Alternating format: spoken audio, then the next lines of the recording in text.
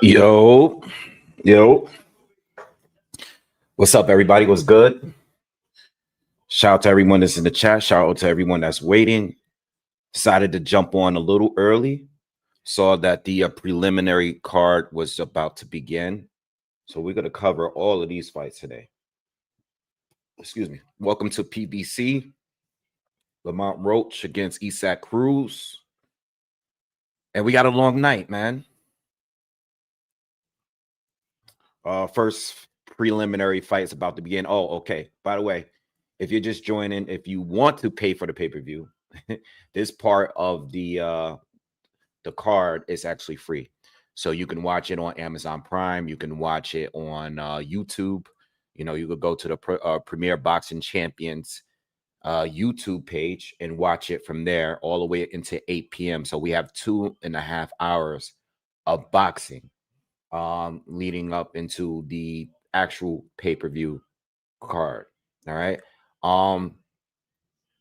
Yeah, I didn't see what's up, Pepino. I did not see the fight. But I saw a clip of the Johnny Fisher situation. And yeah, it didn't look good for him. That's the only part that I saw. But I wasn't able. I took a little short nap and ate and jumped right back on here. We were just here a few hours ago. All right. But if you are looking to watch the fight, like I said, the fight is on the PBC, the Premier Boxing Champions YouTube page, or you can go to Amazon Prime and watch it and check it out. All right. So the first fight just started. I'll keep my eye on it while I chat with you guys. We were here earlier this afternoon. Shout out to everyone that was here earlier. What's up, Ralph? So I went live, and you know, I got caught up and just chatty about, you know, the WBC and all that situation, and I forgot to give you guys my final picks. But I'll wait until a few more people join us a little later, probably when the main card starts, and I'll give you like my final picks for the night. You know, if you didn't see my breakdown videos, I'll let you know. Like, I threw all of these. I think I threw about five fights into a parlay, and see if we can make a little bit of money. You know, I actually have a fight in there too. I think I put a little bit of money down on the possibility of a draw too for what's this fight? Foster and Fulton. I think I put a little bit down on that. All right, but I'll pull it out, and we'll talk a little bit about that later on in the live. All right. But as far as right now, we have Luis Nunez against Hector Sosa. I feel like I've seen Luis Nunez fight before on the undercard. Let me see. He looks very familiar. I feel like I've seen him before. Not familiar with Hector Sosa. But first round just started. This is just a 10-rounder. I don't know which. Oh, yeah. I seen him fight. He fought Leonardo Baez. I did watch that. I saw that fight. I did see that fight.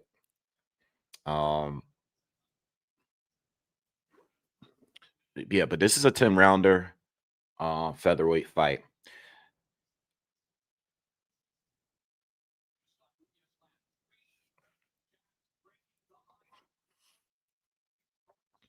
Sosa's starting kind of fast. You know, I'm not familiar with the dude, but he's 18-3 with 9 knockouts from Argentina. Usually those guys got a lot of knockouts. He doesn't have that many.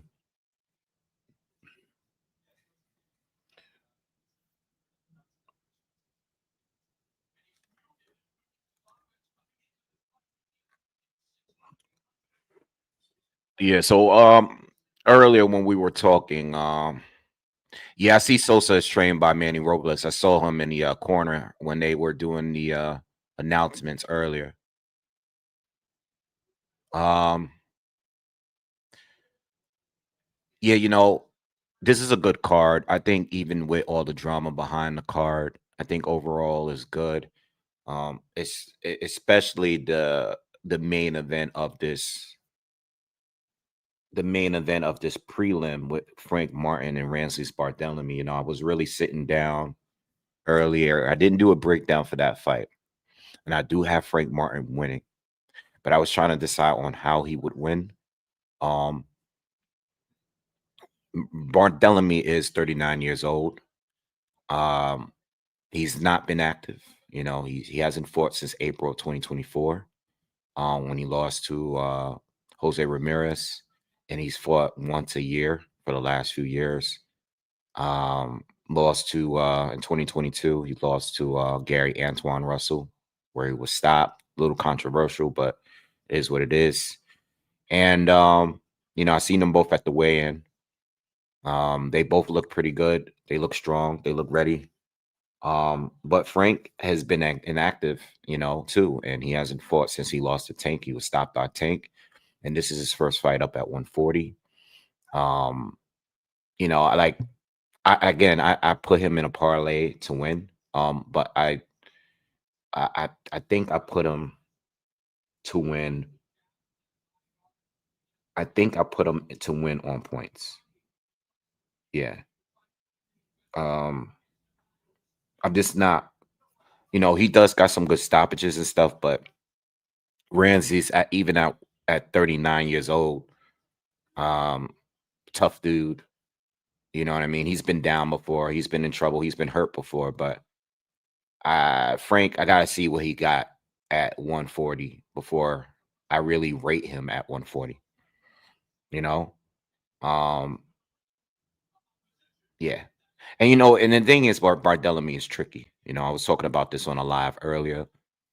Barthelemy has never been a easy fight for anyone. He can switch. He has a great punch output. And he goes to the body pretty well. I think that's another part that's underrated with him. He does go to the body a lot, you know. Not fancy, not flashy, but he has pretty good cardio. Even at 39, he's probably gonna have decent cardio. And he could give Nunez nice hook. He could give Frank, if he does give Frank some problems, I think it's because it's gonna be the body work, you know. Um, so we'll see. But I still think Frank is gonna edge the fight, and I got him winning on points, you know.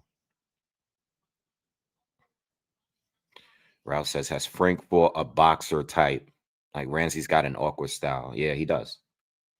I don't think he has anybody really, I mean, Frank fought some good fighters even before leading up to Tank. You know, Tunyan is a solid boxer, tough, um, high punch output, just a tough fight. Not the best boxer, but pretty good. Michelle Rivera, which I think was Frank's most impressive win. Frank beat Michelle Rivera pretty easily. I was actually, yeah, matter of fact, whatever happened to Michelle Rivera? Oh, he fought recently. He fought recently in Dominican Republic against a journeyman. To be honest, I have not seen him fight since 2023. He lost to Frank Martin. I know he popped on a test. I don't know if it was before Frank or after. I know he popped. He fought Sergey Limpinets and beat him. That was the last time I seen him. So it's been 2 years since I've seen that guy. But he's fought twice since then. He fought once in 2024. And then he fought once a couple months ago in the DR. What's up, Ayo? What's good? So yeah, I think Frank, that was probably definitely one of his best wins. Jackson Marinez is a good win. Romero Duran was a good win. He was going off a good streak right at that moment. Those were his best little streak. I think the Duno fight stoppage was good. The Marinas stoppage was good. And the Michelle Rivera win was definitely his best win. And then even a win with Artem Harutyunyan, that was a tough fight. A fight that he was losing, but he pushed forward late, dropped Harutyunyan, and won a decision. And then he ran into Tank, and that was that.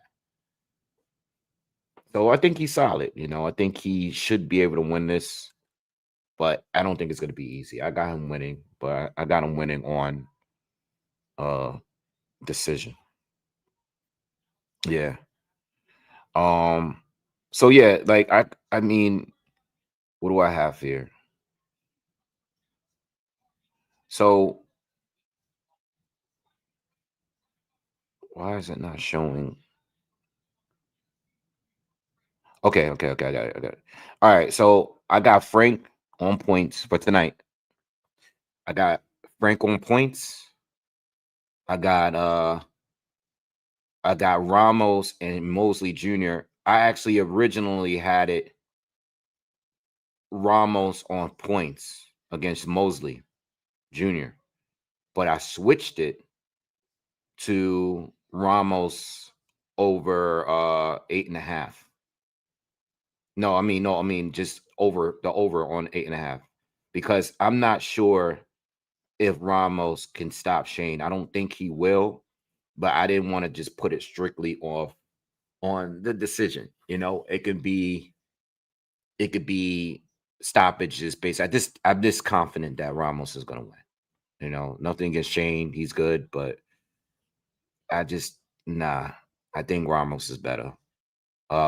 So I got it over 8.5. I got Lara by KO or TKO. All right. I think I switched that one too. I think I had that under 10 rounds, but I just switched it straight up. I got Forster on a money line, and I got Roach on a money line. All right. I got like plus 1,200 on that. So, and then on the side, I got Forster and I got Forster and Fulton as a draw, just in case. And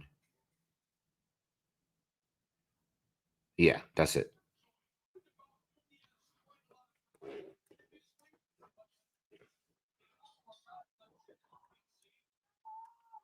Matter of fact, yeah. Uh, Val Easy says, good to see Frank back. Would love to see him get the loser of Cruz and Roach. Well, I think the winner is going to get Tank. That's just a little prediction of mine that I've been saying since the Jake Paul situation went down.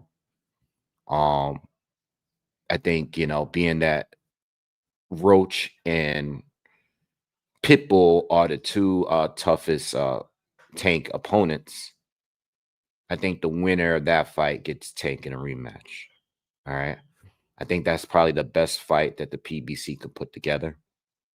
And that's how I feel about that. And the loser, yeah, it would make sense since Frank moved up to get the loser, being that he's just still getting his groove back.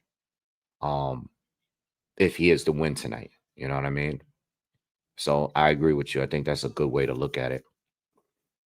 I mean, at the end of the day, PBC normally keeps it PBC anyway. So I would expect nothing but that. I think they're going to keep PBC first, unless, some Netflix money or something crazy comes in. They're going to keep it PBC. And I think the only thing that makes sense for them at this point is the winner of Roach and Pitbull to fight Tank and in a rematch. And for Frank Martin to possibly fight the loser or, one of these other guys. Who else is at 135 right now?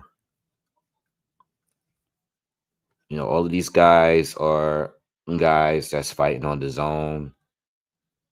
Yeah, I don't see any other fight. All of these other guys are fighting on the zone. whether they're with Matchroom or Top Rank or whatever. 135 is not full of PBC guys and 140.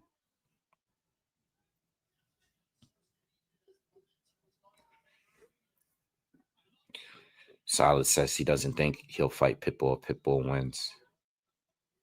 Yeah, I could see that.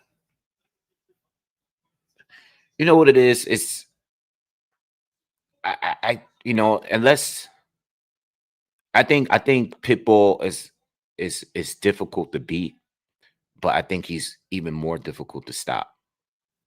You know what I mean? Guy got a hell of a chin. At least the way he tucks is good. The way he rolls a lot of the punches, he's tough. So even it's like, I don't think a lot of fighters out there really want to deal with all that. Well, I would like to see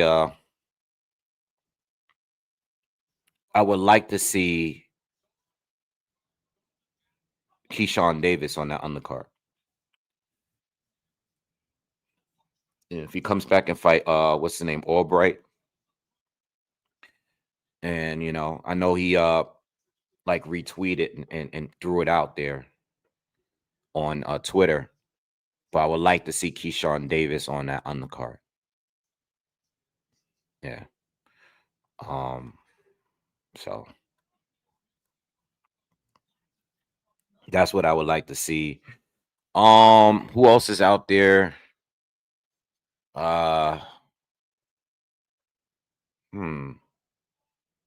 else can they put down there? I saw Shakur's little cousin's gonna be on that card. I don't know. That's a good question, man. That's a good question. I would like to see what's this guy's name? Who's the other guy that's on I would like to see Bruce Carrington on the card. Oh yeah. Tremel just said it. Shoo. Yep. Bruce Carrington should just always be in the card. I mean, I don't know exactly. I mean, it seems like the top ring fighters they're active still. They're just not fighting with ESPN, but they've still been active. And they've been appearing on these. Well, two of them are appearing tonight. Well, two of them was supposed to appear. Janibek was supposed to appear tonight, but he popped. But Foster is going to be on this card. So, and a lot of them has been on Matchroom cards. I heard that the Frank Sanchez and what's the other guy's name? What's the young guy's name? Agreed to fight each other. The American, what's his name? The heavyweight. Richard Torres. So that's official. I'm not sure who's gonna pick the fight up, but I'm assuming it's gonna be somewhere on the zone. But yeah, that's all. Like I mean, as far as who I think of off top, I want to see Shoo. And I want to see Keyshawn make a return. Yeah.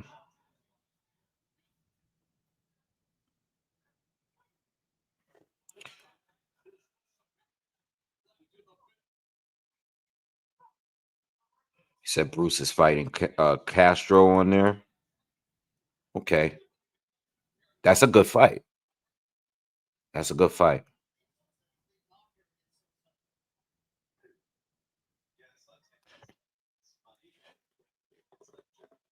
Yeah.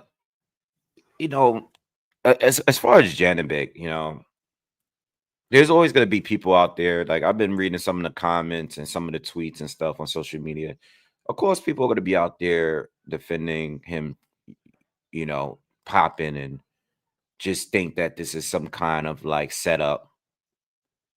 it, it's crazy how like, and I've been on here for years.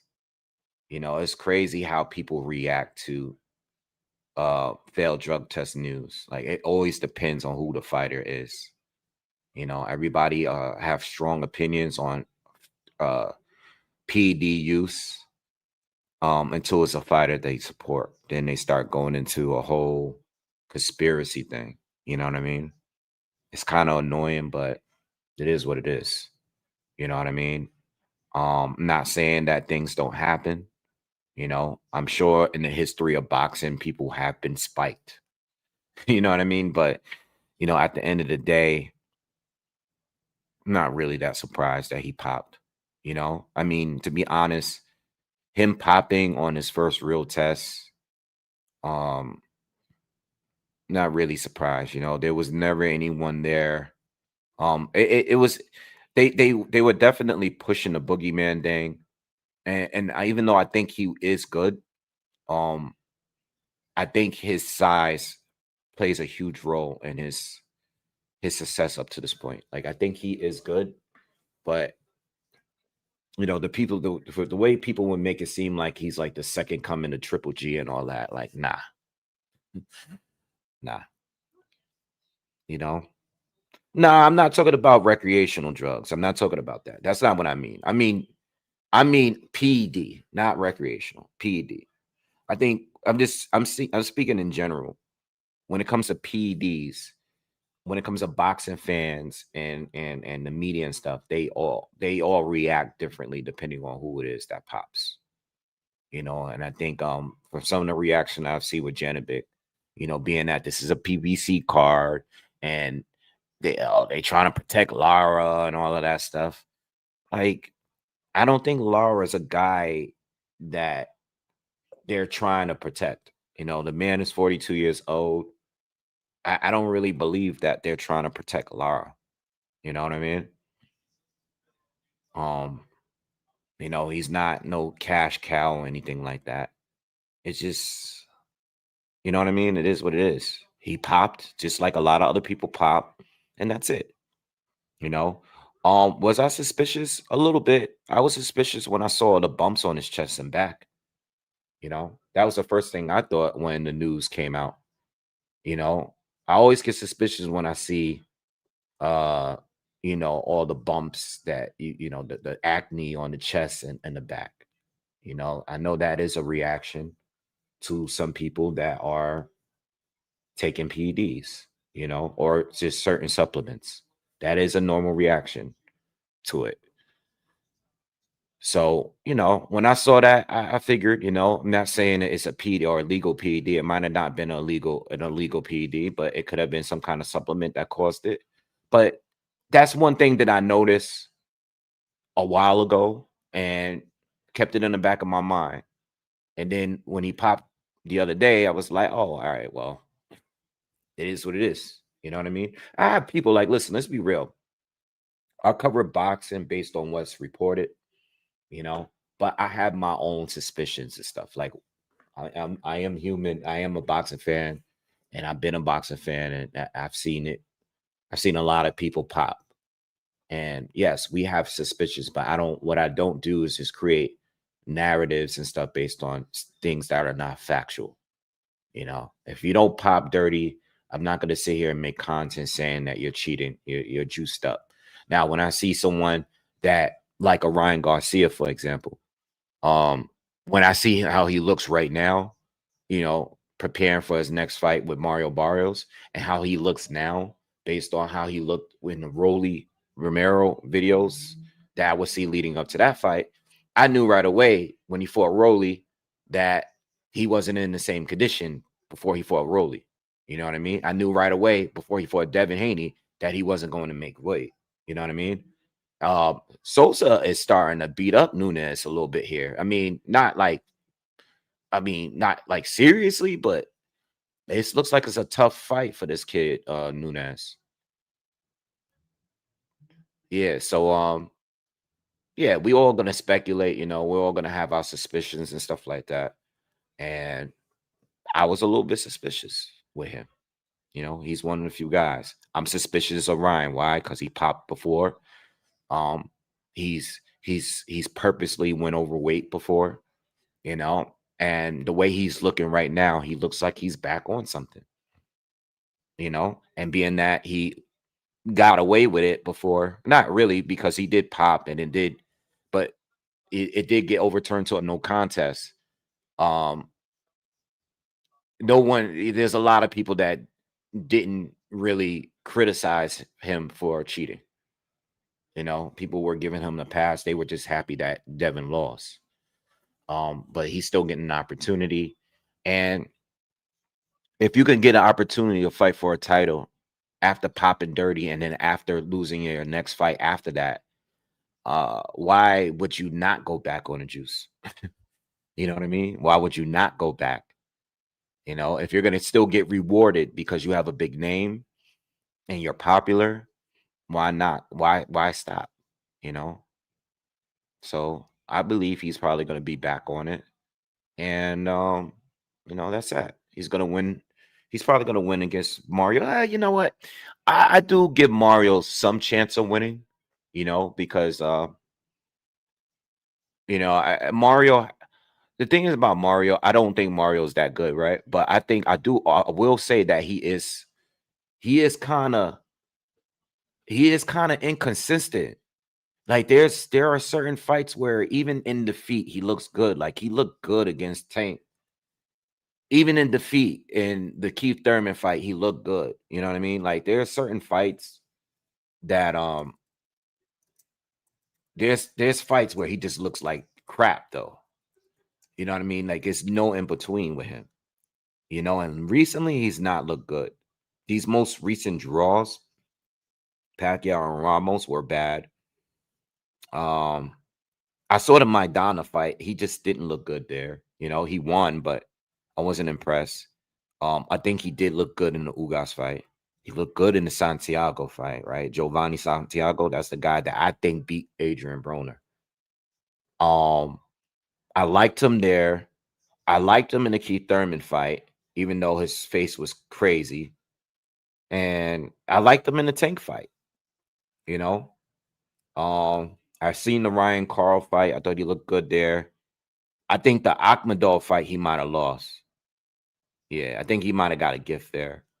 And I can't remember all these other fights before that. But those are, I think from Akhmadov all the way down, I watched all his fights. And these last two, he's looked poor. He looks very beatable, you know?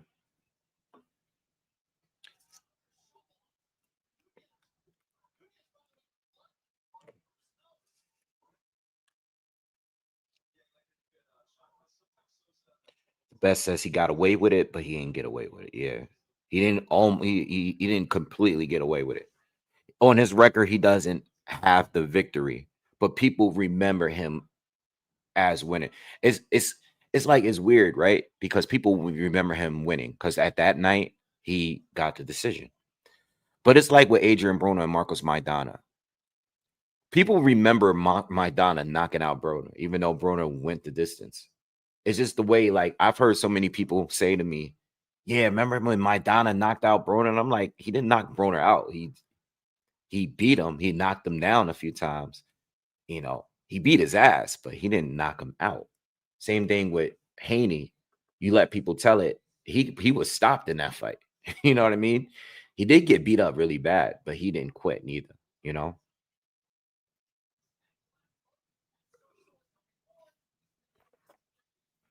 Yeah, not a bad fight. Not a bad fight at all.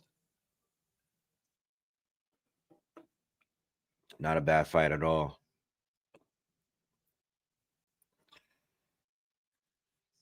Valdez, he said, my barber pissed me off with that. Never gives credit to Bud or Haney because of Snack, but also slanders Haney for losing to someone who legitimately popped dirty. Yeah, you know, it is what it is. You know, I mean, you gotta you gotta take an angle somewhere. You know what I mean? And the angle is always going to be Snack. You know, Snack is an over the counter drug, and it's basically clean. Like it's nothing banned in it. Like, you know what I mean? And there's plenty of Snack fighters that lose all the time. You know what I mean? They lose all the time. Again, all fighters take supplements, and a lot of fighters do juice, and you know, they they they they do juice, but a lot of them haven't got caught, and some of them just take supplements that are legal. And that's all I look at it. Snack is just a legal supplement that you can take, and nothing more. You know, it is what it is.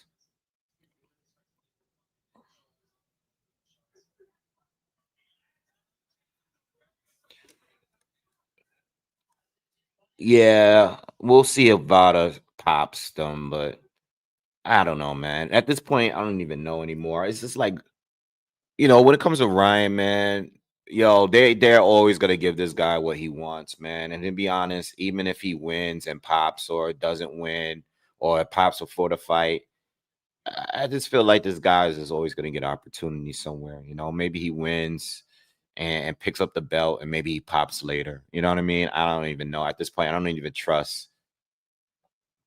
Excuse me. One thing I don't trust, the timing.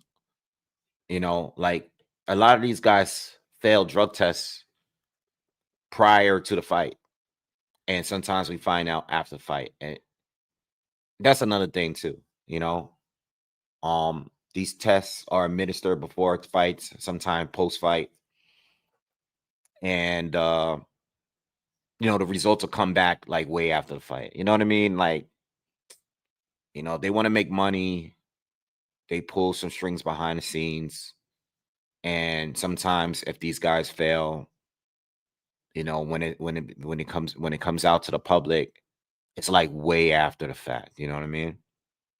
So I really don't know. I really don't know. I don't really know what to think. You know, I don't know. When it comes to Ryan, I really don't know.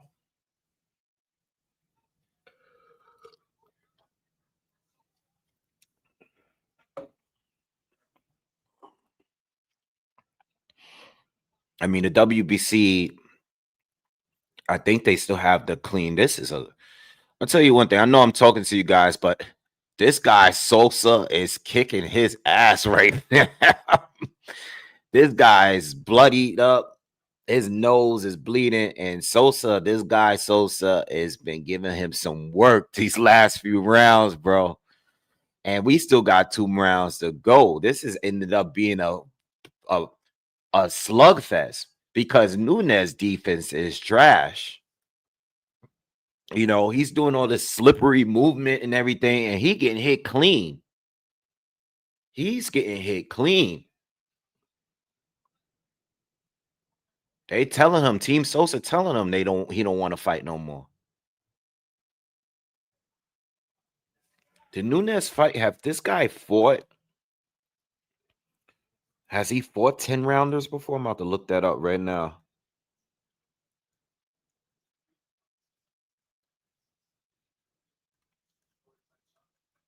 He has fought. The Baez fight was a 10 rounder. I mean, Leonardo Baez got to be really past it at this point. I mean, damn, he lost his last 3 fights. I mean, he's been around for a long time. He's been around for a long time.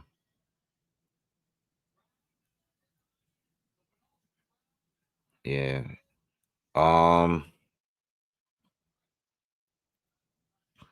He did fight. Yeah, he fought a few 10 rounders. He's fought a few. He's been in 10 rounds a lot, actually. All right. But he's getting his work right now. And this goes to decision. I expect them to give him the win, but let me see what the odds got it right now. Let's see how they looking at it. If there's live betting for this fight. I don't see it. I don't even see it on here. I'm on FanDuel.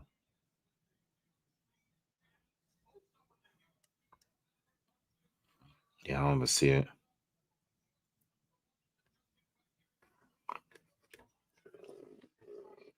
All right, but we're in the 9th round. 1 minute into the 9th round. I don't think Sosa is winning the fight, but I definitely think he has a couple of rounds in there in these most recent rounds.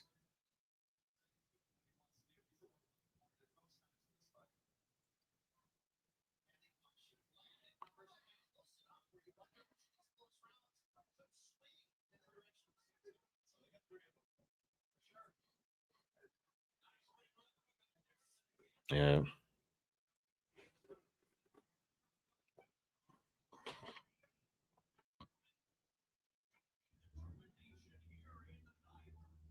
Good jab from Sosa.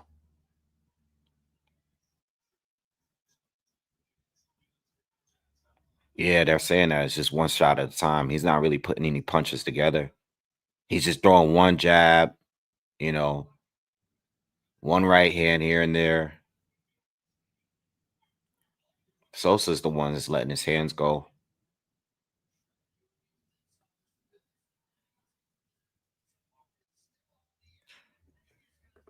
They got Nunez minus 3,000 on DraftKings. I mean, he's still losing the fight, but I was curious to know.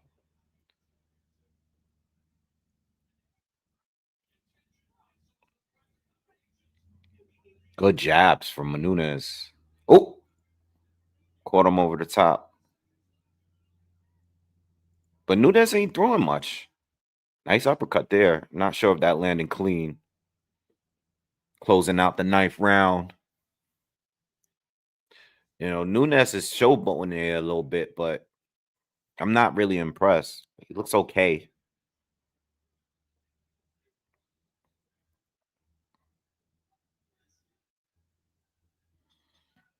Ninth round in the books.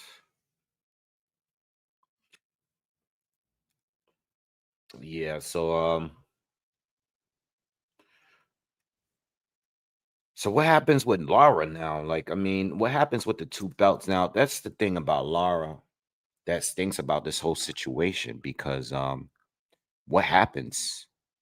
You know, what happens now? Like what happens with those two titles?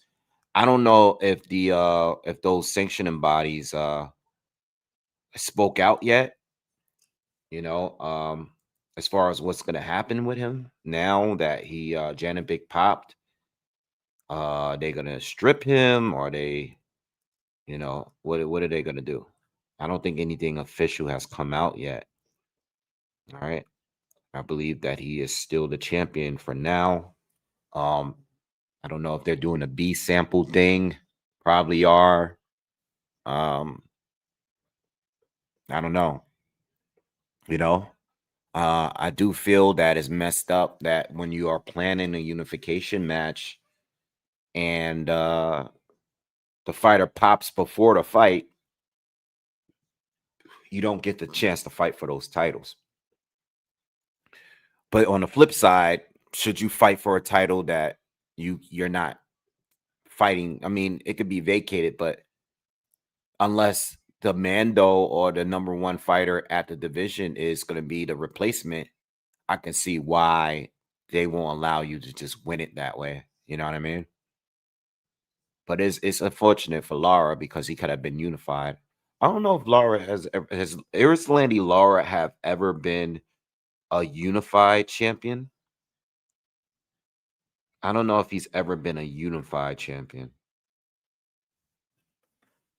I know he's a champion at 54, but you know, there wasn't much unifications going on at 54.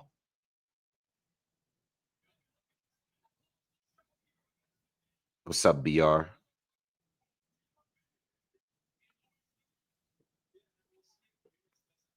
Yeah, I'm not really impressed with Nunez, man. I'm just not. I think he's okay, but it's nothing like from watching him fight. There's nothing that really stands out for me that he does. Like he's just okay, you know.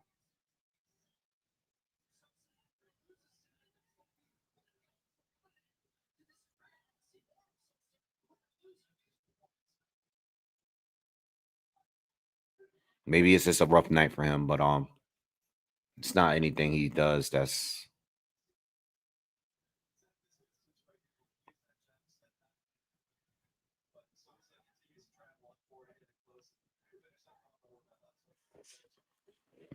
Yes. What else is going on?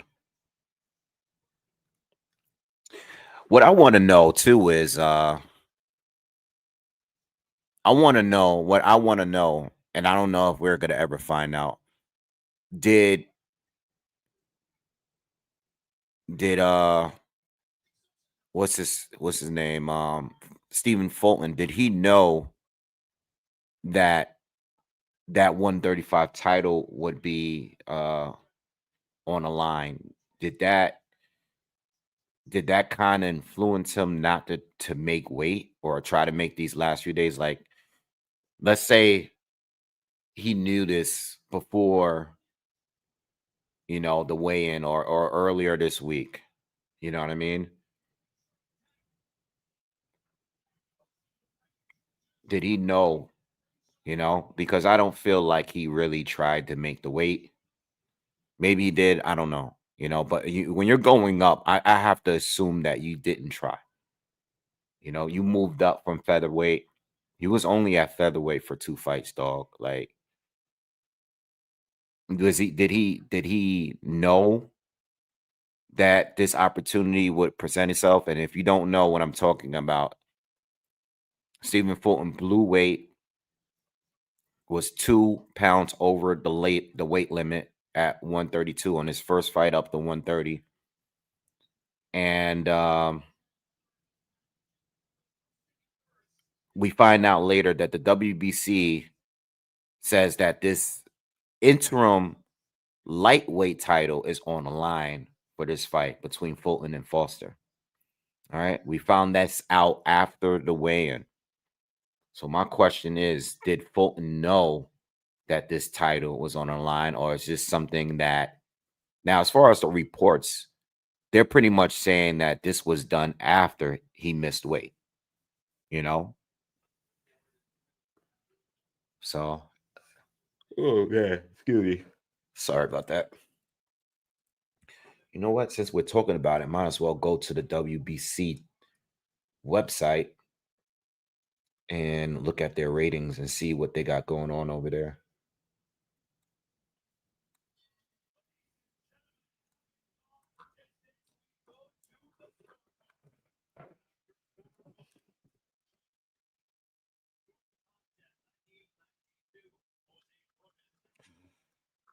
Yes, because see, yeah, that's weird, right?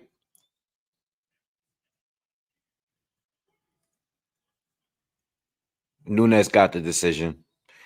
So yeah, like, all right. So according to the WBC on their website, and this may need to get updated.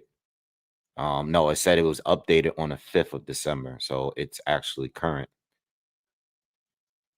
Shakur Stevenson is still the full champion, right? Not sure how long he's going to be because he's fighting at 140 in January. The silver title at the WBC is held by Maxie Hughes, and the international title is being held by Shamar Canal. And as far as the rankings, Ricardo Nunez is the #1 WBC ranked fighter. Number 2 is William Cepeda. All right. Number 3 is Javier Herrera from Cuba. And then you go down the list here. Maxie Hughes, who holds a silver title, is number 5. All right. But there is a list here. And I just don't understand how. I don't understand in any scenario where you can just randomly put a title up or intimate interim, sorry, title up for a guy that just moved that he's moving up 2 divisions. You know what I mean? It's just wild. I don't even know how that works. That's crazy.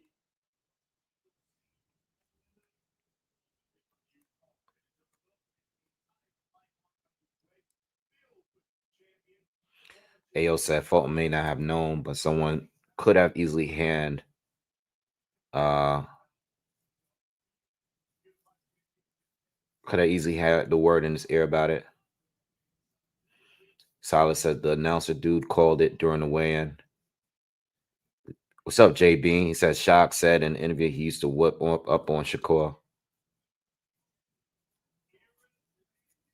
I mean, that could be true. Shock is a little older, you know.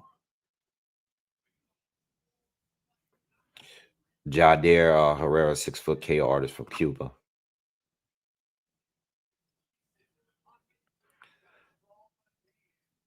I mean, uh I got Foster. I picked Foster before all of this controversy with the weight too, by the way.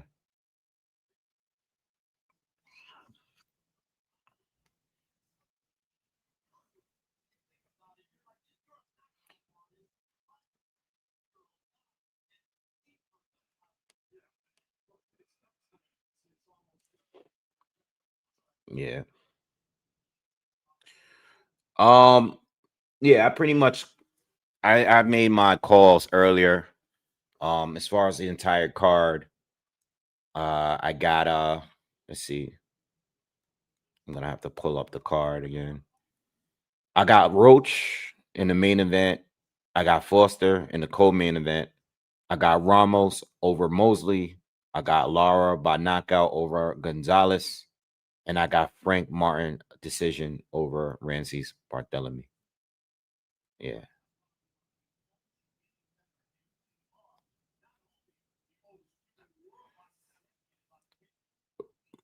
My MA, what's up? He said, I love your breakdowns. I subbed to you last week with the Lara breakdown, every single thing in our box as well. You do a very great job with the content. Thank you. Appreciate that.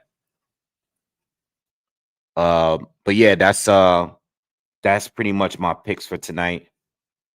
You know, I got a little parlay.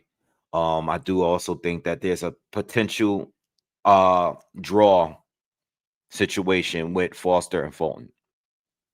You know, I don't think it's really going to be an action-packed fight. And if it is, it'll probably be later, maybe in the second half. I do think Fulton is going to start off faster. I think he's going to be better. I think he's going to be a little bit more active. You know, the punch output is definitely going to be favorable towards him in the early rounds, you know, especially with his jab. You know, he might be a little quicker. He moves a little bit more. He throws more jabs. So I think in the earlier rounds, he's definitely going to start getting it going. Um, I picked Foster because like I said in a breakdown, I think he just has more ways that he can win. He adjusts a lot in his fights. He's a slow starter, but you know, whether he goes, you know, even though the punch output is kind of low from him, he picks it up throughout the rounds once he figures you out, you know, whether he's orthodox, whether he's southpaw, whether he's going to fight on the outside or the inside. I think with time, he's going to pick it up, and I think he's going to take over later. Will it be enough to win? That's a tricky one. You know, I do think this fight is a 50-50 fight. More people are picking Scooter to win, which is cool. I like Fulton. You know, I've been following Fulton way more longer than a Shockey Forcer. So as a fan, I'm more of a Fulton fan. But to be honest with you, man, the way he's talking, you know, this whole weight thing, the way he's talking doesn't sound really confident in himself. I just don't see it. I don't think he's been that confident in himself since the Inoue loss, you know. Um, you know, I didn't like his fight with a couple of his fights. You know, I didn't like the Castro fight. You know, the last time for and Figueroa, he looked good. But Figueroa, if you watch the fight, Figueroa took a totally different approach that was not working. Figueroa actually tried to fight a long range fight with Stephen Fulton, which was stupid. You know, covered the fight live, went back and watched it, and I was like, yeah, I remember how stupid this fight was. Well, not stupid fight, but stupid on as far as strategically for Brandon Figueroa. Like, I know he lost the first fight, but most people thought, it could have gone either way. But to take a completely different approach in a rematch where we know you're good at fighting one way was dumb. You know what I mean? And it was an easy night for Fulton. But I didn't like Fulton in the Castro fight. Obviously, he looked terrible against Inoue that night. But I really liked him in the Daniel Roman. The Daniel Roman fight and any fight before that, Fulton looked great.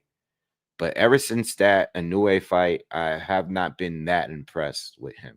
He did look good again. He looked good against Figueroa in the rematch, but I also did not like the way Figueroa fought that fight.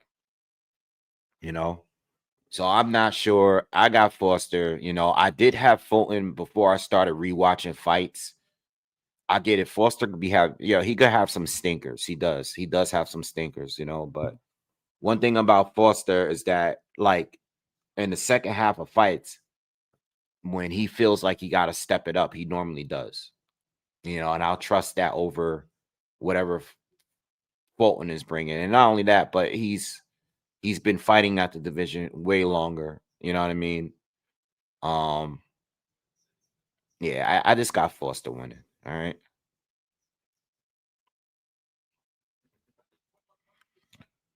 All right, Ralph got Fulton. What's up, Damon? What's good? What's up, Josh? So you had Fulton before the weight thing. Now I'm 50-50 because maybe he's unsure because of came overweight. Yeah, we'll see. And all that, when I say he doesn't seem confident, Fulton's not he's not a big talker. He's never been. You know what I mean? But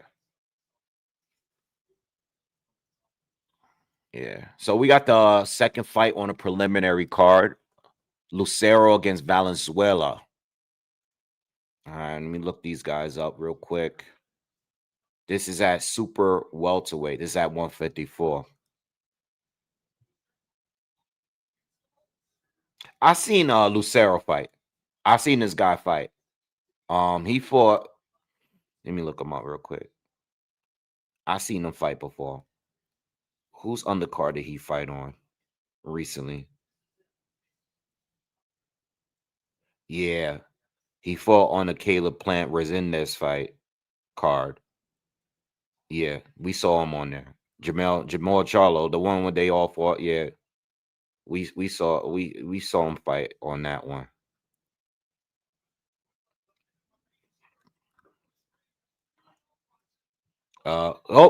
Valenzuela's down in the first round.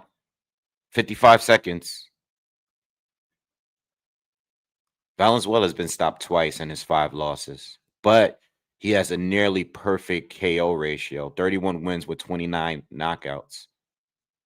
All right. He has a 94% knockout ratio.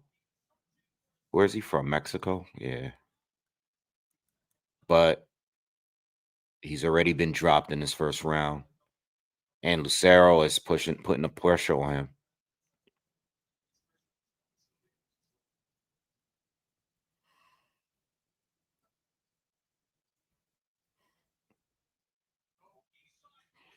Good shot from Valenzuela there. Lucero gotta be careful. The guy could punch. He's getting hit a lot in the end of this first round here. Yo, I think he hurt. Yo, did you guys see the way he walked back to his corner? I think one of those punches on the top of his head might have top of the side of his head might have buzzed him a little bit. He did get the knockdown, but I'm talking about the very end of that round.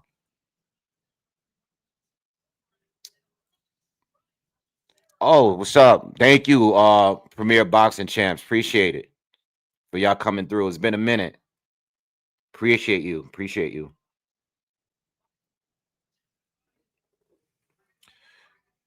He is hurt, right, Josh? You saw it, right? The way I saw it, you saw it. The way he walked back to his corner, that first step he took, it was a little shaky. Yeah. Shout out to PBC for coming through and checking in. Thank you. Appreciate you guys. Round 2. Yeah, I think Lucero, he took too many punches. I think he had him hurt, and this guy a little too confident there, and he walked into some stuff. Valenzuela is punching back. He has to be careful. Valenzuela is starting to come forward a little bit. Lucero's face is kind of he's taking punishment, man. This guy got 95% KO ratio. You don't want to just be reckless, you know.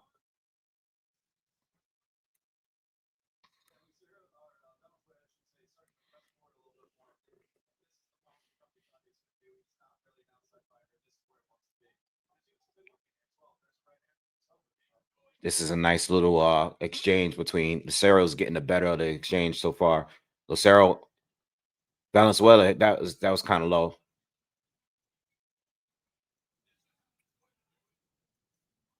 This is a nice exchange. Somebody's gonna go down at some point. Oh, Valenzuela caught him. That uppercut was crazy. Oh, I think Lucero might. No. Oh, yo, this round is crazy. Turn this on.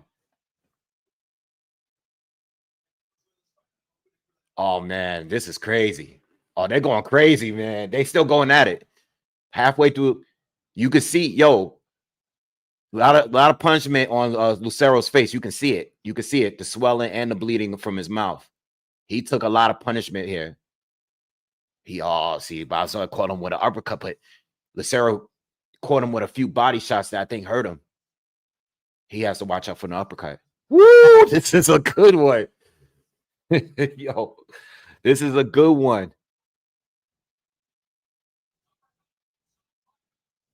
Oh, this is a good fight. This is a 10-rounder, though. No way this goes 10 rounds, man. I think I don't know. I think Valenzuela might be winning this round, y'all. 40 seconds to win. 40 seconds to the round is up. I think I'm giving Valenzuela this round so far. Lucero might have been a little bit more active, but Valenzuela was definitely more effective this second round.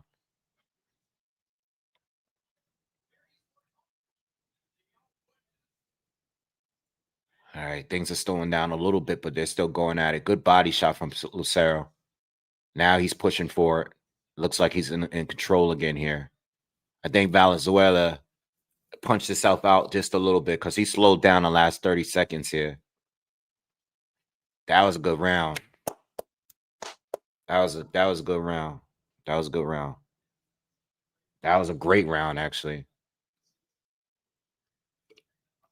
They just showed the uppercut again. That was a crazy uppercut. That was that AJ Klitschko uppercut.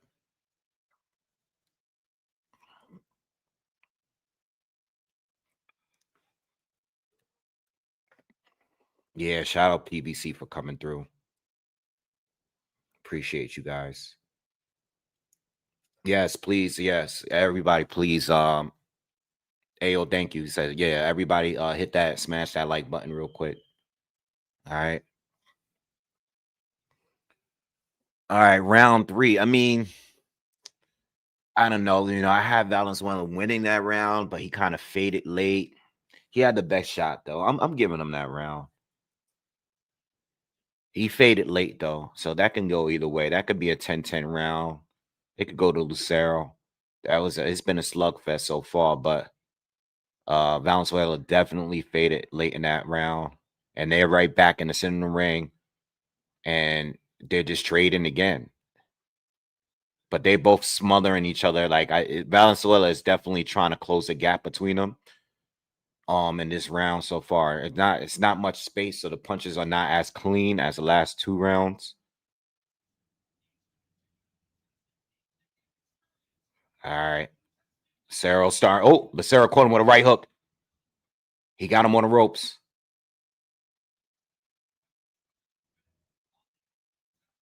Yeah, Lucero got control right now.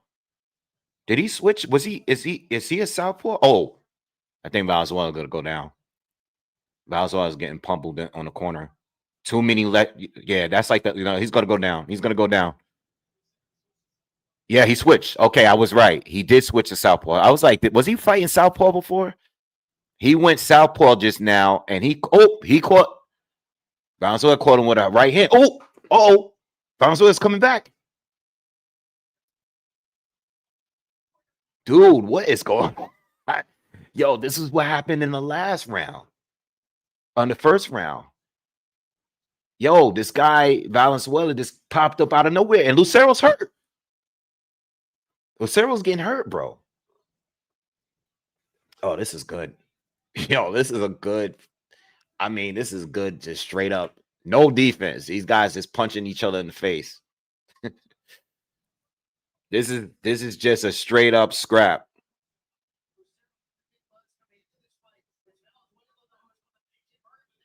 You know what it is? It's like Lucero, when he's pushing it and going and getting it going, bro, he just neglects his defense completely. And then he gets caught. And then Valenzuela comes back.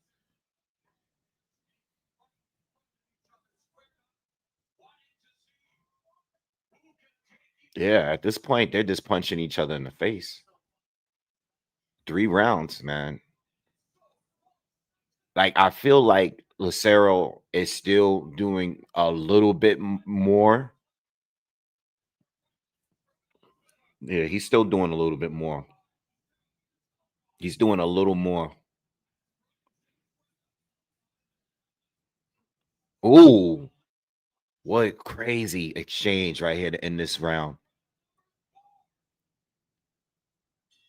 Damn, you know what's crazy, man? Yo, this fight is so early. Like, there's no one in the crowd yet. It's so quiet. Like, this is a whole war going on, right? On the prelims.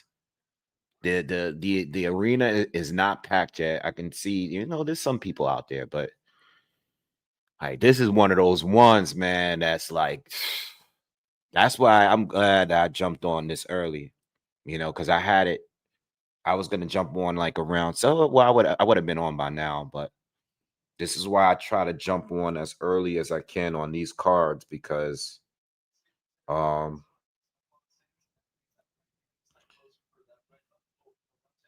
I try to jump on because you don't want to miss fights like this.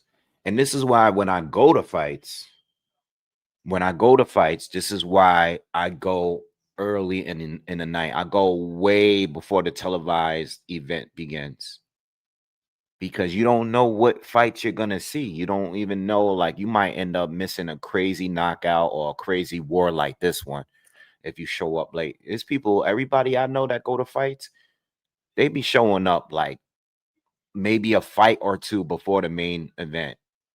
Like, nah, I want my money's worth, man. I go in there, I get my food, I get my drinks, I get my popcorn, whatever it is, you know what I mean? I might walk around a little bit, run into some people.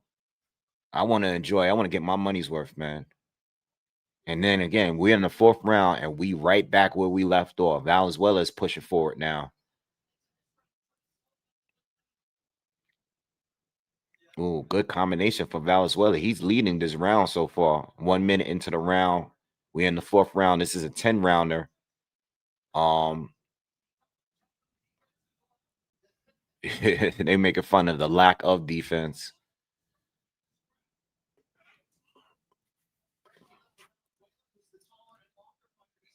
Absolutely, Pocket. What's up, Pocket? Absolutely. Josh said I was planning on running to Walmart. Yeah, nah, because we're already almost at 7. I'm not sure. Is the Frank Martin fight might be next. I don't know how many other fights they're gonna show, but if this go the distance, which it's a possibility, even though they're in there killing each other, the pay-per-view starts at 8 p.m.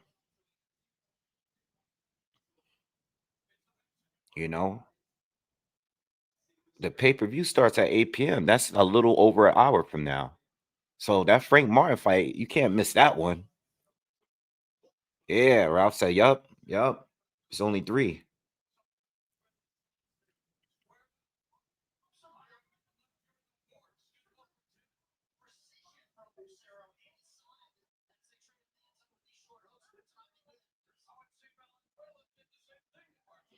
Yo, man, yo, ref, get in control of the fight. This guy Valenzuela just had him in a headlock for a half hour.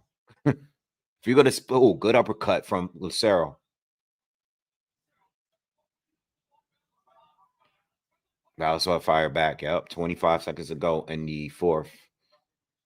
Good right hand from Lucero, but again, I still think Lucero is slightly like the favorite here, but I mean, it's like it's back and forth every round. It's back and forth.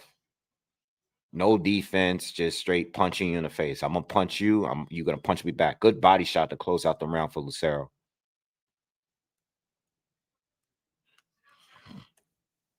What's up, Joseph? I agree.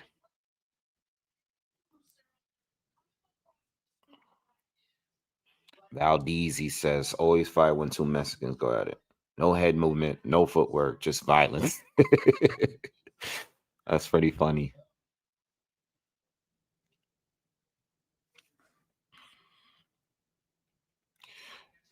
Yeah, I agree.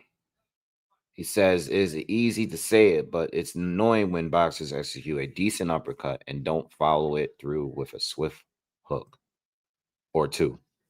LOL. Yeah, the last scrap was pretty good too. Last scrap, last scrap was good. The first one's good. The next one has potential to be good, but I think things are going to be a little bit more chess matchy in the next one. At least early on. You know, especially because the two of them, both of them, both Barthelemy and Frank has been very inactive. As someone jokingly said earlier, everybody from PBC is inactive, which is true.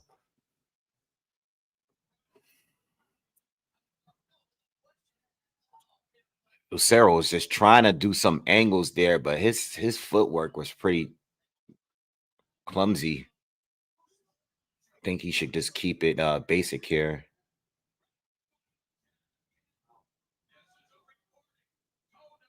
I mean, at this point, 5 rounds in, I would like to see something different from one of the two.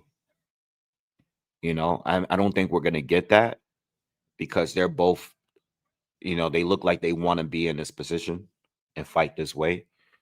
But at the same time, like strategically though, I think both of them, like there's no jabs, like there's no nothing, like uppercuts and body shots, man, hooks. If you're trying to win the fight, whether it's by knockout on points, I would think that at this point, maybe one of the two should change the direction of how things are going. If they have the ability to do that. Maybe they don't. But it looks like Valenzuela has been trying to create some space between the two. Lucero landed like 3 or 4 right hands back to back and another one and an uppercut. Lucero's really getting off on him now. But he doesn't look like he has the same kind of power he had in the first round.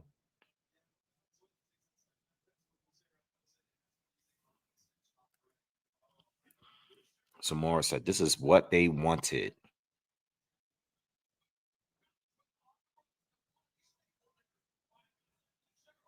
Listen, they're in my favorite division. 54 is tough. Um, Speaking of 54, I haven't talked about this yet. Josh Kelly and Bakram Murtazaliev are going to fight. Bakram is finally going to get an opportunity to defend his title. We haven't seen him fight since the Tim Zoo fight. Not saying that I think Josh Kelly is going to win, because I'm not. I don't think he is going to win. But I also think that Josh Kelly fights much differently than Tim Tszyu, you know, even though Tim Tszyu got destroyed. And Tim Tszyu is fighting on a card within the next week or so, too, right? I think he's fighting. I seen that somewhere. I think I was looking up the boxing schedule for the rest of the year, and I see that Tim Tszyu is actually taking a fight coming up. I mean, listen, I'm glad that he can get like destroyed. He's been stopped twice recently, and he's still got fight schedule. You know, I think that's the way to go. I don't like when these guys take way too long without fighting. But um, Josh Kelly, I'm not gonna sit here and say I think he's gonna win, but what I will say is that that fight with Bakram may be more difficult than the Tim Tszyu fight. You get what I'm saying? Like, only because I think Josh knows, not that he's a brawler or he's not like this huge puncher or anything. And he's not fighting in the same flashy style like he used to. You know what I mean? Um, so if he boxes, I think he has some sort of a chance to give Bakram some work. But I think it'll be a tougher fight for Bakram than a Tim Tszyu fight. Tim Tszyu thought he was just gonna walk him down and knock him out, and that was just that was just a bad call. You know what I mean? I didn't expect Tim Tszyu uh to lose because of how I saw Bakram in previous fights, and I saw the Jack Coquet fight. Wasn't really that impressed with it. All right, Lucero got him hurt. Some big right hands just landed, but Valenzuela is still on his feet, but he's taking some punishment now. This is the most trouble I've seen Valenzuela in since the first round. We're in the 6th round. 2 minutes to go in the 6th round. And Valenzuela has been on the ropes longer here in this round than he's been in the previous rounds. So Cero's just tracking him down. But Valenzuela is still fighting. Good jab from Lucero. Like, now he's actually using his jab. And there's space in between them.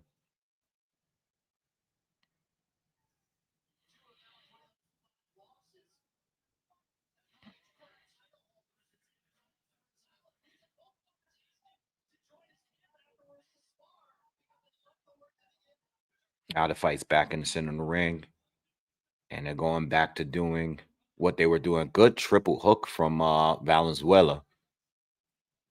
And here we go again. This is another round where Lucero was started off strong, the strongest start he had in a while. And Valenzuela is pushing forward again.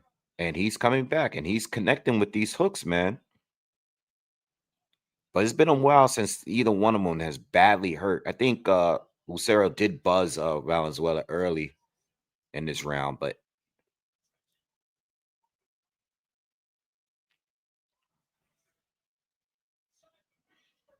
yeah.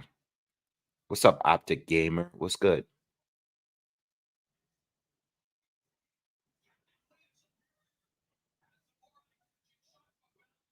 At this point, it's no like, are you watching this? Like, there's no fundamentals here.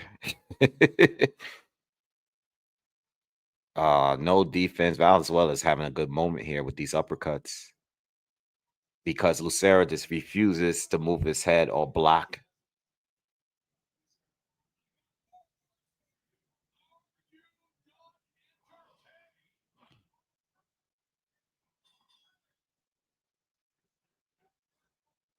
Yeah, man. Good fight.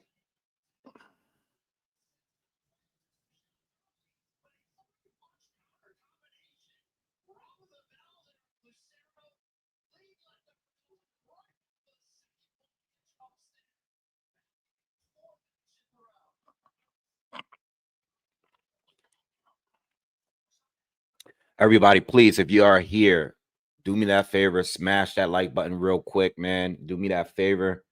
If you guys could just quickly hit the thumbs up for me, I would appreciate that. Everyone that's in the chat, let's get these likes all the way up. Just give me that quick support. Appreciate you.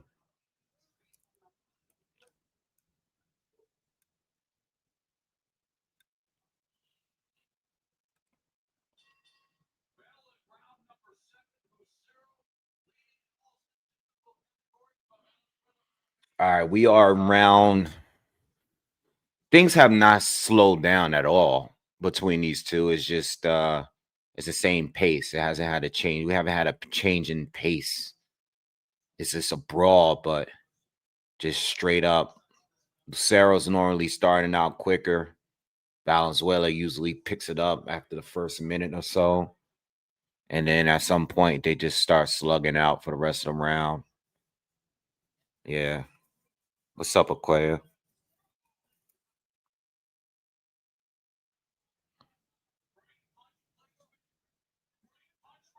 As many punches as they both landed, neither one of them is like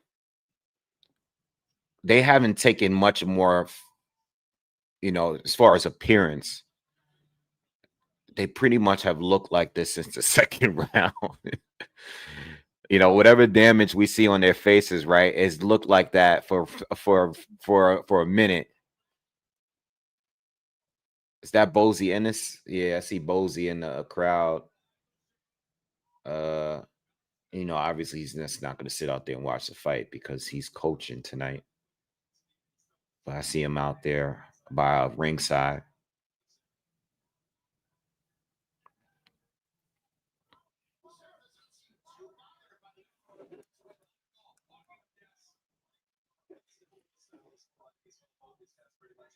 Good right hand from Lucero. Can't wait to the next fight, man. Who you guys got for the next fight? You guys think what about Frank Martin and Barthelemy? Anybody think that Barthelemy has a chance of winning, pulling off the upset? Good body work from Lucero right there. I saw that. I like that. 1 minute left in the seventh.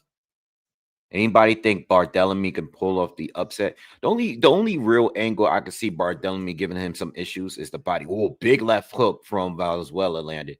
Is the body shots from Barthelemy. I can see him hurting. Barthelemy is a pretty good counter puncher too. He definitely like to set traps from every now and then.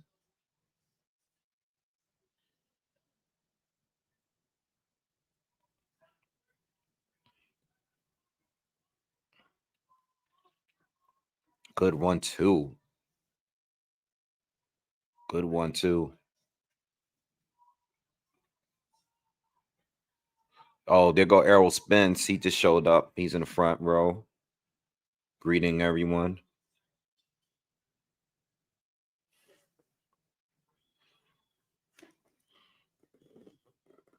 I'm really mad. Like I'm mad. Errol never like recovered. Like as much as I wanted Bud to win that fight. I'm mad this dude never came back, man. Like all the hype for years, 4 or 5 years of going back and forth, making content about Errol and Crawford. And after the fight happened, even though it was one of my favorite moments that I ever did on a live, Errol never came back, man. That's crazy, man. That's crazy. And if he does come back, it's like, is he gonna be the same? I don't even know anymore. It's been so long.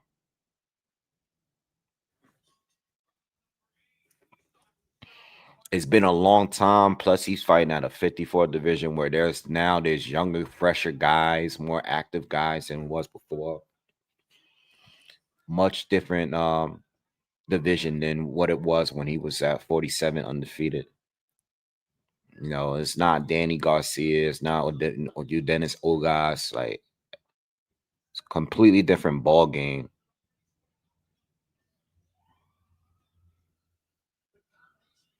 And you gotta have a different coach, whoever's gonna be. You're not even with your original coach. We're in the eighth round. These guys are back to smothering each other, but Valenzuela starting faster in this round with the uppercuts. He's being more active to start off this round. But these guys look like they punched themselves out. There's no real power behind anything like before. They're still throwing a lot of punches. Now here comes Lucero landing uppercuts. but they don't look like they have that same kind of stink. What happened? Oh, low blow? Okay, a low blow.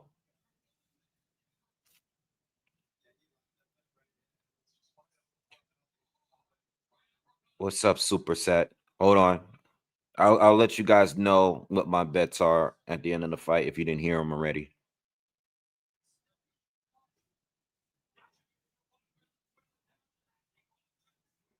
Lucero's really pushing it again.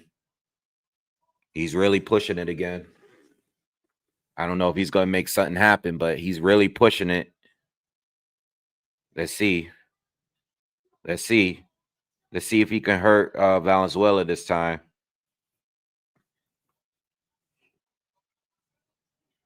Come on, ref. Get out of the way, man. Let them fight. They're not doing nothing wrong. Get out of here.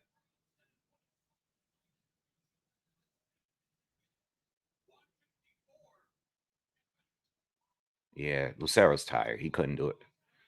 He's busted up, though, this round. Valenzuela, this is the first, you know, I was just saying a minute ago, like, yo, these guys look the same for a good amount of rounds now, but now Valenzuela is busted up in his face. Lucero was really putting the pressure on him this round. He's going back at it. Good body shot from Lucero. He's really going to the body now, too. Valenzuela is bleeding from his nose now.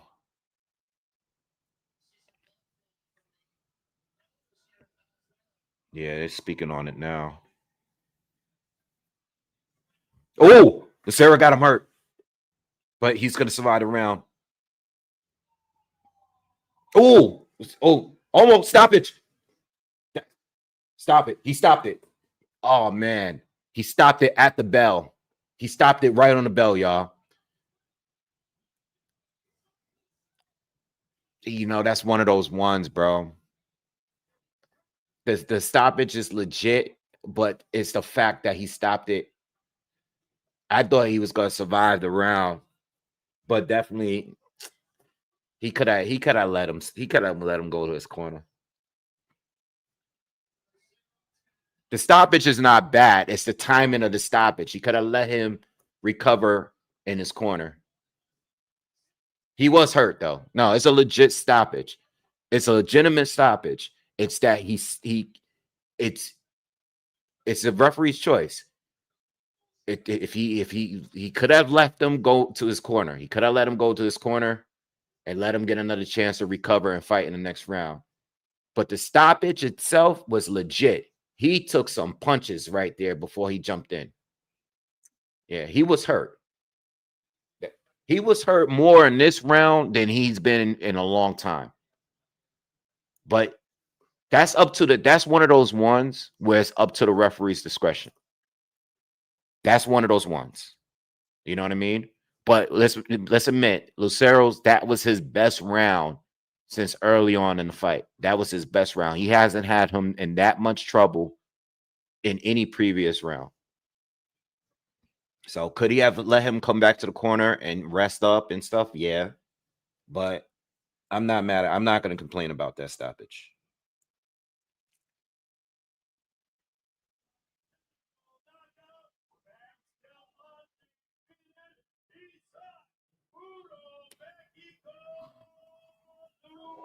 Good fight, though, man. Two good fights so far.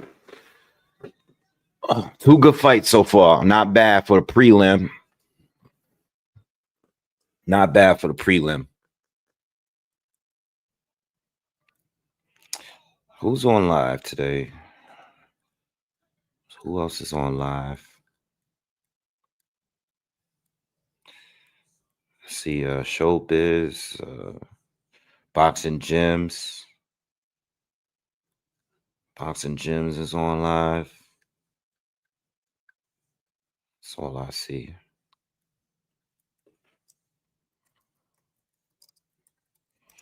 That's all I see on live right now. I'm sure more people will join up when the main card begins.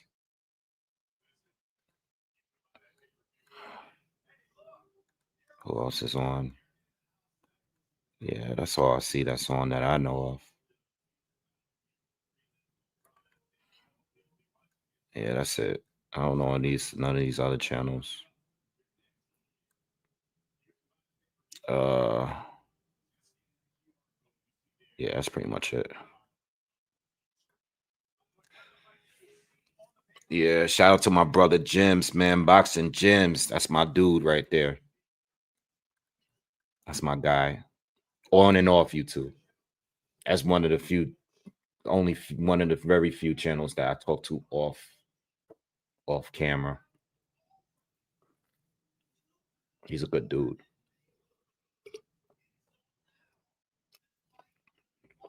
He's one of the people that changed the YouTube game, because now everybody does film study. Everybody does film study now.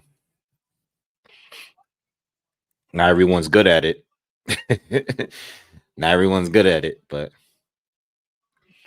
let me go back to some of your comments, man. All right, so we're waiting now. We're waiting for Frank Martin. This is going to be the main event of the preliminary card. Frank Martin against Ramses Barthelemy. That's up next. And then we're going to get the pay-per-view event. Frank Martin's already 30. That's right. He started boxing late. Ramsey's obviously going to have the height and reach advantage. He's 39 now. And he's been at 140 the entire time. It's funny. He's never moved up.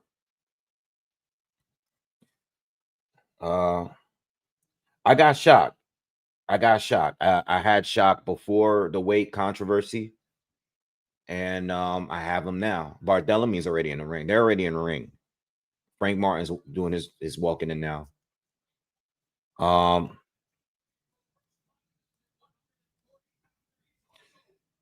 He said, Love said, I always thought Lubin at 54 was a good comeback fight for him, but he's at going at 160 now. That's not a bad. I mean, I don't know what he's gonna do if he comes back, because I know he never liked really doing the tune-up thing, but he needs a tune-up. Errol Spence, if he comes back, he needs a tune-up. All right. Tao says, shame way, as we never got to see how great Spence really was. Was a fully fit Spence, have beaten Bud. I don't know, but he'd given Bud a better fight than Canelo. Yeah, I mean, it's a few things though. When we say we never seen, we seen what he can do at that level, at that lower level. We didn't see more because the accident, the injury, the eye injury, and stuff like that.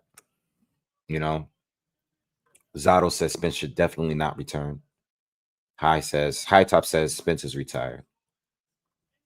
Yeah.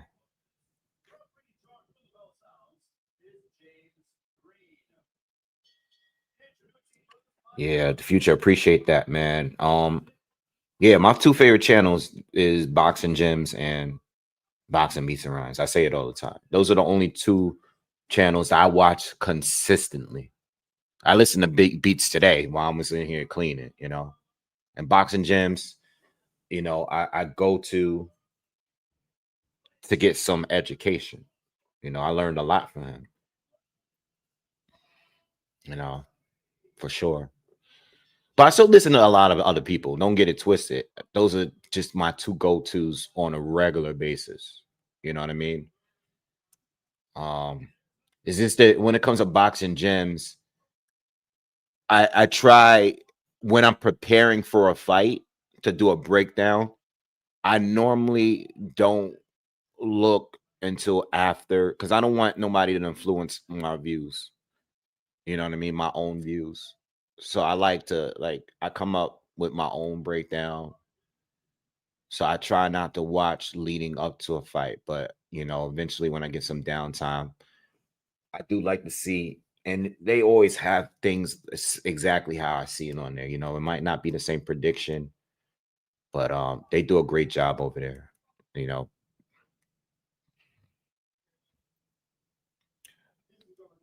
C Pierre, no problem, man. Appreciate you for stopping through earlier. All right, Frank Martin, Barthelemy starting right now, guys. Right now. They just touch gloves. Let's get it going.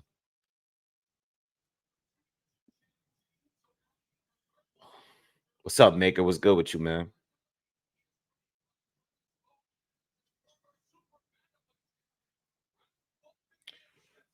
All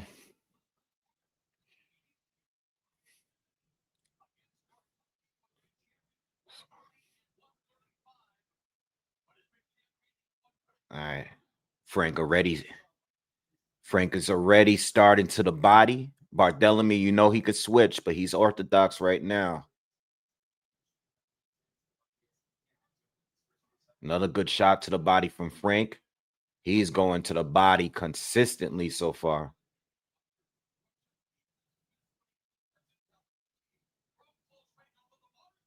Barthelemy is cut his hair off. Looks different now.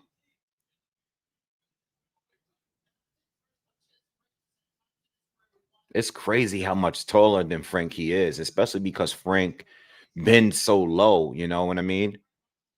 He's doing a good job with that straight left hand to the body. You know, and even though Barthelemy is got longer arms, you know, Barthelemy is not a guy like he doesn't have a really bladed stance.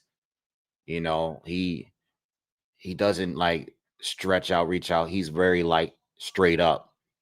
So it's not that hard for Frank to get close to him. But Barthelemy is a tricky counter puncher, you know. He likes to make you feel like, yo, it's crazy. The height advantage here is crazy. This looked like when Fundora be fighting people. Barthelemy is getting some shots off here, but nothing clean. This is a 10-round fight, y'all. Frank defensively looks good. He looks stronger, looks confident. This is how he looked before he fought Tank. I like the defense, though. I like the slipping here. Barthelemy, good left hand from Frank.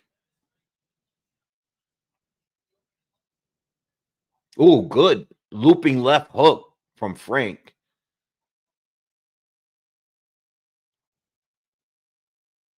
Frank is having a good round. His athleticism is a issue for Barthelemy here. Oh, Barthelemy comes in. He comes forward, but he missed. Frank is showing some good defense so far. Good body shot from Barthelemy. I like that. 15 seconds to go in the first.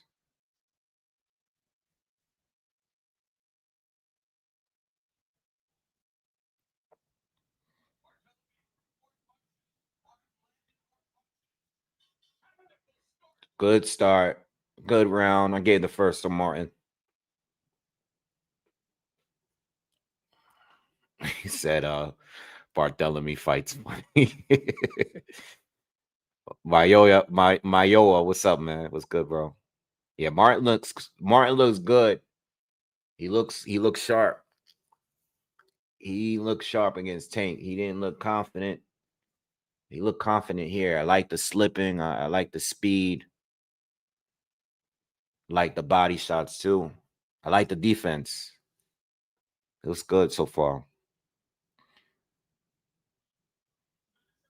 He's getting coached by Buddy McGirt in his corner. Good coach. Buddy could be a little controversial though when he do interviews. He does say things that gets under people's skin sometime, but he's a great coach. All right, round two. I gave round one to Martin, pretty clear.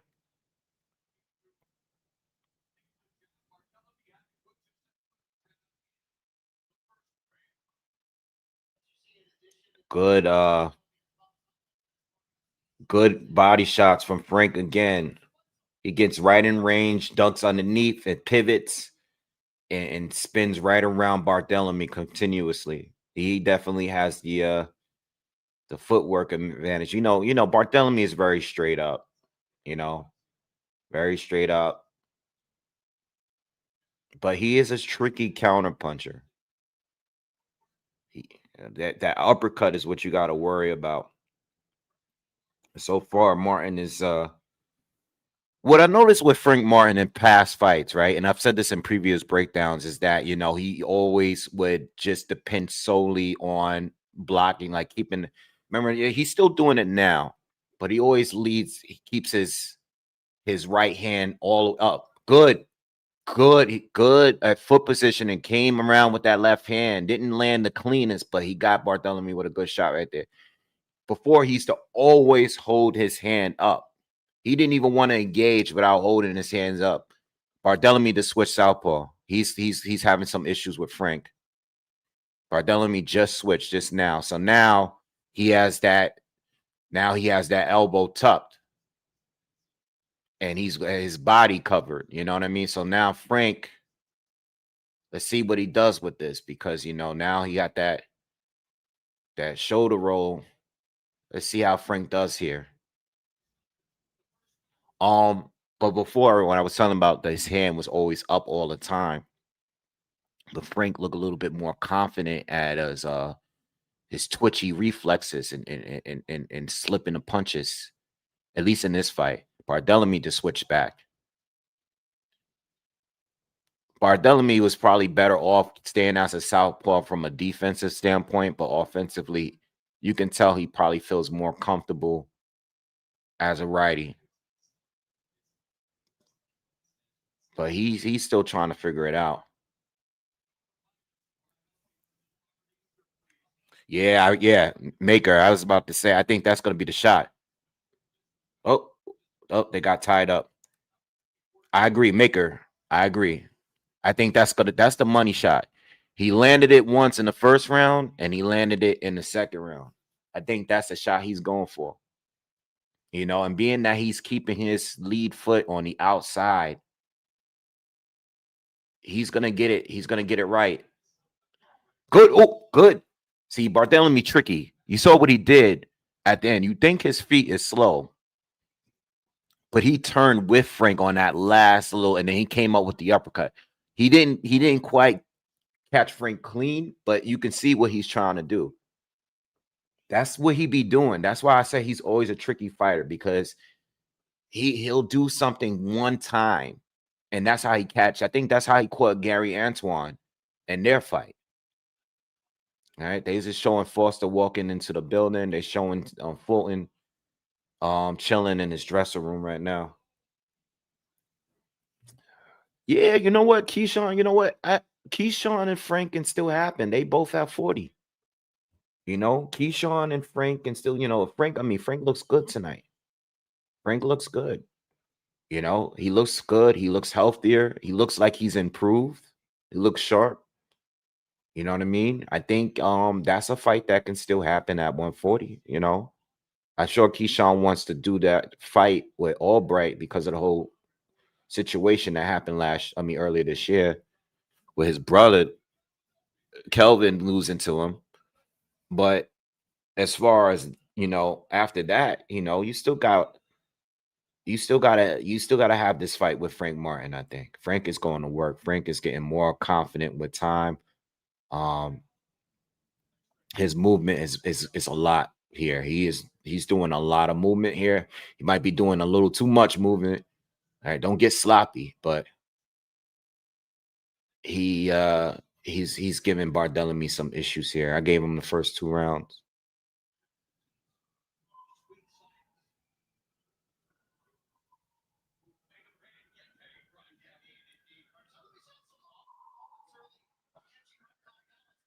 Yeah. Barthelemy looks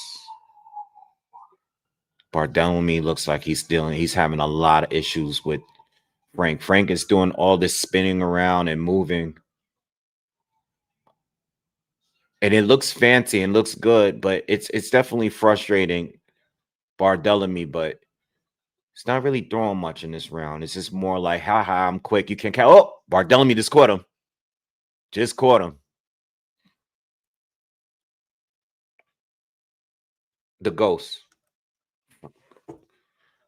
Frank the Ghost Martin.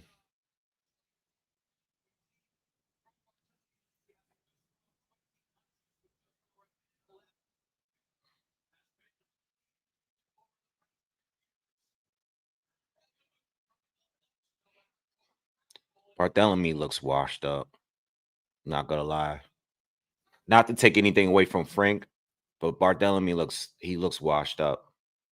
He looks old and inactive, which he is. Oh, good right hand from Barthelemy there, but Frank caught that on his glove. Good body shot from Barthelemy. Well, when a guy is moving and getting in your space like that, that's when you need to, go to the body a little bit more. But Barthelemy is more concerned about that big left hand, that looping left hand coming around.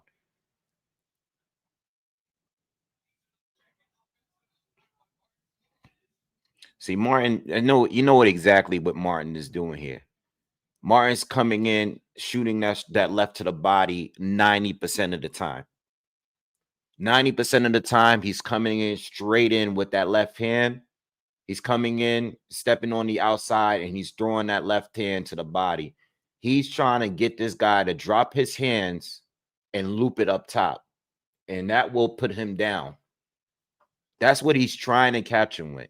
But Barthelemy is still keeping his hands up for the most part. But he does look like he's tired already. Like I think he's tired, frustrated. Looks washed up.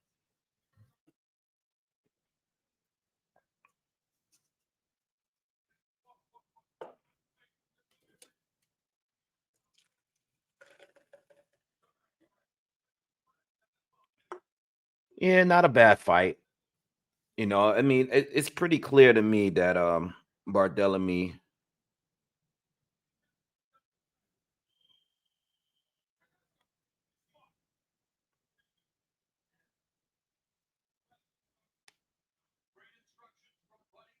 What's up, Aaron? What's good with you, bro? Round 4. Got a 3-0 for Frank so far. My prediction was a decision. I mean, I got this. Do I have? I think I have this in a parlay as a decision win for Frank. Might as well just screenshot it so I don't have to keep coming back to this damn app. Yeah, I got Frank on decision. Let me just screenshot this so I don't have to keep coming back in.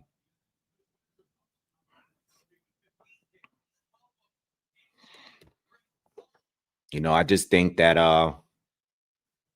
even though Barthelemy doesn't look Barthelemy doesn't look good, man. But I don't know if we're gonna get a stoppage from Frank.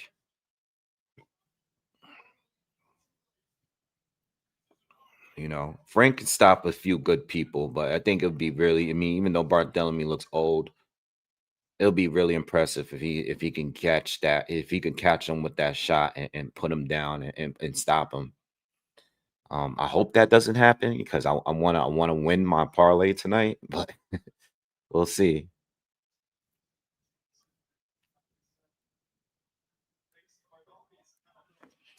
Yeah, some of the fights got kind of ruined for tonight, but I'm not completely ruined. I did want to really see the Janibek fight. That was definitely my second favorite fight of the card outside of the main event.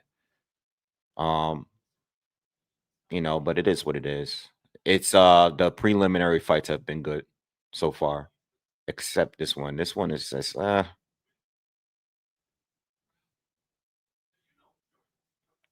um Barthelemy hurt. He went down. Barthelemy's hurt. Frank finally caught him with that left hand up top. He finally caught him. You said that. We just saying that every round he goes for one, and he went for it, and he caught him. Barthelemy went down. Wasn't a cleanest knockdown, but I think he's still hurt. Frank is about to stop him. Frank is about to stop him. Frank is about to stop this dude. Barthelemy telling him to come on, but 4th round, Barthelemy is just got his hands up. Frank could have stopped him. Barthelemy's face looks bad. Damn, why I put this guy? Oh, he's done. Knocked out cold. Oh my God. Oh That knockout was crazy. That knockout was crazy. Whoa. Whoa.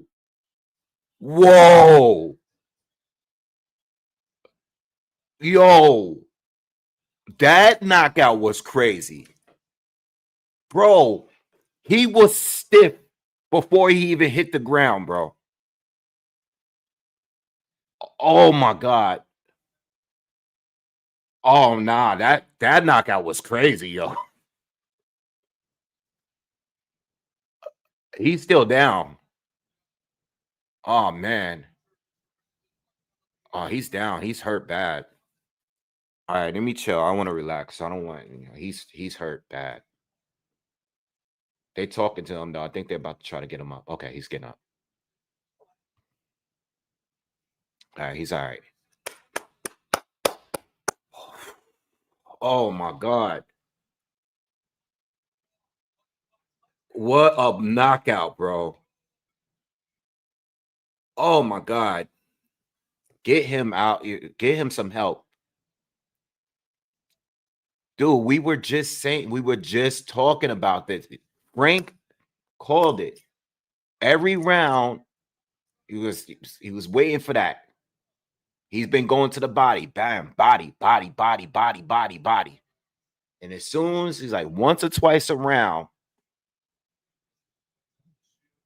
boom, that punch was too hard. Oh my God.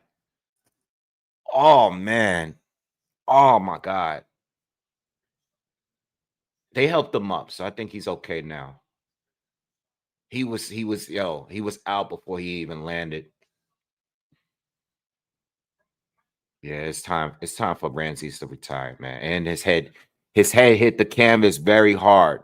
The knockout was he was out before he hit, but the bounce off the canvas was bad. He and I hope he's okay. Seriously. He's standing though. They're in this corner and they're talking to him. Damn, man.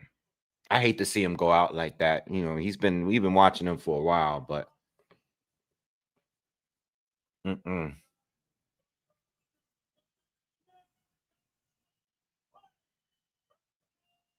Arrow's in the ring with Frank. I forgot Arrow was I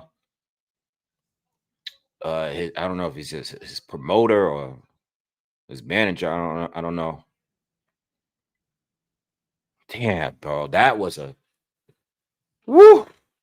knockout, man. That's one of those ones. I know Jai had a crazy knockout earlier. That was a good knockout, man. Damn. He made a statement. I just felt strong, and it took me a little time to warm up and get comfortable, but I started to settle down a little bit, and that's when I see the shot. We had been working on in the gym. Yeah, we saw it too. Barthelemy is a former champion in 2 divisions and an awkward fighter.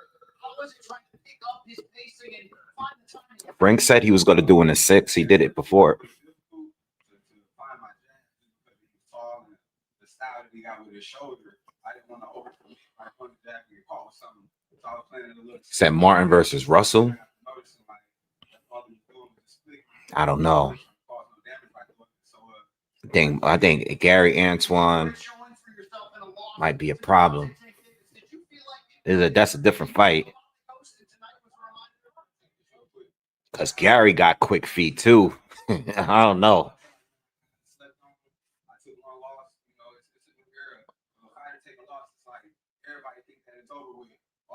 All it did was brought like more dog out of me and it showed me with me. So you know what I'm saying? I'm here, I'm back.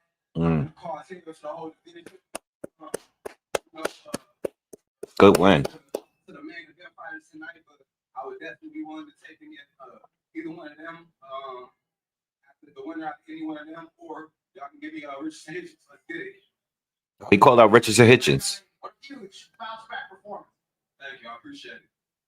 Yeah, he called out Richardson Hitchens. I mean, he recently did an interview basically saying that Richardson Hitchens talk too much. He was a little bit out of character too, and then he was like, "Yo, this dude talk way too much. Like, I'm just tired of him." He said he's like Keyshawn talk a lot, but he said Richardson Hitchens is much worse than him.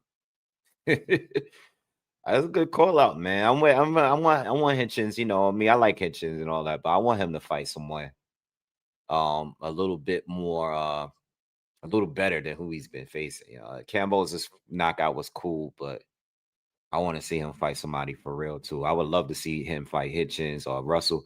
Everybody's on his heels right now. Hitchens is getting called out by everybody. Hitchens has been getting called out. Antoine's been calling him out too. That was a good knockout, man. Woo. Yeah, I would like Barthelemy to retire. For real. I think the best division, to me, in my opinion, the two best divisions right now is 54 and 40. And 54 and 40 were probably the best two divisions for a minute. I would say 47 was a really good division at one point, but not now. Because everybody moved up. But 40 and 54 are the two best divisions right now in boxing, to me, in my opinion. The two best. You know, I'm always gonna have love for the heavyweight division just because it's heavyweights. But 140 and 154, as far as like the amount of talent, like the amount of fighters that are like currently at those divisions is crazy. They have enough people at 40 to fill up 3 divisions. You know what I mean? They have enough. Yeah, there's enough at 40 to fill up 3 whole divisions. They have that much talent at 40 now. Because everybody went up from 35. Everybody moved up.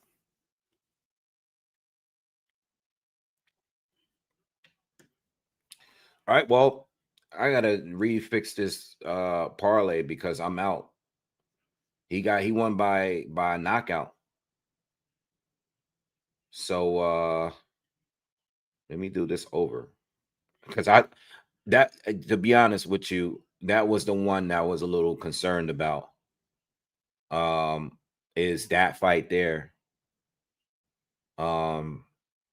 with Frank Martin. All right, but I still have Ramos and Mosley over 8.5. Lara by KO, Foster on the money line, and Lamar Roach on the money line. I don't know how that's going to end my knockout decision, but that's what I got.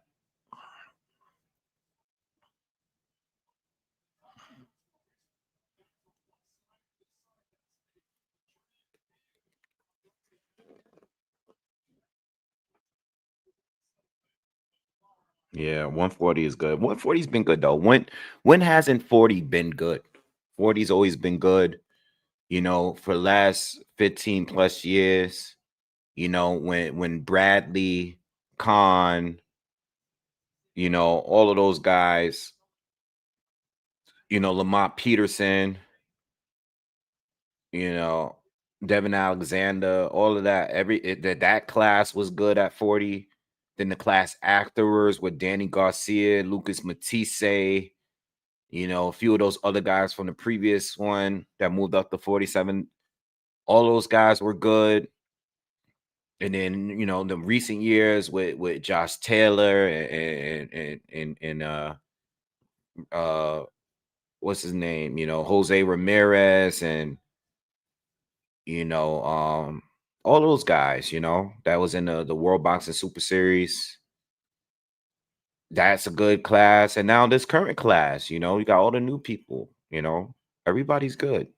40's always consistently good, you know. Now, a lot of those fighters don't be as good when they move up to 47, but when they're at 40, they're on point, you know, because 40, you got a bunch of guys that move up from 35.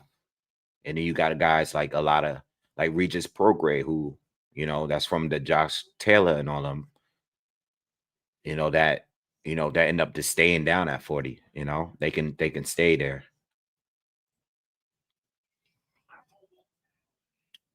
Yeah, that belt looks like a WBA belt. It's one of them WBA belts, man. There's like 15 million belts. Yeah, that's definitely one of the best knockouts. I feel like I've been saying that every week now. That's one of the best knockouts of the year. Um, good. Tell you, man, they did good with the prelims, right? They did good tonight, man. They did good. They did us good for the prelims, man. The prelims, we got two good wars, and then we got a crazy knockout.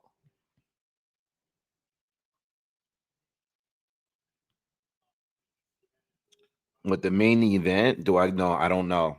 I put money on the money line for the main event. The only knockout that I put, the only fight that I got for a KO is Lara. That's the only one I got for a knockout. I'm not sure with Ramos. I did the over for the Ramos Mosley fight because I think Ramos is gonna win. I just don't know if it's gonna be by knockout, a late knockout, or a decision. But I got it. I got the over on it.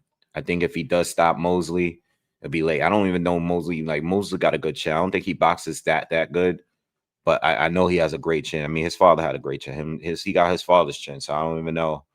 But I did over. I did the over for that, and Shockey and Fulton and Pitbull and Lamont. I'm definitely not expecting a knockout in that one. I'm not expecting it, but I know Pitbull is going. I'm sorry, I know Lamont is going for. Pitbull is always going for a knockout, but Pitbull hasn't been a knockout artist since he's moved up. He belongs at 135, in my opinion.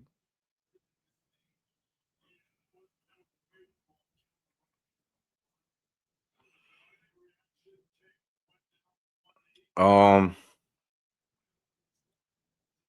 do I care about the belts? Yeah, I care about the belts. I care from a point where I want people to unify. All right, like I want people to unify. But more importantly, I want good fights to happen. You know what I mean? There are guys that's holding titles. Like, for example, let me think of a recent champion. Who's a recent champion that I didn't think that was good? All right. Denis Baranchik. I didn't think he was that good. All right. But he was a champion and Keyshawn fought him and beat him. Right. I didn't think he was that good. I just think that his style matched up against what's his name? Who did he beat? Who's the Mexican fighter he beat? Jesus, I can't think of his name right now. But anyway, I didn't think Denis Baranchik was that good, right? But he held the title. Now, was that the fight that I wanted to see? No, I just wanted someone to win and beat him for a title. But when it comes to Keyshawn Davis, there are way better fights for Keyshawn Davis at 135 than Denis Baranchik. You know, um, now as far as the order of the belts, well, I think the IBF is probably my favorite. Yeah, Navarrete. I think the IBF is the best because they're the most strict, but they be on their bullshit sometimes too. I would say the IBF, the WBO, and between the WBC and the WBA, who do I hate more?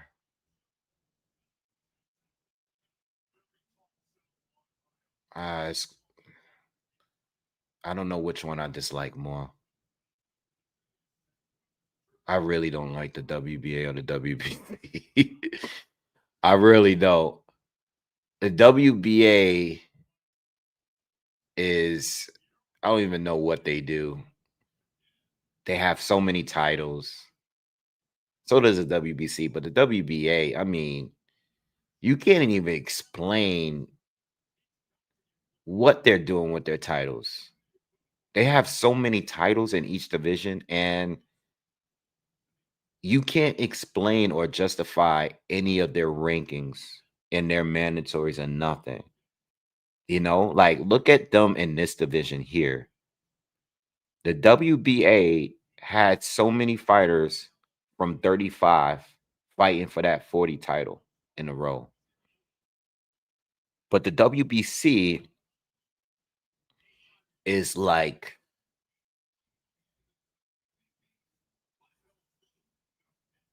it's like a luxury belt that doesn't deliver. You know, the WBC is like going to that expensive restaurant that's new and popular, and you get there and you feel like the food and everything was overpriced. You know? Yeah. I don't know. I can't really explain which one is worse. I just don't like those two. Um, Obviously the Ring Magazine belt is the coolest looking belt.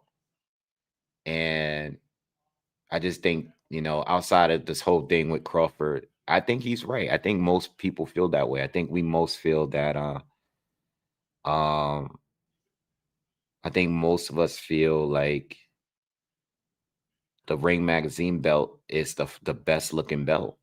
It's the coolest looking one, you know? But at the end of the day, you can't be undisputed by holding that belt. Yeah. No, I really think the WBC is like the belt that everybody wants, right? The WBC belt, you know, like that green belt is what people want. But it's like, again, like you go to the spot, you heard great things about it, and then you get there and you're like, man, you paid for this $100 plate of food and it tastes basic. You know what I mean? That's how I feel like with that title. I feel like it depreciates in value. It's like getting that car off a lot that depreciates it, like it cuts in half the moment you drive it off the block. You know, where like a Porsche, it just you get a 911, it might go up in value depending on which one you get. You know what I mean? Like I don't feel like I feel that's like the Ring Magazine one, but the WBC one is the one that's like you want it so bad, but as soon as you get it, it's not. Yeah, I don't know. I'm going in on the WBC. I feel like I am, and the WBA. You know, but I think the IBF tries to do the right thing and come up with, you know, try to stick with their strict ranking system and stuff. They try to, but they bend the rules sometime too. So is the WBO. You know, they have shown some sort of favoritism in the past. So it's always gonna happen. You know, sometimes it's for the better. And all sanctioning bodies do it. Sometimes they move people in places because they want to make the better fight. So I understand that too. But you know, if we can get consistent, if we got some consistency in boxing when it comes to the sanction bodies, I think people would be less upset, you know. What do I think about Tito Mercado? He's good. I don't I feel like we don't talk about him enough. I know I don't really bring him up enough. I mean, he's been calling out. You know what Tito Mercado reminds me of? Tito reminds me of Teofimo Lopez before he fought Lomachenko, right? Like Tito's been calling out all of these guys for a minute, right? And he just gets overlooked because I don't think people know him. But he reminds me of Teofimo before he fought Loma when he was calling. He was the one guy that was calling out Loma heavy, right? He was saying he was doing interviews. That's how I found out about Tio. I found out about Tio by him doing interviews, basically downplaying the talent of Loma. He thought Loma was just overrated. He was always confident in beating Loma. He didn't have the resume. People didn't like him. People were like, who is this guy? Where did this guy come from? You know, he's getting knocked out against bums. But he was that guy. And I feel like Tito, the way he calls out Shakur and other fighters, I feel like he's that guy that's good, but he's like, no one's really focused on him. You know what I mean? Like, when is he fighting again?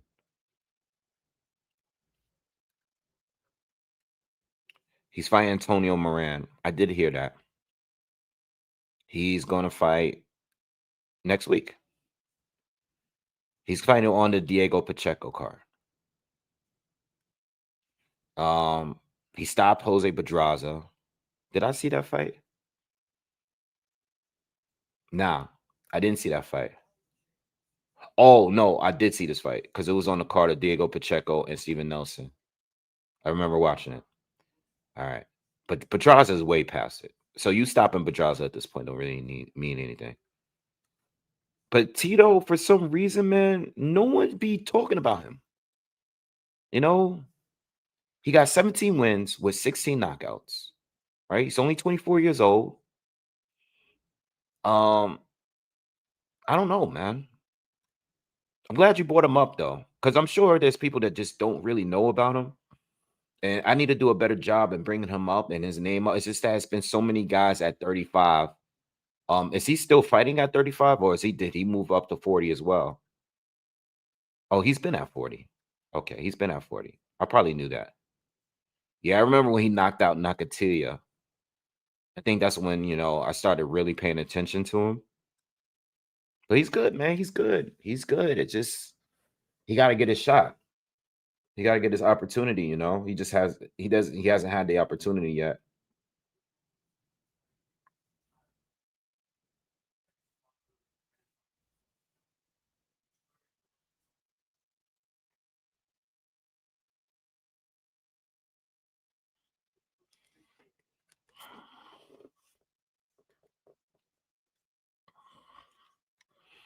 Jorge says, I think the WBO has had more credible champs as of late, enforced mandatory a lot more.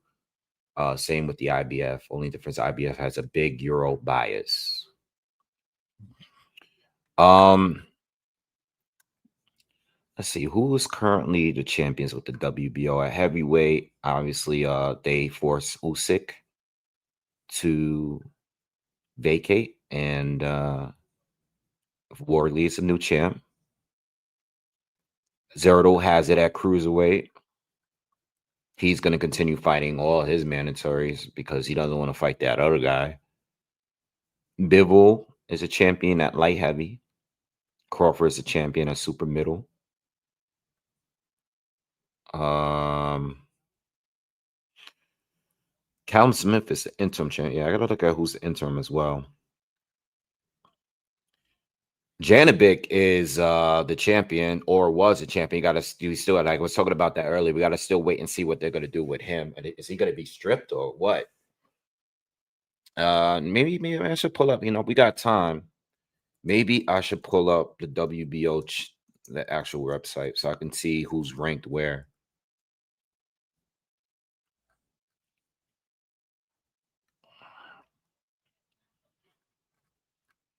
All right, here we go. All right, what do we have here?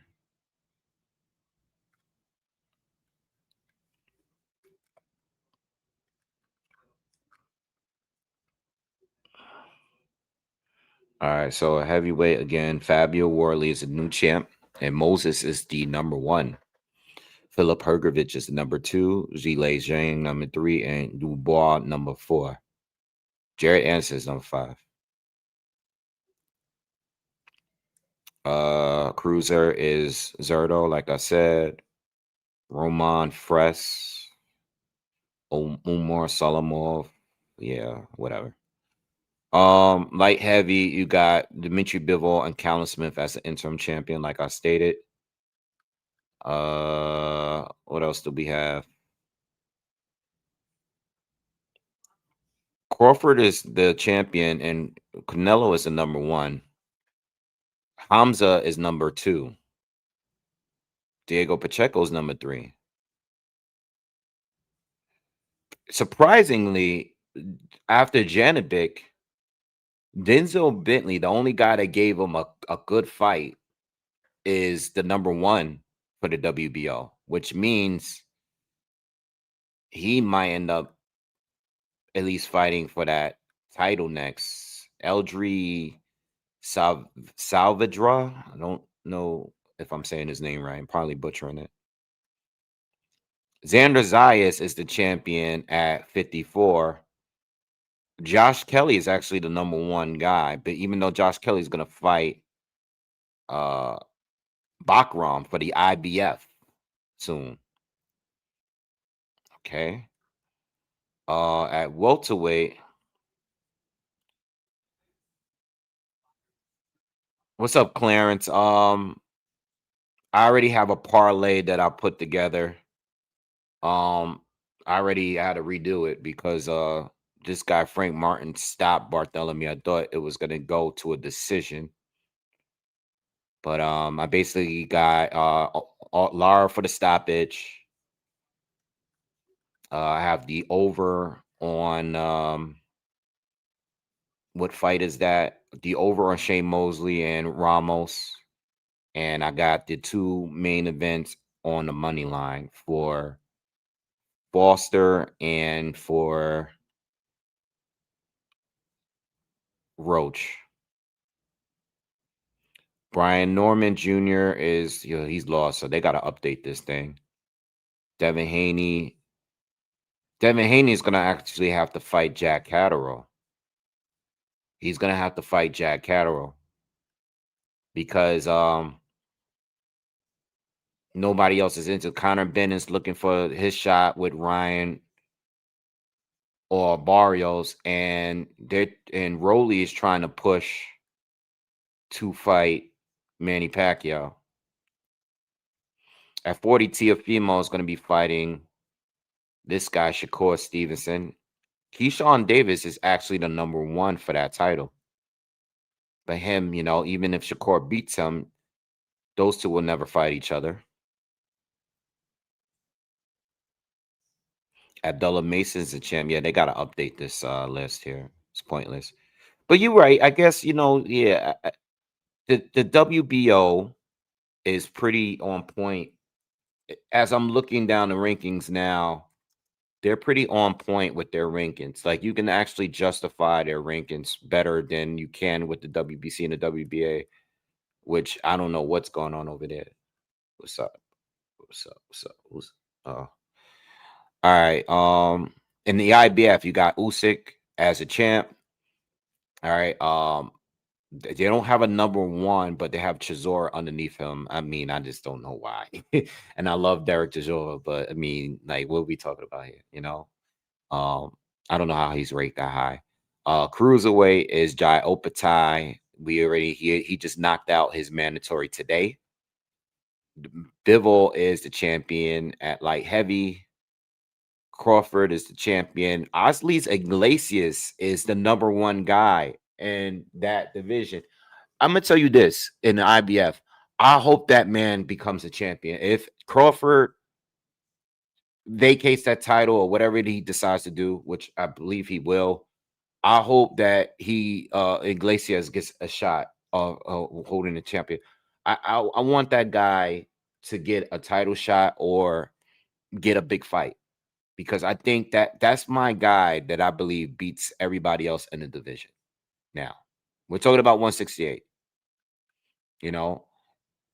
Between him and Hamza, if we're not including Canelo, I think Osleys Iglesias is probably the best guy, right?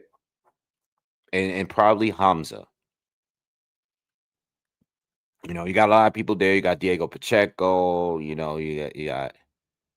got Jaime Munguia still around. You got some other guys there, but 168 is not crowded. It's not that much talent there.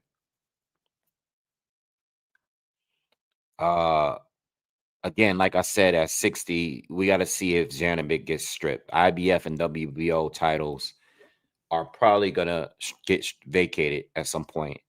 Janibek does not have a mandatory right now at 160. And there's just not a lot of guys at 160. We already know it's a weak division.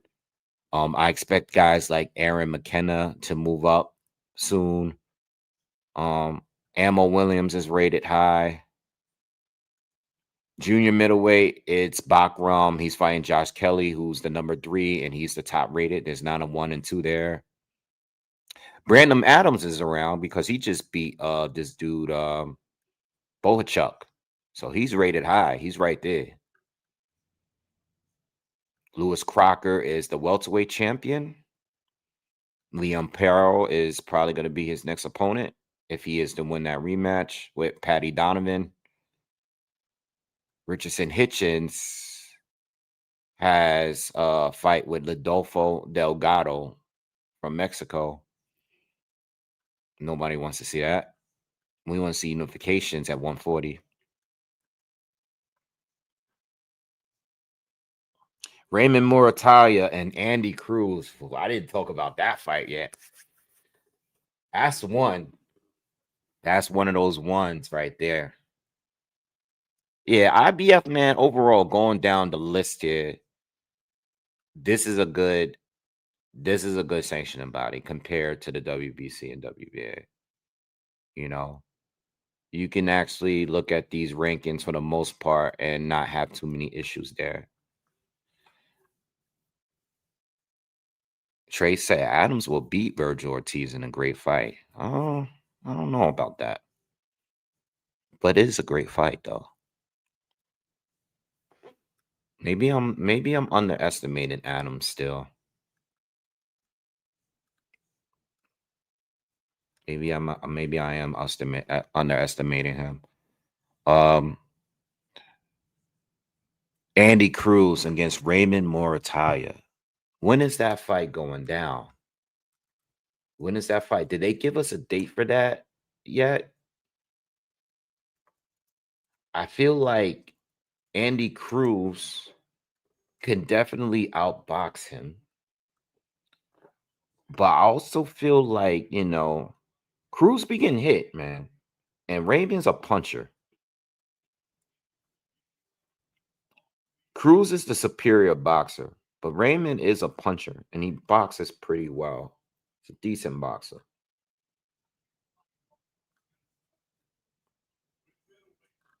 Oh, they are fighting on the 24th next month. January is a hot month. That's 1 week right after. Where are they fighting at? Vegas. They don't have a card all together yet. All right. Pay-per-view is about to begin in 2 minutes.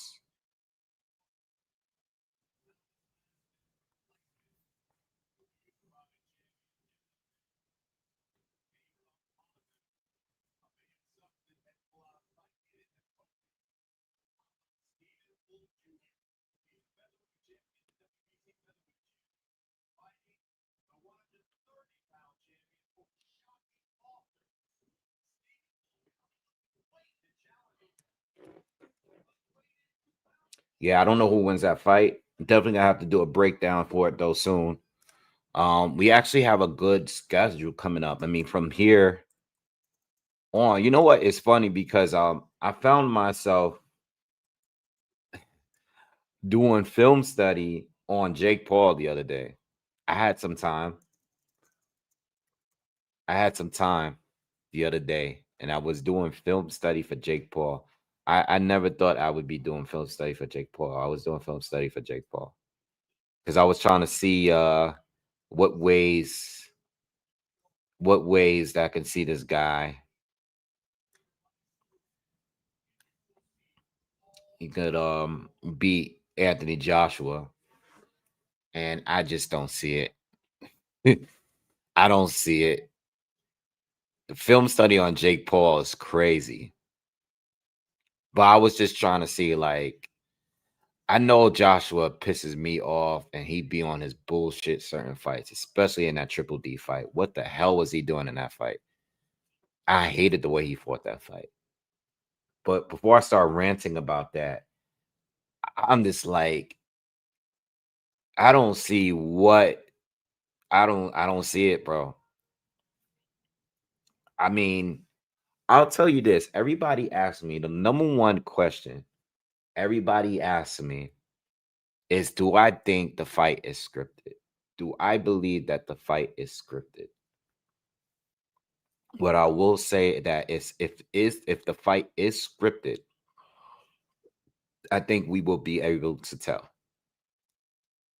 Because I truly believe that Anthony Joshua, regardless of whatever way he decides to fight, should be beating the hell out of Jake Paul. Pepino says, why is Joshua by KO, TKO only negative 375? I don't know, because I feel like the casino, I feel like they don't believe this fight neither. They just don't, as much as a upset, I mean, as big as a favorite Joshua should be, they feel weird about it too. This is why people keep asking me if I think the fight is real. And I don't know. I don't know if it's real. I think Anthony Joshua should be able to beat the living shit out of Jake Paul if he wants to.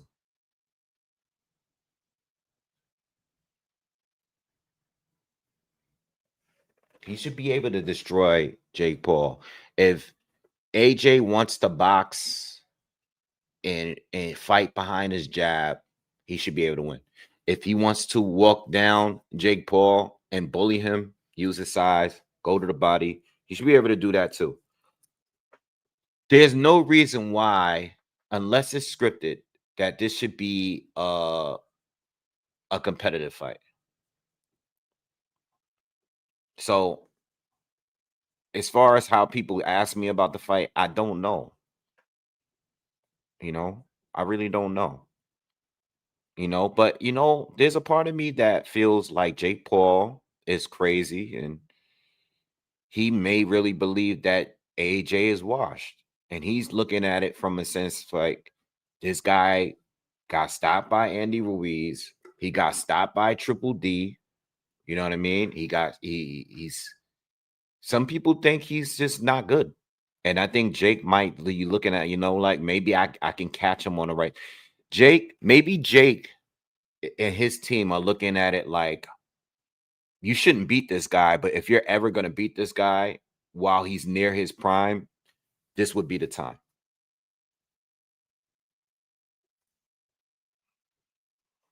You know what I mean?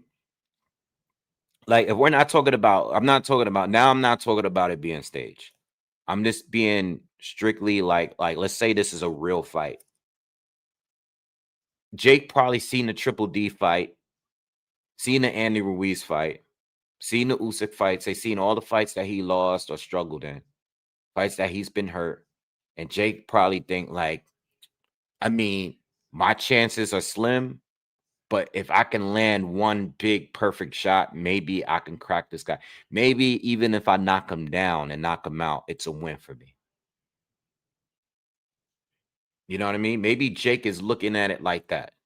Like maybe if anything that I do that's successful, winning a couple rounds, dropping them or hurting him, buzzing him, it's a win. But when you look at Jake Paul's fights, which I did recently, and I rewatched some of the fight with whatever Fury that is. I forgot his name. I know he's a Fury, but Tommy Fury. I looked at a little bit of the Tommy Fury fight. I looked at a little bit of the Chavez Jr. I never watched the Chavez Jr. fight. I just watched some of it the other day.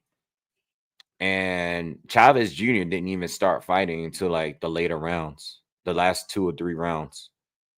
He threw no punches leading up until like the later rounds. So I was watching some of their other fights. Shane Mosley is bigger than Ramos. But I don't think it's going to matter. I think Ramos is a better boxer. Yeah, I don't know, man. I think Jake Paul is just basically looking like the opportunity is there. If I'm going to beat this guy, the timing might be right now. Especially if they're looking at that Triple D fight.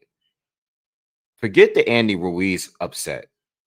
The Triple D fight was the worst AJ I ever seen, ever.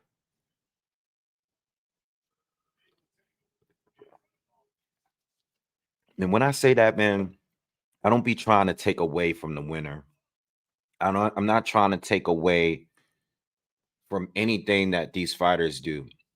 You know, I said earlier, I didn't like I think Figueroa fought the wrong fight against Fulton in the rematch. I'm not trying to take any credit away from Fulton because he won the fight and he looked great doing it and he came out with the Tims and all that. That was cool. But Brandon Figueroa he's not gonna outbox Fulton.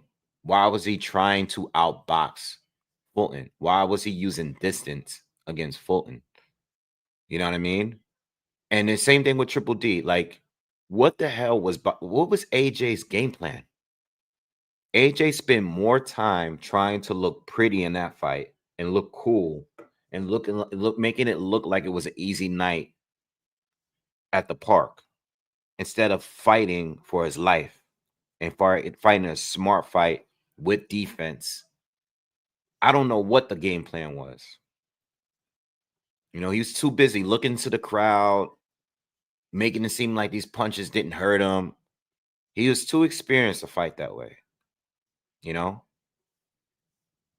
AJ, I don't know what the hell I saw in that fight, but that's not, Triple D, all credit to Triple D, but AJ, that was the worst I've seen him. What's up, Adi? Thank you for the donations. He says, I don't want AJ to KO Paul. I want AJ to punch him all night and just destroy it. Yeah, and he should be able to do that. He should be able to do that, you know? He said he's gonna do it, you know. I mean, based on what he's saying at the presser, he sounds like he wants to punish Jake Paul. But I don't know if he's just saying that for a show. You know? But I'll tell you this though. With all that being said, if AJ loses this fight, I don't care what the odd makers, I don't care what they got it as.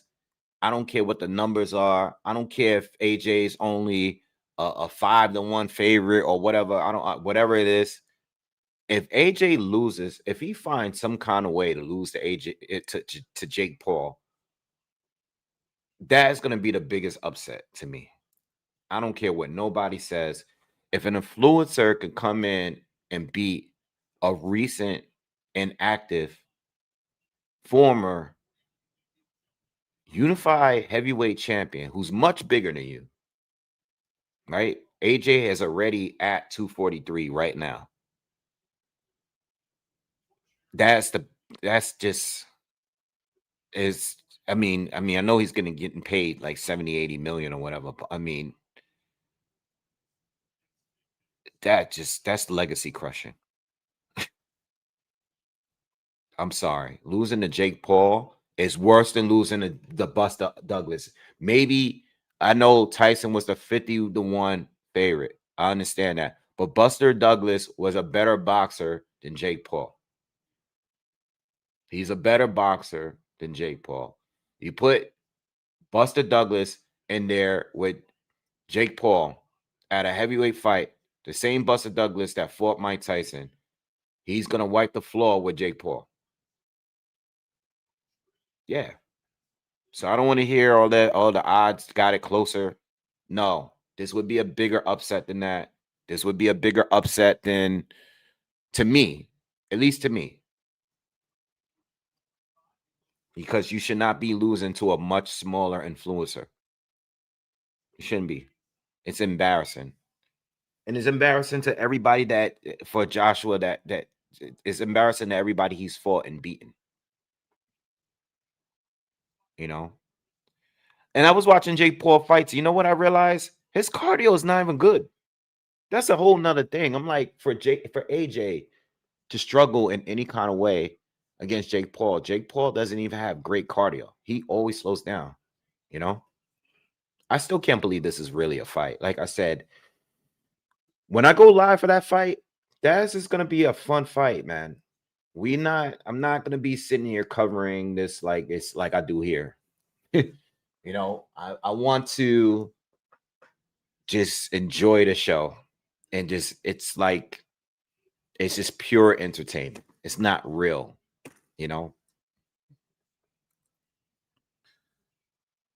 Amir, thank you. He says, I believe AJ can pull it off. He working with Usyk team. They'll make sure he's sharp. He has all the things going for him.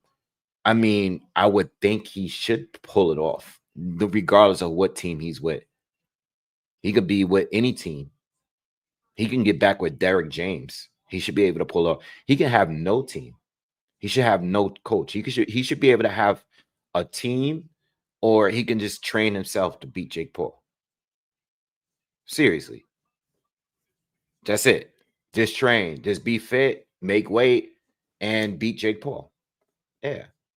Jake Paul just went from fighting Tank to Anthony Joshua. I give him credit, but at the end of the day, this should not be a competitive fight at all, by no means. You know, for all the people, like including boxers that were saying like this stuff, this Jake Paul, this exhibition stuff, this influencer boxing stuff is corny. I remember when DAZN was doing all of these guys, Jake Paul, Logan Paul, KSI, all of these guys, like all this influencer boxing thing was going on. There was a lot of different cards and stuff. When they were doing that, people thought it was a joke. All right. And then once they started dipping into the real boxing stuff, now it's your responsibility to hold it down for the boxing world. And I'm talking about AJ.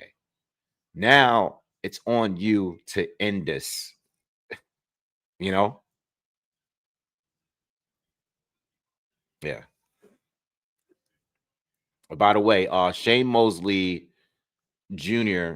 and Ramos is in the ring right now.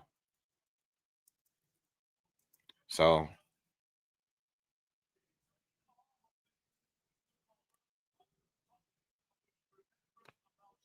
Raul says, I made it. Salute Wave and salute to the boxing community. Thank you. Thank you for being here. Everybody, please, before we start this main card now, we still got a long night to go. We got 4 fights to go. The first of the 4 fights in the main event is beginning right now. Shane Mosley Jr. against Jesus Ramos. Okay, I got Ramos winning this one. All right. Amir asks, what are my thoughts on Misfits boxing? I don't know what that is. I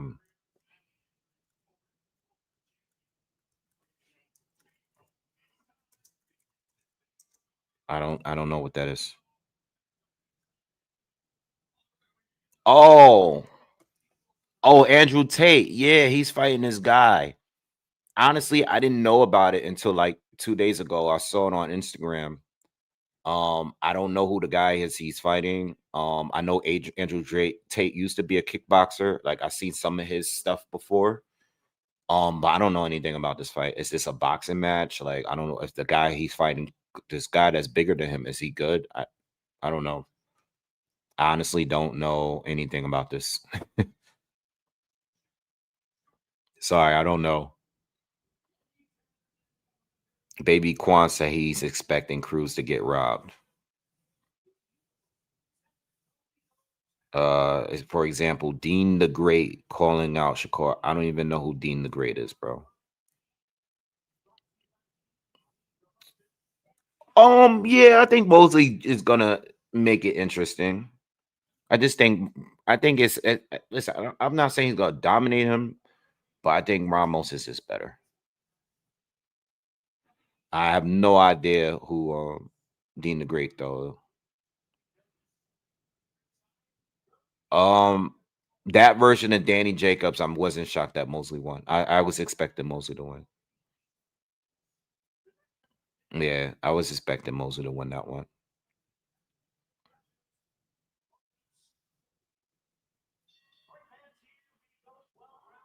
Yeah, I got Mosley. I mean, I got Ramos winning. But Mosley can pull this off, man. It's gonna be his best win. Ramos is in his physical prime. Ramos is good. Shane Mosley is one of my favorite fighters of all time, man. Senior. Top 3 for me. Huge Shane Mosley fan when I was a kid. Couldn't tell me nothing. That's the only time I ever rooted against Floyd Mayweather. I always tell you guys that. Only time I ever rooted against Floyd is when he fought Shane Mosley. No, well, I was kind of neutral in the Zab Judah fight with Floyd. Yeah, I was neutral with that one. What's up, Monroe? Was good. Nico Ali Walsh is at 160, I believe. He's at 54 or 60. Yeah, Shane Mosley was. I had money on Shane Mosley to beat Floyd, which was crazy when I think about it now. But I don't think I've ever. You guys laugh at my reaction, and you think my reactions are crazy. You should have saw my reaction when Shane Mosley hurt Floyd twice. I wish I was doing content at that time, or YouTube was even a thing at that time. It wasn't even. I don't even know if YouTube was out yet, or it just probably started. Definitely wasn't able to go live.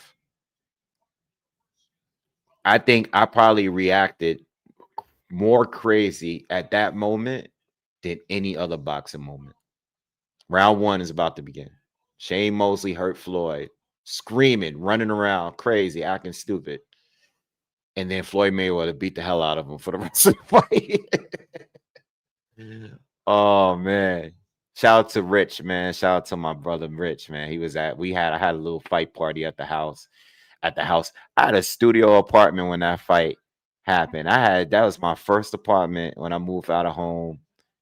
And it was like four of us. It was like 3 or 4 of my dudes. And like I had like 4 girls over. And I had my little studio with my TV on the wall. And we was just chilling, watching the fight. It was good times, man. Very real young. That was a good time. That was a good night. Oh, clean 1-2 from Ramos. Okay. Whoa, that was clean. That definitely caught Shane's attention. There's a lot of energy. This fight is starting very intense so far. Very intense fight so far, y'all. These guys are ready. They fighting serious. Chess match, but very intense fight right here.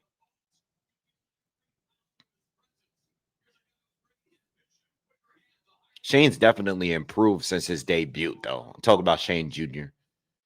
He's definitely improved since I remember watching. Oh, Shane caught him with a big right hand, the same straight right hand that Ramos caught him with earlier.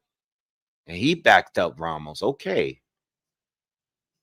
All right, Shane got something. Ain't gonna be no walk in the park here. I like that. You know, I'm used to seeing Ramos bigger than his opponents. He's smaller here. You know, Shane's a career 160. Oh, whoa. Ramos just caught him with a clean right hook, y'all. Turned his whole head around. This is a good first round, y'all. Check this fight out. These guys, they're boxing, but they both landed some bombs.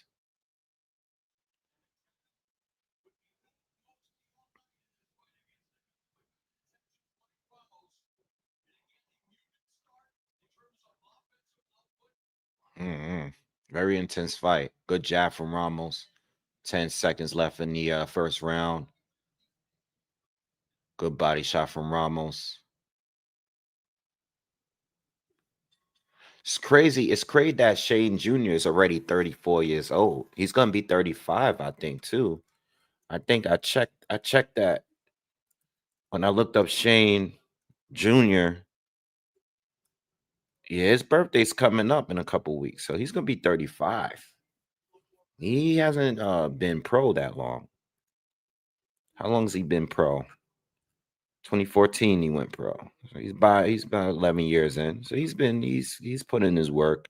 But he had a very slow start. Man, I remember that first loss in his third pro fight. I remember watching. I was following him all the way through.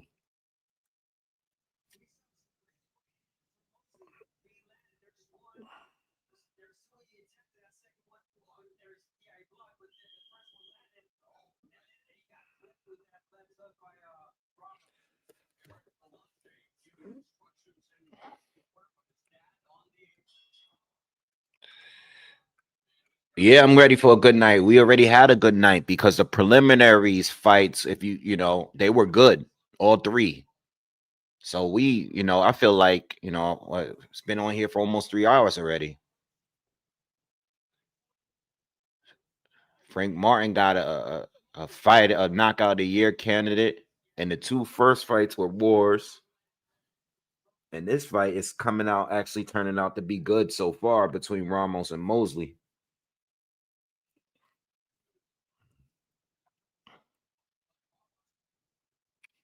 Ramos is a little bit more consistent, a little bit more accurate, a little bit more confident. His punches are cleaner, heavier. But Shane's not landing a couple good punches too. You never know. Good right hook again from Ramos.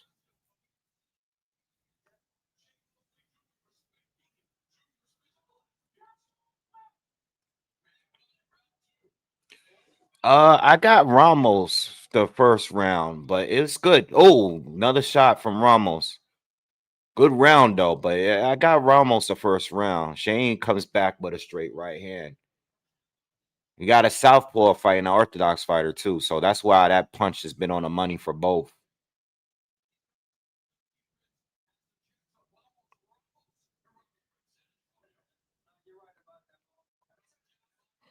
Ramos reminds me like of a mini Zerto. Every time I see him fight, I be thinking that in my head. Good body shot from Shane. Good. Both of them are doing some decent work, and I still think Ramos is doing a little bit better. Um, but very competitive so far. This is a 12-round fight, by the way, y'all. 12 round. I thought this was a 10 round. I just looked down. I saw that this is a 12-round fight.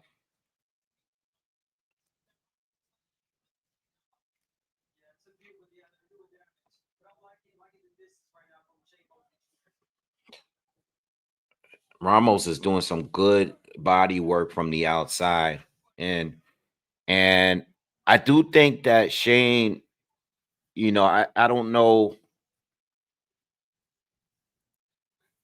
I think he needs to throw a little bit more, like not like the output overall, but I think we need to see more combinations. He's just throwing one or two punches at a time, and I don't think he's winning this fight. I think Ramos is just getting the better of him each time. Fresh Hollywood was good. Was good, kid. Yeah, please hit the like, everybody. Please do that for me.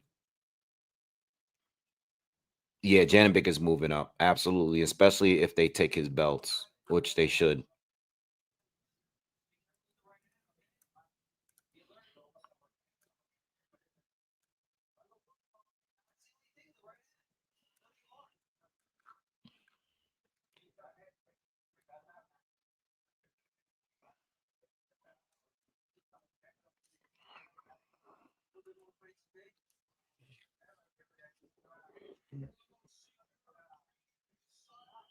All right, I got a 2-0 for Ramos.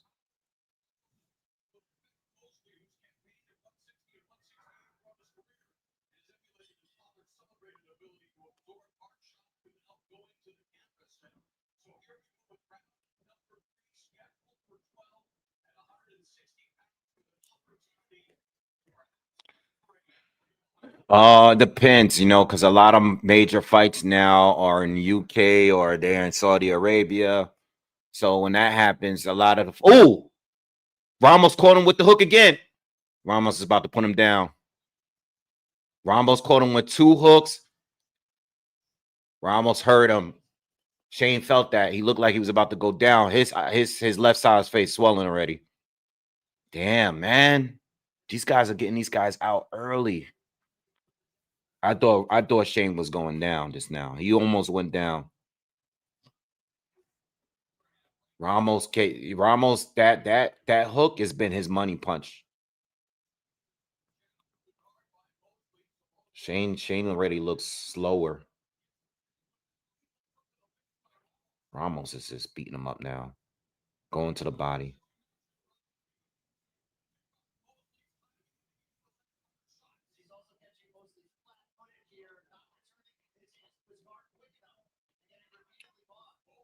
Oh, Ramos hurts him. Ramos might. I don't like the body language of Shane every time he gets hurt. Gets hit. Ramos is quicker, more accurate, harder puncher.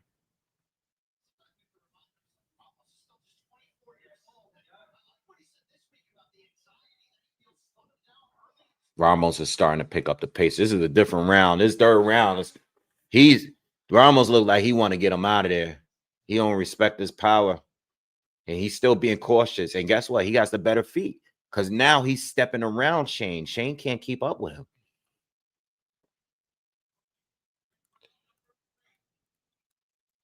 Oh, you did? I didn't see. Let me see. I didn't see the super chat. Let me see if it's on the YouTube. Let me see.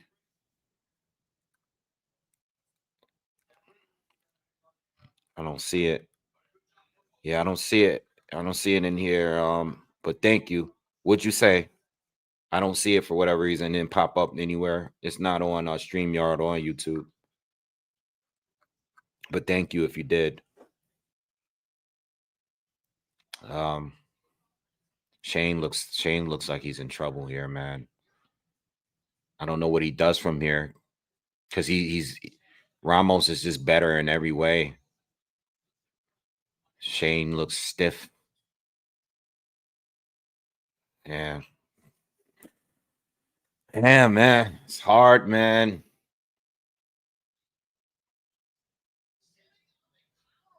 That right hook, oh my God.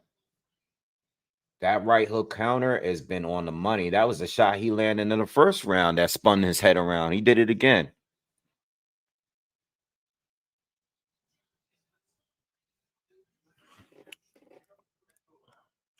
Guys, please, it's everybody, please just hit the thumbs up for me. Smash the like button real quick. Let's get over 100 likes real quick. Appreciate you.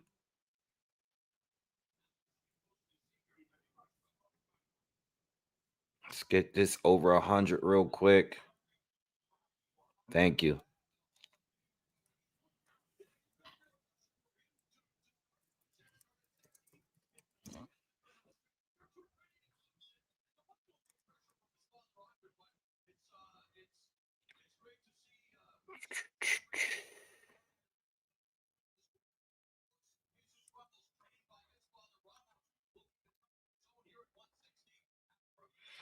All right, we got round 3. I mean, this is a shutout so far, and I expect it to, continue this way.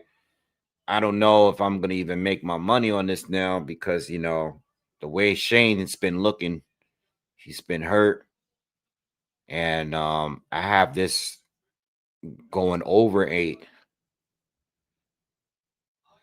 Big right hand from Shane. Big right hand for Shane, but didn't land clean on that one. Went for it though. I don't know what does Shane do. He just doesn't have the ability, man. He doesn't have the athleticism like his father had. Oh, whoa, what a monster exchange. Ramos corner again for that right hook counter. He keeps catching Shane with that. Shane keeps that lead hand down. He doesn't. 1-2 from Ramos lands clean. This gotta hurt. This gotta be hurting Shane, bro. He has a good chin, though. He got caught again with another straight left. He's getting washed up, man.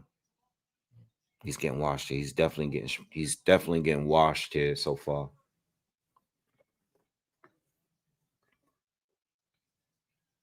All right, we halfway through the fourth.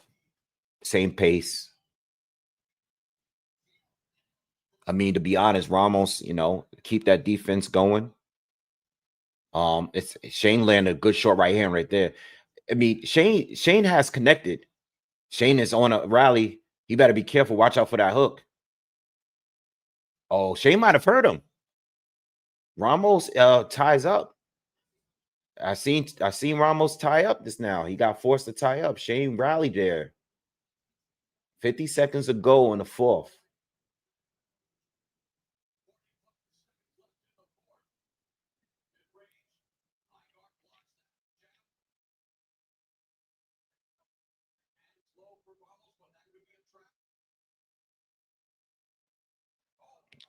Good round for Shane. He's having a good round here. He's having a good round. Oh, Ramos caught him with another right hook, man. He caught him with another right hook, but he took that one well. He turned with that one a little bit. Ramos is now beating him back up, trying to steal the round back.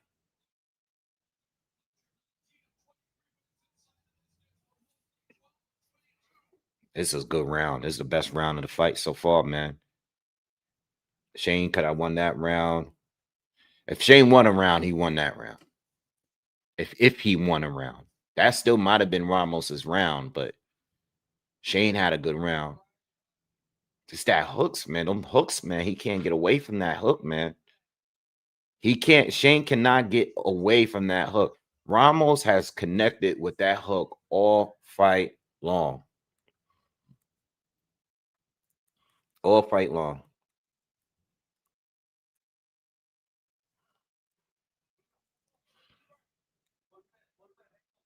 It's a good fight. Very good fight.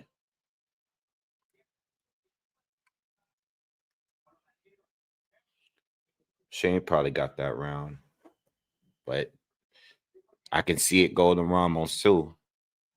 He might have got it back late.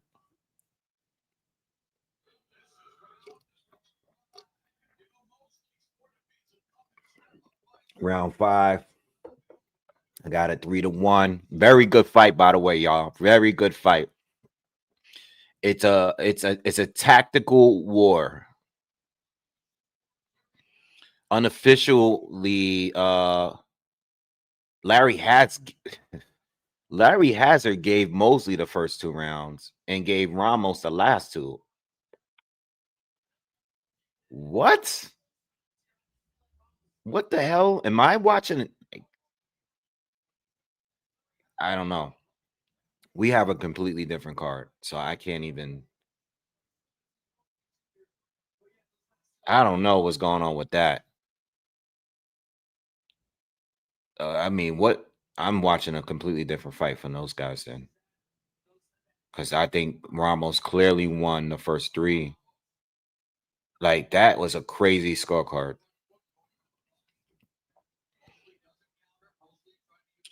That last round was clearly Mosley's best round, and he gave it to Ramos.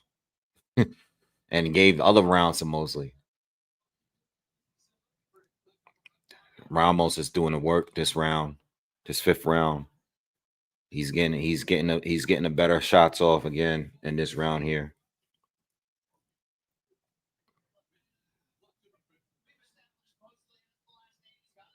Excuse me. Halfway through the 5th.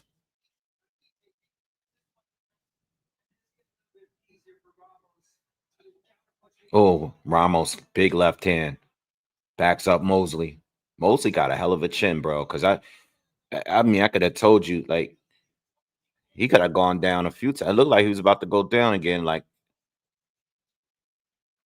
oh, body shot. Oh, Mosley saying is low. He turned around.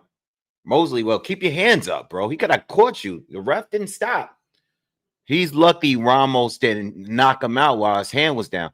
He got hit with a shot that Mosley got hit with a shot that he thought was low, but the ref didn't jump in. Oh shit. Mosley just caught him with a huge right hand.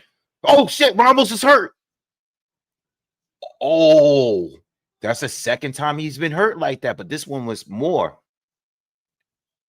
Whoa, that was the second time that happened. Mosley caught him with a big shot, and Ramos' back was on the ropes, and he was forced to tie up. I think he still ain't recovered from that shot fully. Oh man, I don't know, man.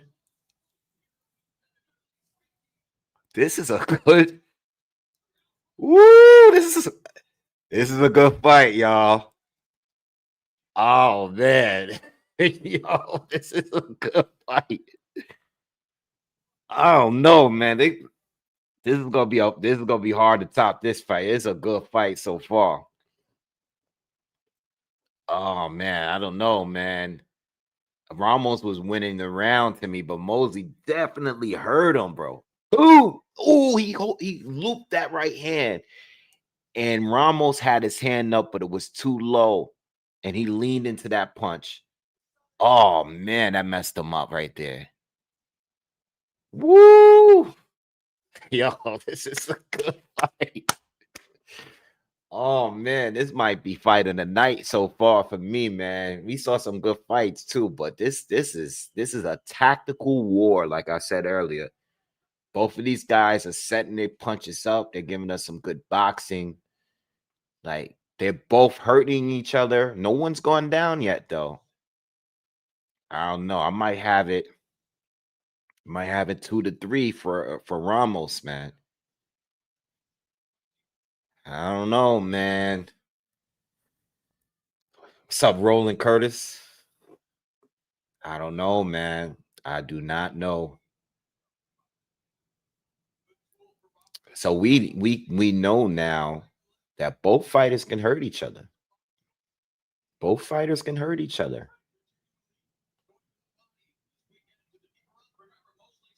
What do they have it? What are the odds on this right now? What's the live odds?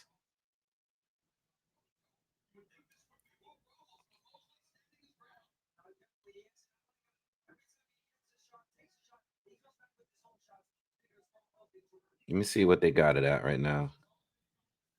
They got Shane's plus 280 still. So they got it. They got it. I can't remember how they were before the fight. Shane got to start.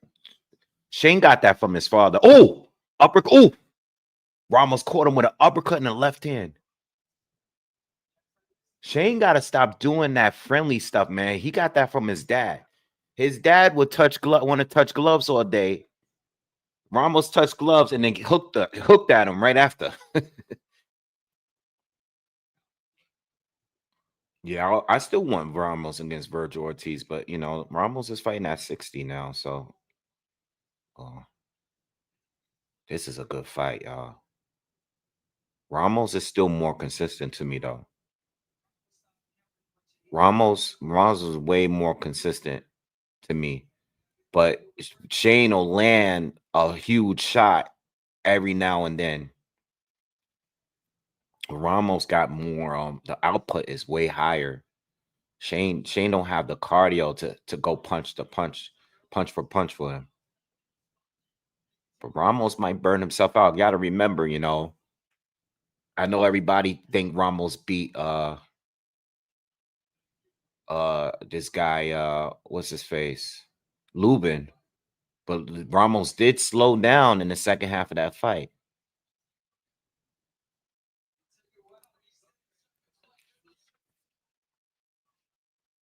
I just hope this goes over 8. Ramos is doing a better work here, but he doesn't. He's winning, but he's not. His punches is starting to. It's not like having that same pop. Like he landed that hook, but it's not really having that same effect on Shane like that, you know. But he's winning off the activity. That was a clear round for Ramos. So I have it 4 rounds to 2. They're showing Lamont Roach. coming into the arena. Yeah, they both might slow down. Like I said, Ramos slowed down against Lubin. He slowed down in the second half. He was active like this, but then he slowed down. Lubin picked up some of them late rounds.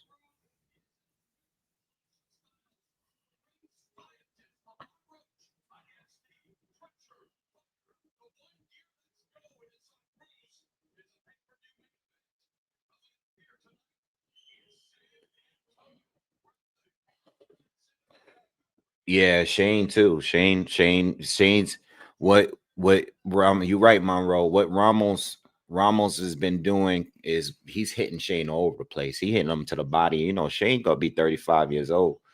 Ramos is only 24. You know, so that's definitely gonna be helping him when it comes to that activity and slowing down, you know, the older guy. But I'll tell you this though, Shane has not been consistent, but when he lands a big shot, Shane came back right there. Shane's trying to catch him with something heavy.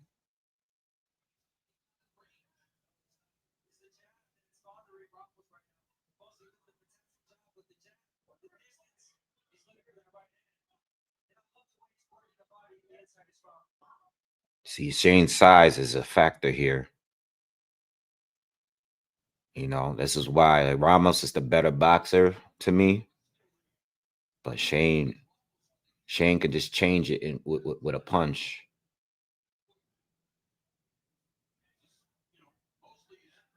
Good jab from Ramos. Good jab. Oh, see, got caught. Almost got caught. Ramos almost got clipped right there for lunging in like that. We're in the 7th round. If you're just joining us, we're in the 7th round. I got to score 4-2 from Ramos, but it's been a very good fight. But it slowed down after the 5th to me.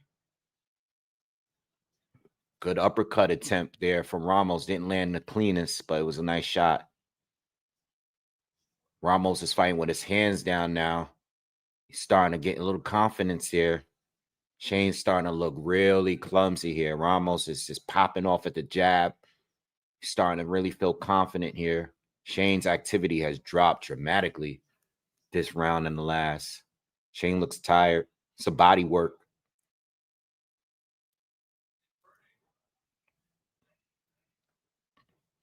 Good straight right hand from Shane.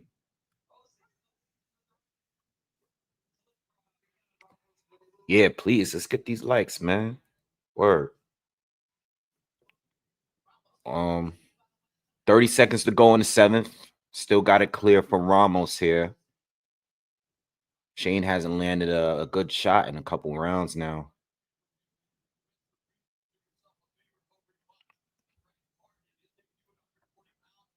Shane looks tired.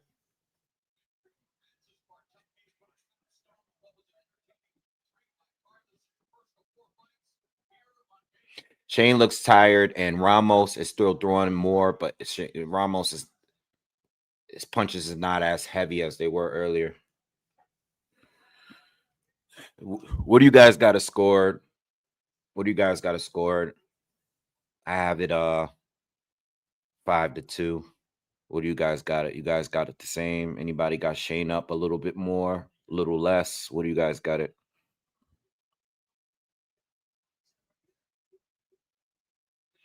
Monroe, you got it. You got Pitbull winning. That's cool. I mean, I think it's pretty 50-50 for the most part. I think it's a 50-50 fight. I'm sticking with Roach. I think the first round is going to tell us a lot, honestly. You know, I don't like saying that much, but I think it's one of those fights where the first round may tell us, the first round or two. It's going to tell us a lot about those two.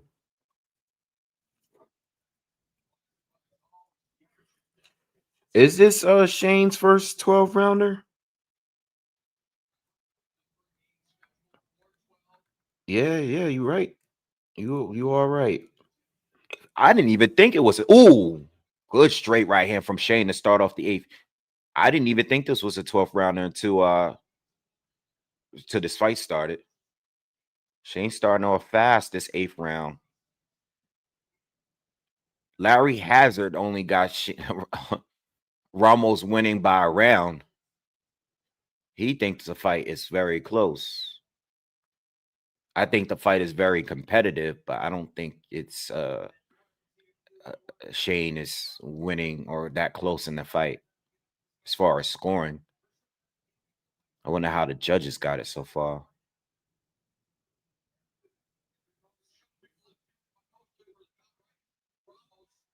Good shot from Ramos. They having Ramos hit him with a 3-piece on the inside. Cooked him just now.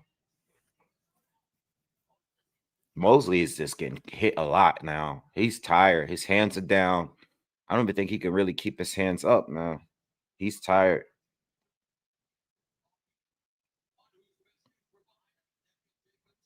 Good straight left from Ramos. Ramos is just cleaner, sharper on the boxing skills here.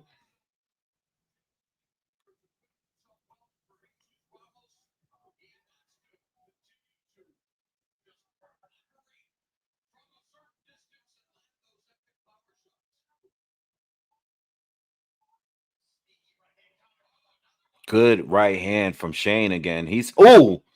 But Ramos just returned it. They just landed 2 clean shots on each other. Just over a minute left to go in the 8th round in this 12-round fight.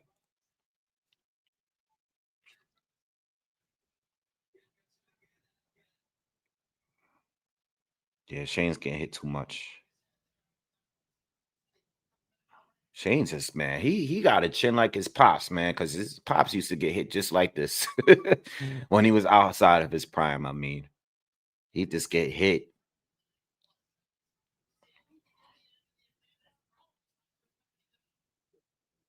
Ooh, Shane is getting hit too much. He's getting hit. He's just too stiff, man. He's trying to slip and stuff, and his hands down, but it just doesn't look good. He just don't have the reflexes to do it well. Looks stiff, slow. 10 seconds to go. He's like lunging in, and he's leaning his head too far in, and he's keeping it there. You know what I mean? He's lunging in slow. He's going, his head is way past his lead foot, and he's staying out there for too long. He's just too easy to counter. Well, at least I got my bet on this one. So I said it was going to go over 8.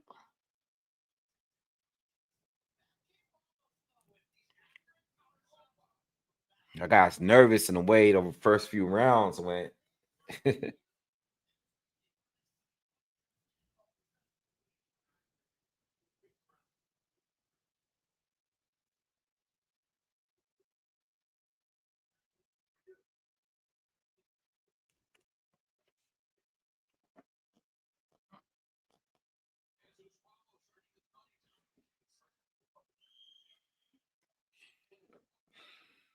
All right, we got 3 more to go, or 4 more to go. It's looking like this may go to decision.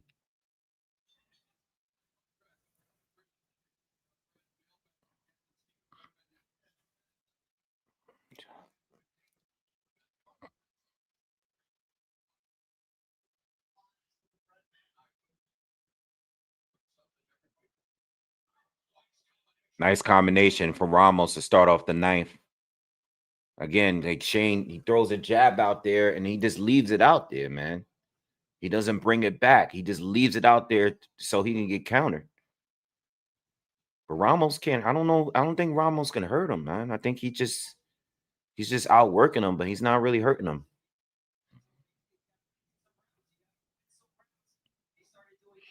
According to the punch stats, this fight is completely even. If we're talking power punches on the stats, I don't believe those stats. I think there's someone that's clearly throwing more.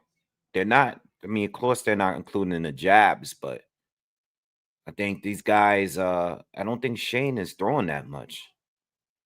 Good hook and straight left. Ramos is throwing and landing the right punches. He can't hurt Shane. Shane is absorbing everything he throws. But Shane doesn't have the power to hurt him neither.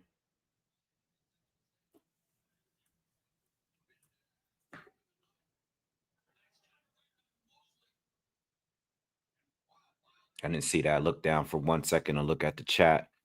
Said Mosley landed a good shot.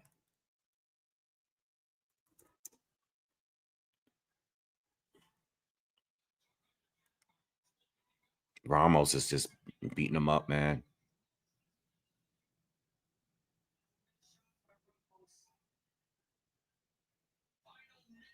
Nice body shot by Shane.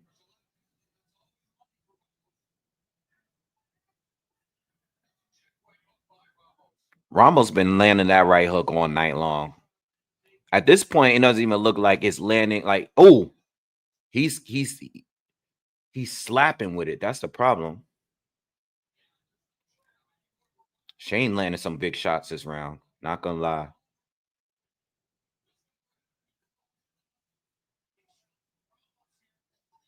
Ramos is throwing some heavy shots right now. Big body shot from Ramos right there. Made Shane back up, son. Ramos is still trying to get a stoppage here. He's trying.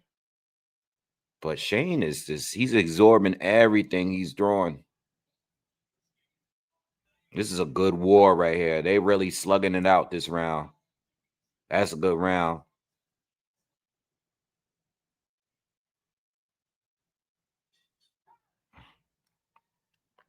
Showing a lot of respect to each other. That was the most action-packed round we've seen in a minute.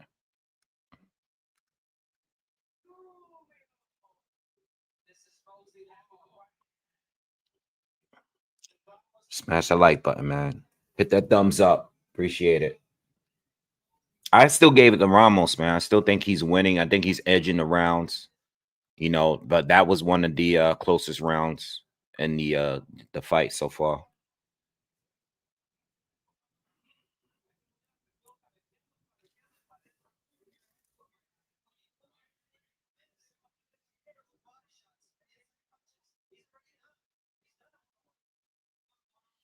Ramos cornering him, telling him that he's done. Not too sure about that, man.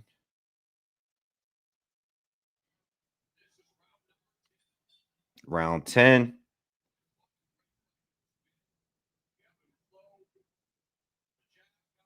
I got it 7-2 for Ramos. A couple of those rounds are close. Ramos is still going to his body. See, like the right hook that he just threw, and I'm talking about Ramos. He be cuffing and he be slapping with it sometimes. He's not really hitting him with like his knuckles. You know what I'm saying? Like he's throwing it around the back of his head and all that, and he be cuffing him, and that's part of the reason why he's not really hurting Shane with it no more.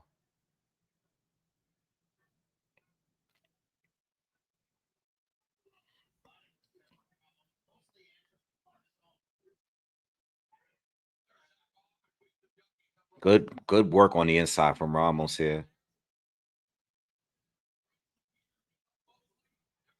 Big left hand from Ramos. Didn't land completely clean, but yeah, like Mosley is calm. He's taking some good shots, but he's just like calm, bro. It doesn't even look like he hurts him no more.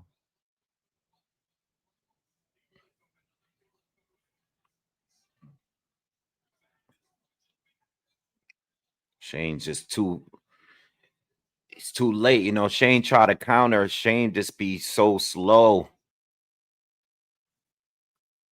By the time he throws back, Ramos is not even there anymore.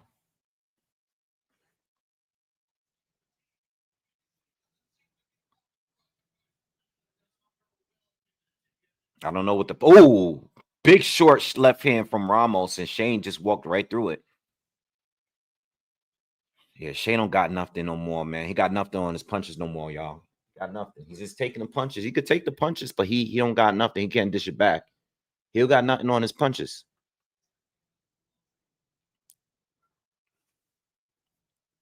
Yeah, he got nothing on his punches, man. At this point, he's just sitting there to get hit.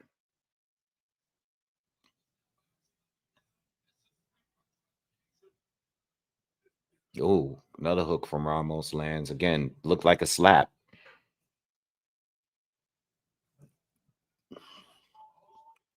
Tenth round coming to a close.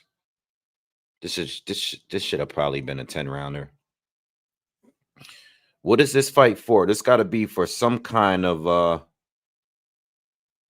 it's an interim title. Okay, the WBC. Yeah. So this would be for Carlos Adames fight. A potential Carlos Adames fight in the future. Because Carlos has the WBC. They're showing Eastside Cruz come in with his family.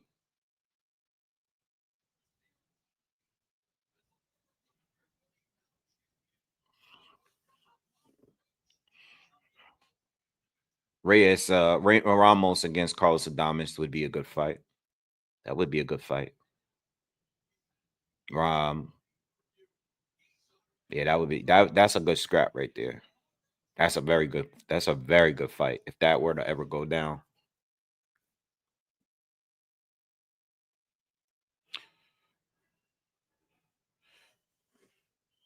Future, I agree with you. Yeah, Ramos looked better in a lot of his fights before Lubin.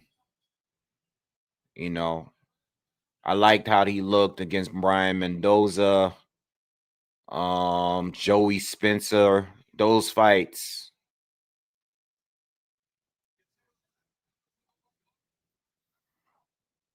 You know, it kind of makes sense why now he wasn't able to stop Lubin, but Virgil was able to do it with ease, you know, and time is everything. You know, I know Lubin wasn't really that active recently and stuff, but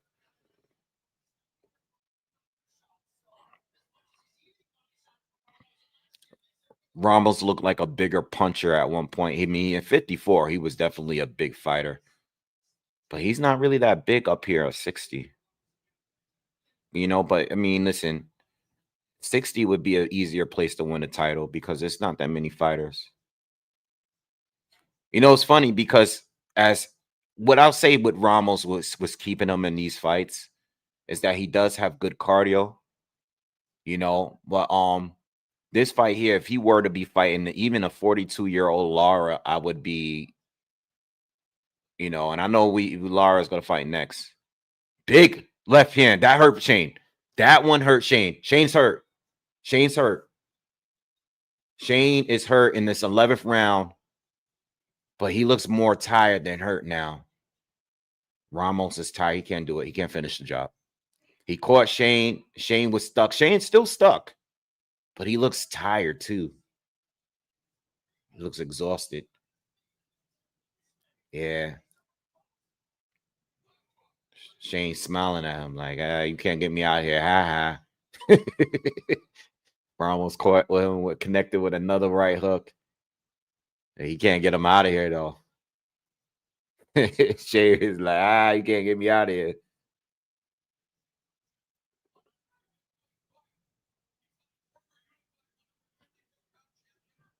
Big left hand from Ramos. He can't get Shane done. He can't get it done though. Oh, Shane took two. Whoa. What? Hold on. Shane just took 3 hooks in a row. He got his father's chin. I'll give him that. He got his father's chin and he got his father's heart. But he don't got his father's skills or athleticism.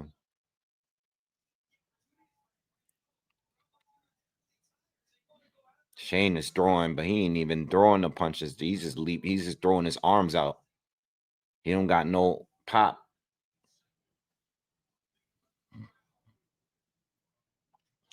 They got to give him a Red Bull when he go back to his corner.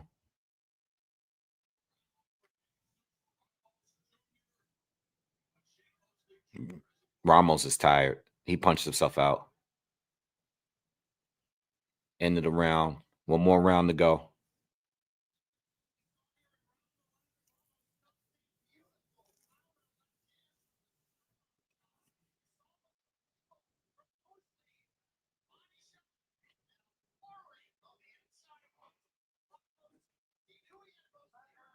One more to go.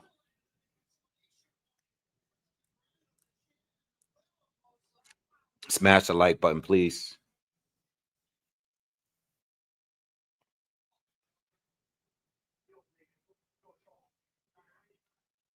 Shane Mosley beat Prime Oscar De La Hoya. Prime Oscar De La Hoya and Prime Shane Mosley fought. I'm talking about the first fight, not the 154 fight. The first fight. I believe both of them were in their prime in that fight. Oscar only had lost to Tito, and that was because he was on that bullshit. What happened? Everybody's. Oh no, people just standing up. I only gave Shane 2 rounds. Larry Hazard gave Shane 3. Now, when he gave him the 3, it looked crazy. At the time, he gave him 3. But I only gave him 2.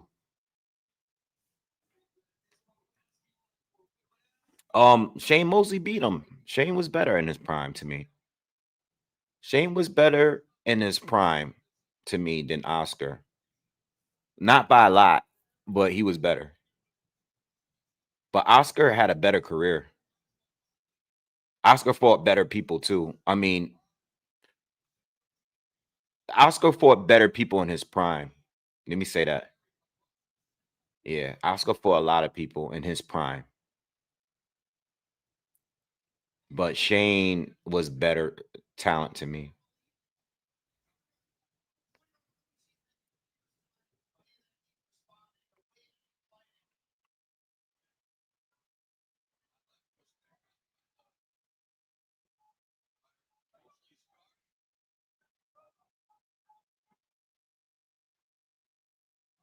To me, in my opinion, Shane should have never went to 54. Shane was good at 47. He should have just stayed at 47. You know, obviously he could never beat Vernon Forrest in the amateur or in the pros, but he should have stayed at 47 in my opinion. Fighting Winky and all that was too much. We got a minute to go in the final round.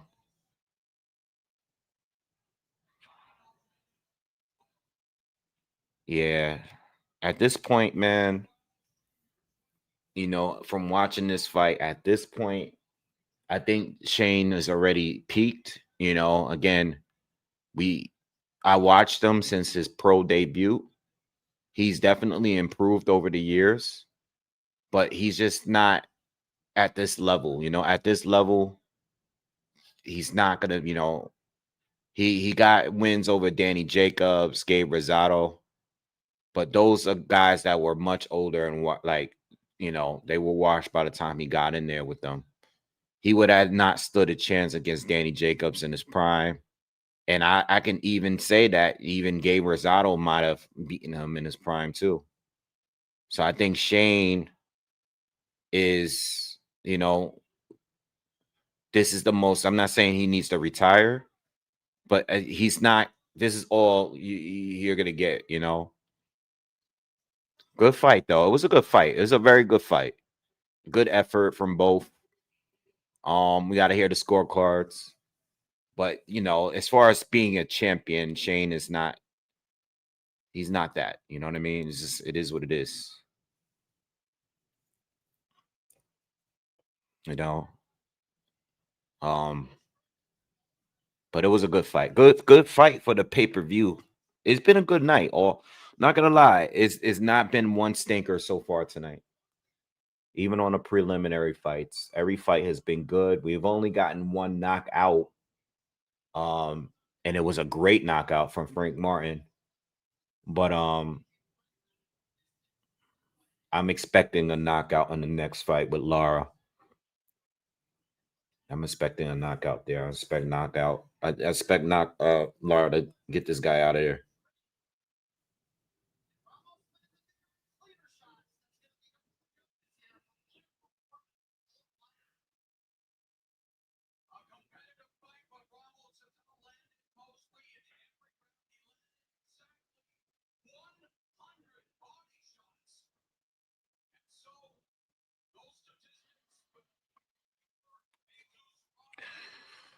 Do I think Ammo Williams can beat Ramos? That's a good one, man. They both got their flaws. They both got their flaws. You know, like that's a good fight, bro. That's a good fight. That's gonna be a war, yo. That's a good fight, man. I do think Ammo can hurt Reyes. I think, I look at that fight as being similar to this, but I think Ammo's a little bit more dangerous. Ammo is a little bit more athletic, and he's a more proven of a puncher than Shane is. That's a good fight, man. That's another one that I can see going like this. Ammo's gonna have his moment. That's a good fight. I don't know. I don't know who wins that one. I gotta think about that one. Ammo's defense is leaky. Unanimous decision. 116, 112. 111. 117, 111, 116, 112. They got it right. They got it right. Yeah, the scorecards weren't bad. They did right. 117, 111, 116, 112 is not bad cards. Good fight. Good fight.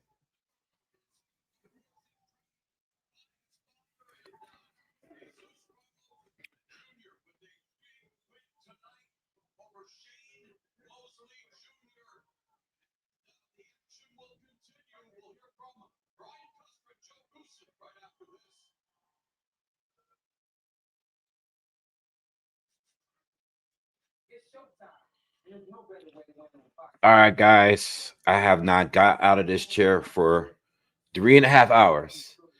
Let me stretch my legs. All right. Grab me a water.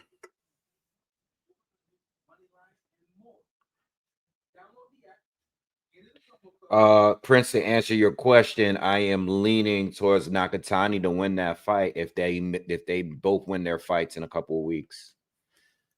I think I'm going to lean with Nakatani. Now, that's not my final prediction. I will do a breakdown, but I am leaning towards Nakatani to win that fight. I've been saying it for probably like the last 6 months now. Yeah. I got Nakatani winning. But I will do a breakdown, and my picks have changed from doing film study. But right now, I'm thinking I'm leaning towards Nakatani. What's up, fellow man? What's good with you?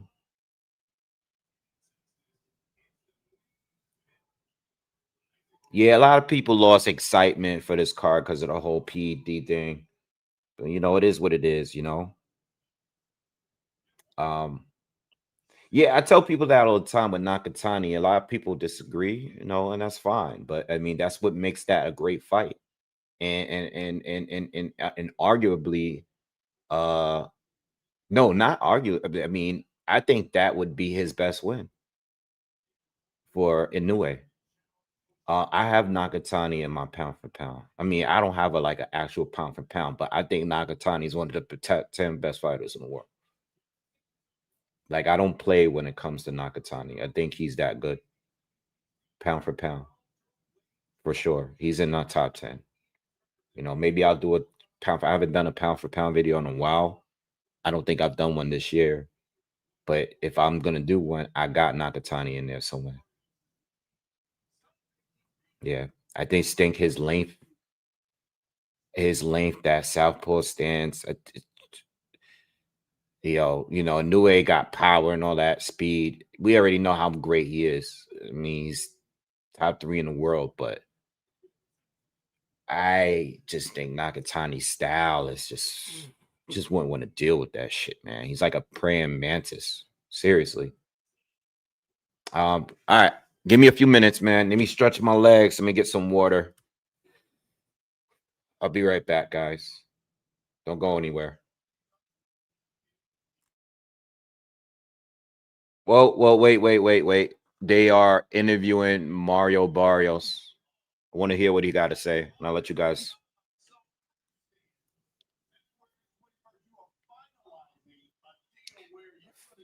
February 21st is the date with his fight with Ryan.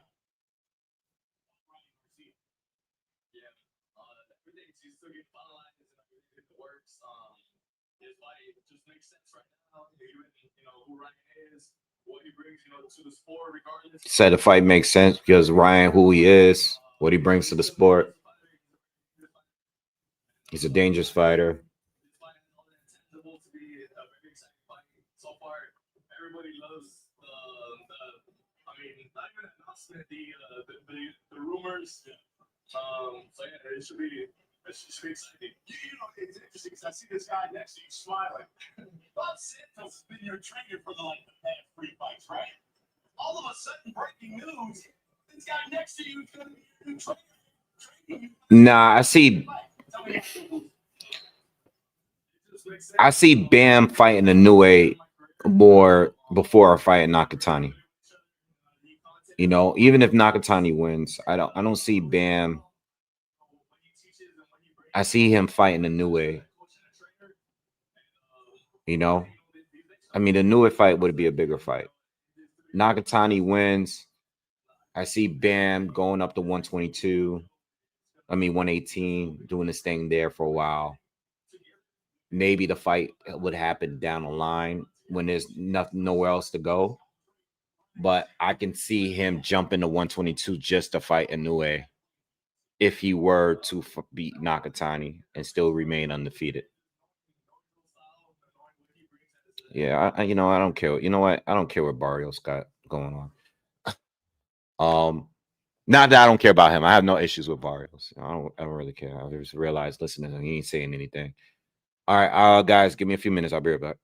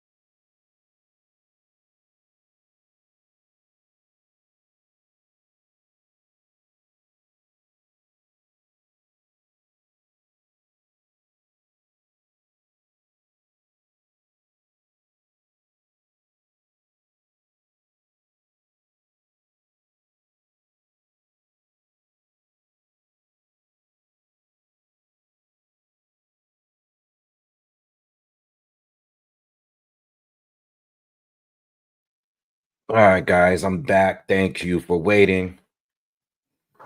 I just needed to stretch my legs, use the bathroom, get some water.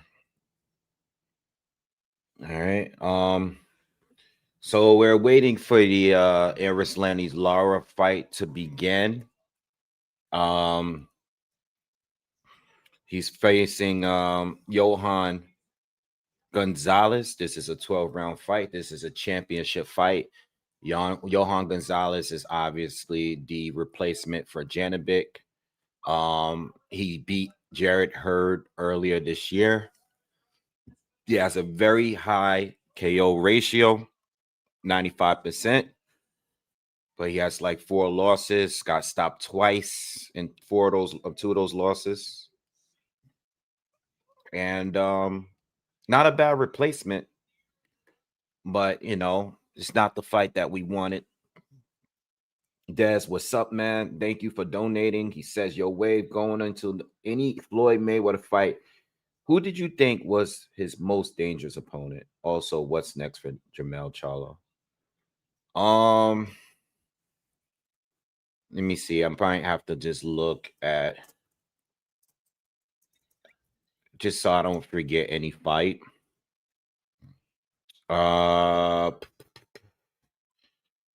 So I'm not talking about the outcome of the fights. I'm just talking about how people felt going, or how I felt going into the fight. All right.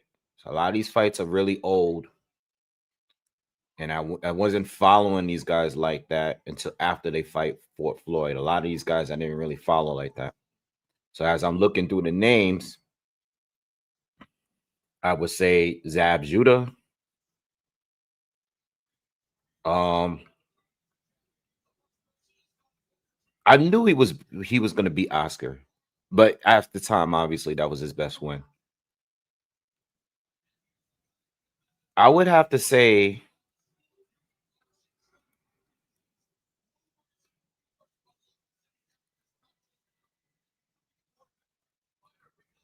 Canelo. I would have to say Canelo and Pacquiao. I would say in order, Canelo, Pacquiao,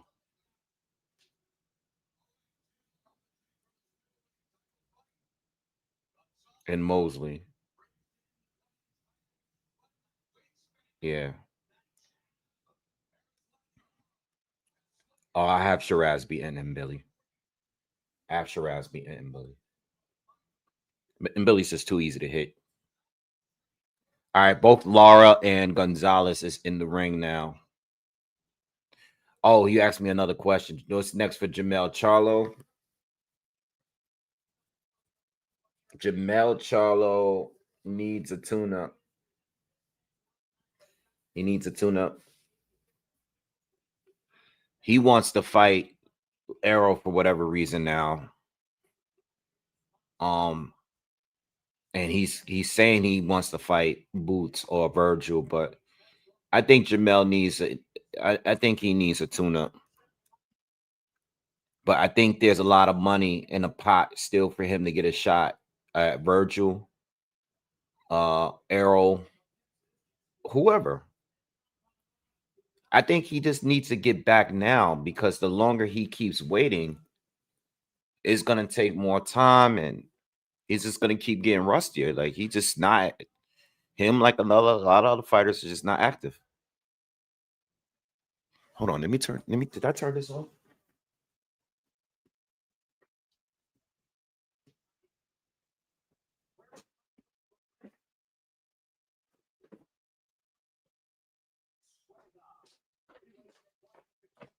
Yeah, my bad.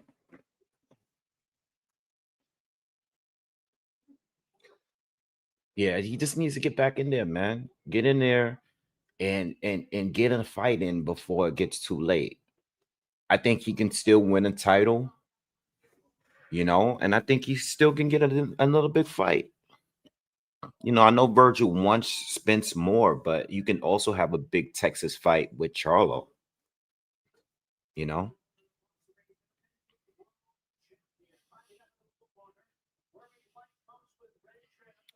Lara, 42 years old. Last fought. He's been getting these quick knockouts lately. He's not even been getting a lot of rounds in. I mean, he got some rounds with Danny, but Danny was like not a. I mean, I know people look at it as Danny being past it, but Danny's style was terrible for Lara. That was just a bad matchup. Whose idea was to put Danny Garcia in there with Ariel Lara? What was he gonna do with those T-Rex arms? You know what I'm saying? Like, whose idea to put him in there with Lara at 160? You know what I mean? Like, Danny's style is not. He's not mobile. He has short arms. You know, he's a mid-range fighter. He don't even got a good inside game like that. He's very limited. That was a bad stylistic matchup. Damn, Janibek and Lara are supposed to be fighting right now. Damn. It just hit me. It just hit me just now. Like Janibek and Lara. This fight, Janibek and Lara was that was the fight that I was like, yo. Yeah, I didn't. Well, all right. I didn't expect Ralph. I didn't expect Lara. I did a breakdown video. I didn't expect Lara to stop him, but I thought he would beat him with ease to points, like shut him out. Round one, Lara against Gonzalez. Let's go. Gonzalez, the righty, Lara, the southpaw. This guy Gonzalez already showing a lot of caution here, keeping his hands up, trying to avoid that sniper left hand.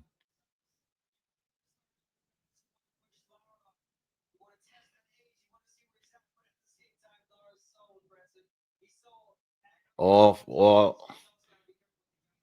Gonzalez has like an awkward way he throws his hands too.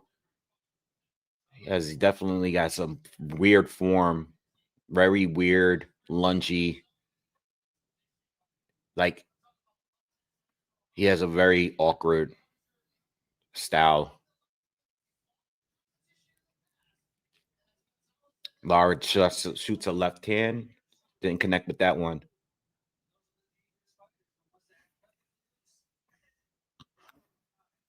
Gonzalez very what's the word? He lunges a lot. Every time he throws something, he's like out of position.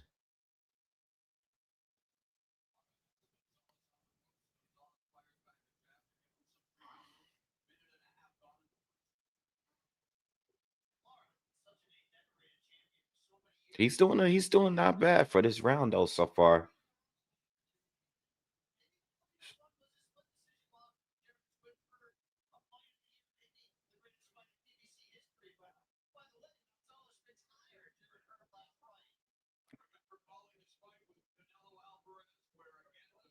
Good shots from Gonzalez whenever he steps in and throws his combos. Lara drops him. Lara dropped him with a straight left. I don't know if that was a push off. The camera angle was really bad. It was a low angle from the side of the ring. So I couldn't really see the punch. I knew Lara did throw a straight left, but he knocked him down. He's back up. 35 seconds to go in the first. Lara's starting to let his hands go a little bit more now. Yeah, like, yeah.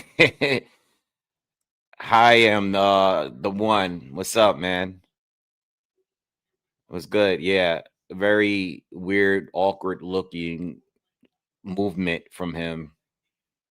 His technique is pretty awkward looking. Good hook from Lara there.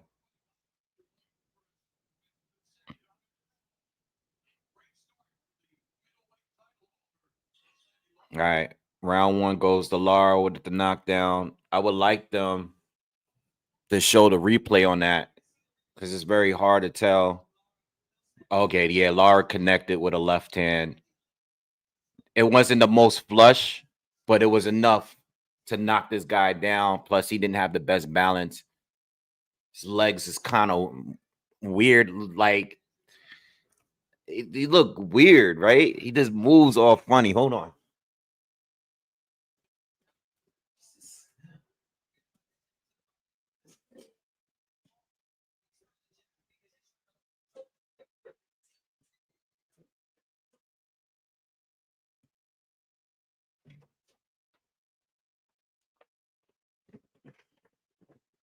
All right. Definitely a different type of fight from all of the fights we've seen so far. It seems like this guy Johan is trying to. He's taking a very strategic approach here, and I just don't think this is the way to go. I don't know what to really do. I mean, he's a replacement opponent. He doesn't have like great technique. Doesn't really have great speed. There's not much he can really do. You know, I know he has a lot of power. But I don't know. Lara's just gonna at some point he caught him with another left just now that backed him up a little bit. But Gonzalez doesn't have the head movement. He doesn't have anything really for Lara to just Lara could just put him away, I guess, whenever he eventually lands. He's going for it though. Lara's definitely going there. He's definitely taking some risks with this guy, but I mean,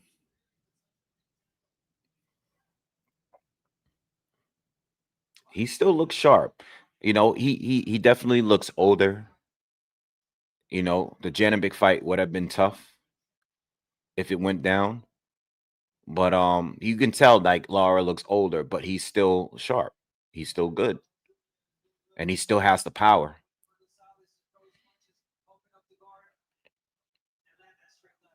Lara's starting to let his hands go a little bit more. I think the best way for him to get the knockout is going to be from the counter, though. He initiates, it's like, all right. But when he counters, that's when he gets these guys out of there. He has to catch them when they don't see the punch coming. This is the slowest fight of all the fights so far tonight, right? The energy's already changed.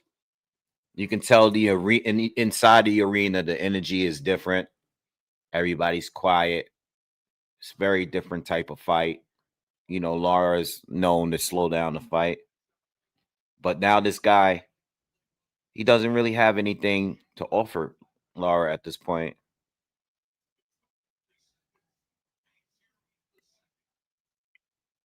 Outside of a jab here and there, you know, he can't really connect with anything.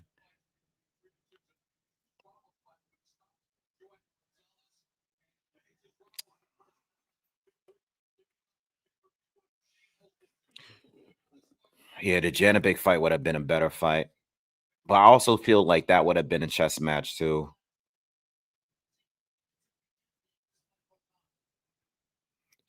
Round 2 coming to a close.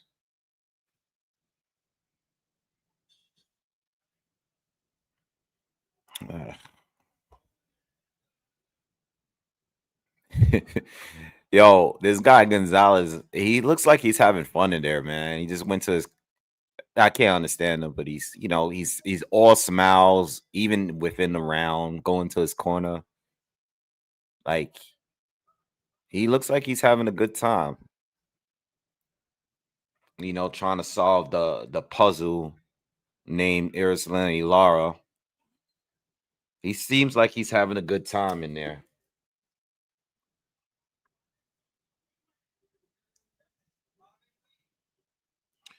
I don't know. I feel like this energy's killed. It's killed the momentum a little bit.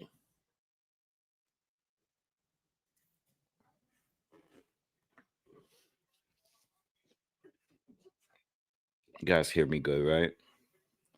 All right, we're going into round 3, man. I'm just hoping this is not a 12-round fight. Let's get this guy out of here. We don't want to go 12 rounds of this, man. Oh, good. Lara caught him again. Almost Almost, he was off balance a little bit when he got caught.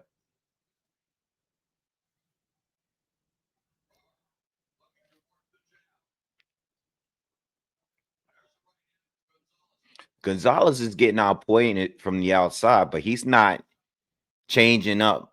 Like, he's not just, at least not now. You know, I don't know what he does later. Maybe the game plan is to start being a little bit more active, but the output is still low from him. Like, he's actually staying on the outside still with Lara. He's smiling, man. He's starting to let his hands go now. Oh, I might have spoke too soon. Gonzalez feels good though, man. He's in there smiling and he's having a good time. That's all I can really say. I don't know if he feels that way if he gets knocked down again, but we'll see.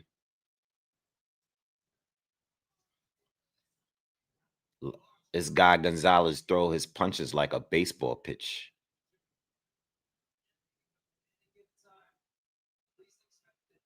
Crowd is booing now. Lara don't care about that.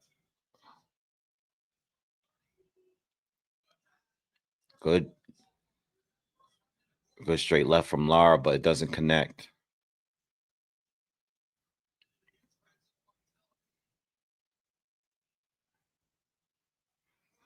Lara with the combination there.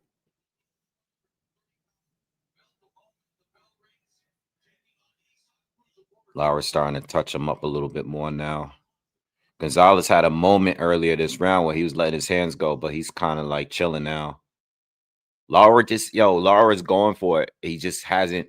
Every time he throws it, he hasn't landed that real perfectly clean left hand yet. Okay, Gonzalez have on the ropes, and Gonzalez goes to the body.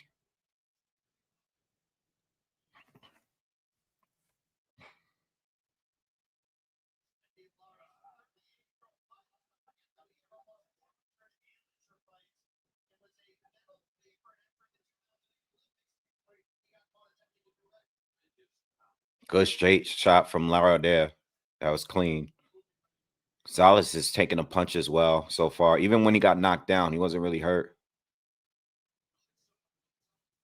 Lara has this long ass string hanging from the back of his shorts. Oh man, they gotta clean that off. They gotta pull that out, man. They just showing the Frank Martin knockout of Ramsey's Barthelemy. Laid him out.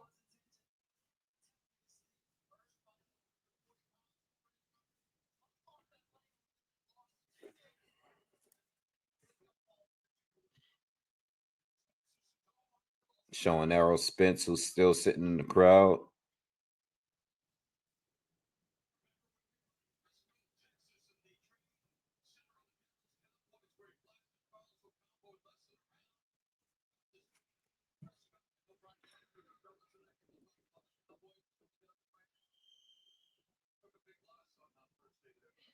Spence just looked at the camera and said, "I'll be back." All right, we'll believe it when we see it, man.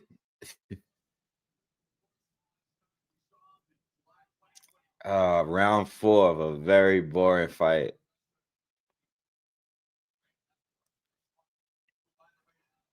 Gonzalez comes at him. He's unleashing on Lara on the ropes.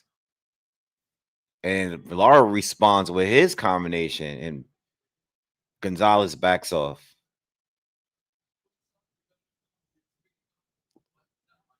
Lara complaining to the ref, saying, "Yo, this guy's hitting me with elbows." I didn't see it, but he's complaining. It's funny because every time Gonzalez gets him to the ropes like this, Lara starts hooking on him. That was a good uppercut from Lara.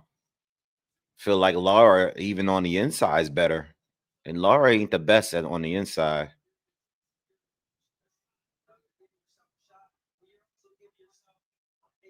Good right hand from Gonzalez. Lara responds with a combination.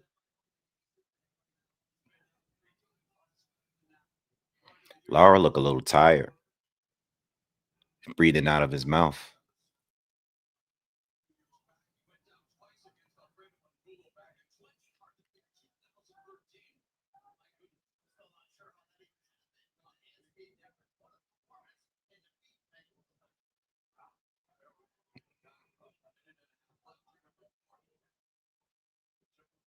Gonzalez kind of backed off again.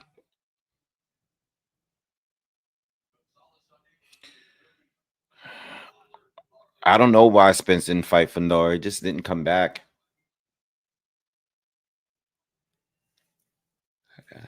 I don't know. He just didn't come back, man. That whole Fandor thing, I mean, so much has happened since that win Fandora had over Tim Zoo.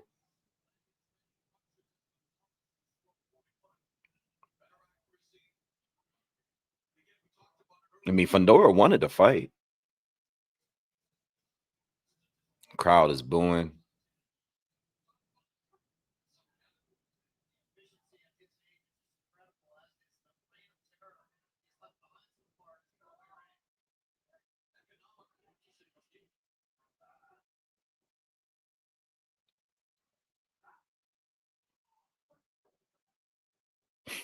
Thanks, John. Everybody says that.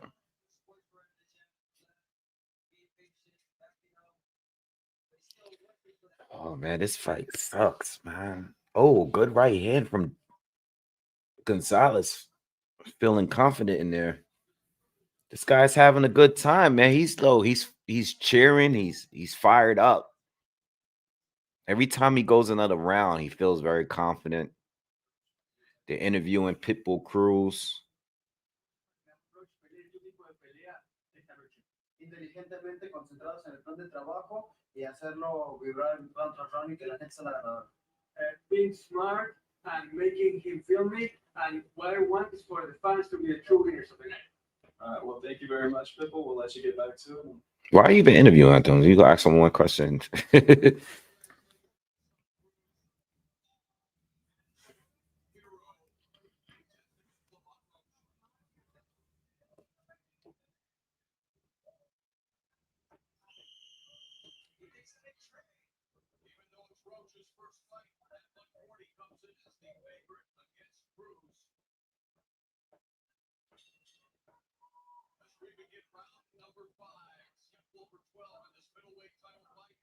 All right, round 5. And this classic between Lara and Gonzalez. I'm really hoping, like, I'm starting to get worried that this is going to go to a decision. Good double left hand from Lara. That hurt Gonzalez. Gonzalez is running. Gonzalez. This guy's a funny guy, man. Oh, Lara caught him with a straight left. That hurt him again. Gonzalez keeps calling him on like that's nothing, but Lara hurt him a couple of times already this 5th round. Lara goes to the body. Come on, Lara, get this guy out of here. This guy does not belong in a ring with you, man. What rounds did they stop this guy in? Gonzalez has been stopped in the 7th by Yoani Tellis and Jesus Ramos, who just pretty much fought this now, stopped them in the 9th round. So they stopped them not late, but later than where we are now.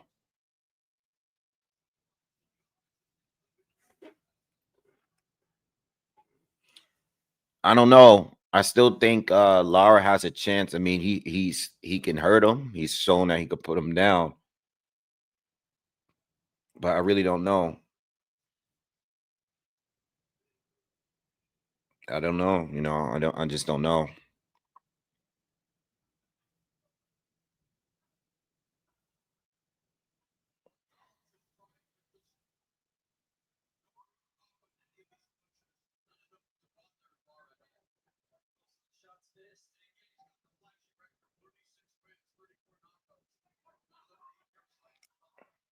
Gonzalez is throwing combos, but it doesn't fade Lara at all. Oh man, this fight sucks. Just definitely killed the vibes, man. Or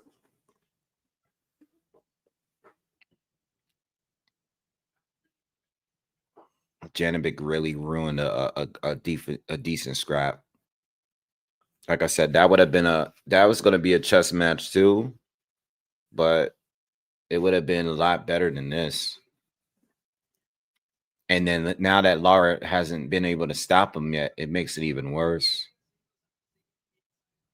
Like if I was there, I'll probably just go to the bathroom or just walk around.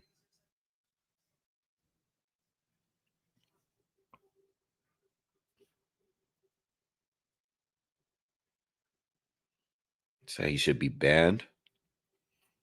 I don't think he should be banned, but I think he should definitely be suspended for a while. I think everybody that pops should be suspended for a while.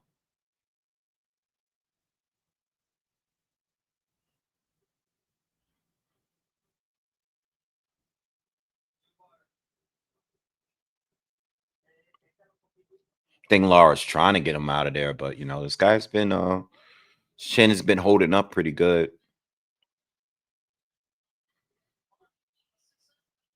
Yeah, that double left hand had this guy buzzed. They're showing a replay now.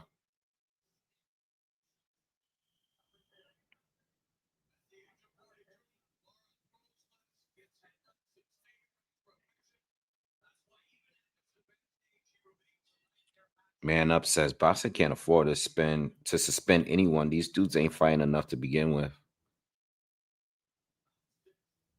I hear you, but I think the fear of suspension, long-term suspension, will make fighters want to stay clean. So I hear what you're saying, but I think after making a few examples of certain fighters, I think that would change up how they move. They'll be a lot more careful about, you know, what they put in their bodies. You know what I mean?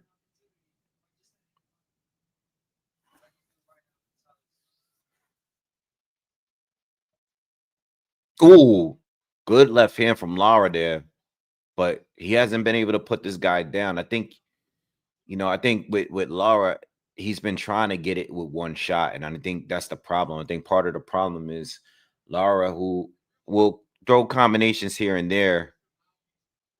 His knockouts are normally based on one punch. You know what I mean?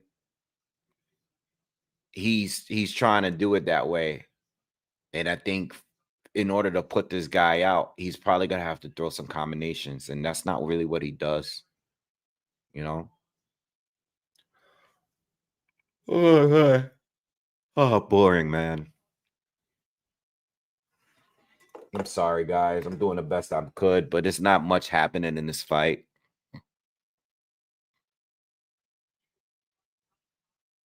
I feel like the next fight, I think there's probably more you guys that got Fulton winning still, even with the weight stuff.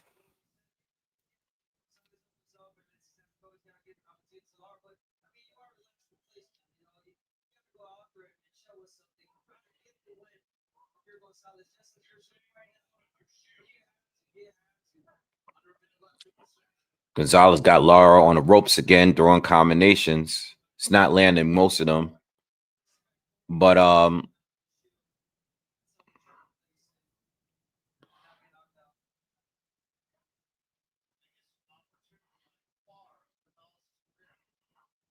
I really wonder how this fight with Janibek would have gone.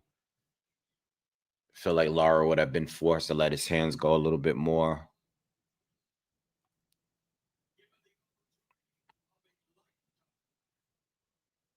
Nah, it's 9:47 here. It's not 11 p.m. yet. Still got a little bit longer. But I've been on here since the first prelim fight. It's been 4 hours, and we still got about another 2.5 hours to go. This is the only fight that I thought was definitely going to be a knockout, by the way. This is the only one, you know, and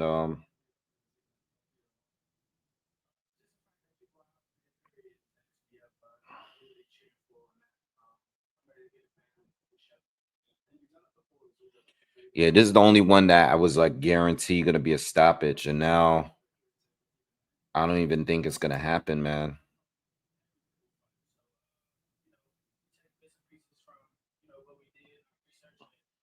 This look like it's definitely gonna ruin my parlay.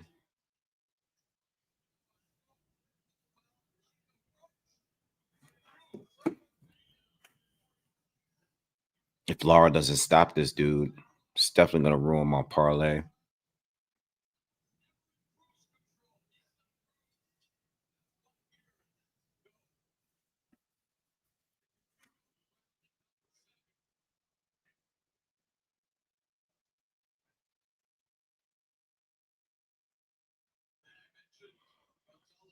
The money line on I think Cruz is like a plus 180 or something. I think Roach is like a negative 250 or something like that. The last time I checked.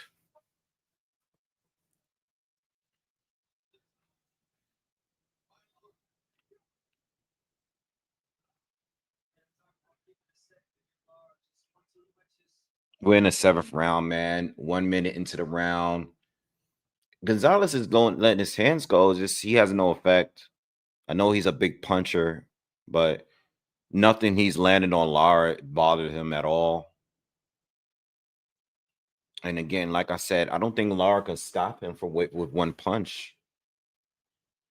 His left hand is not that effective here.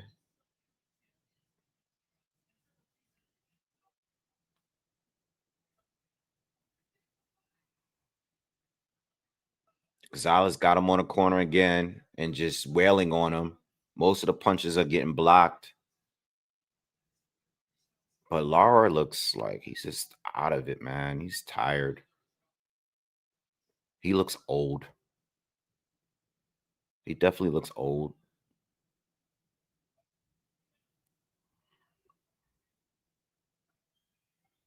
This has got to be, yo.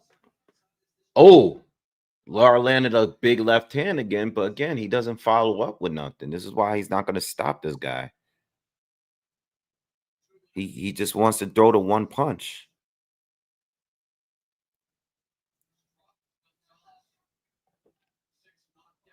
Him and Barthelemy are close friends. I wonder how he feels about that. I know him and Barthelemy and me at one point they probably were, but they probably still close. Wonder what he felt about that loss.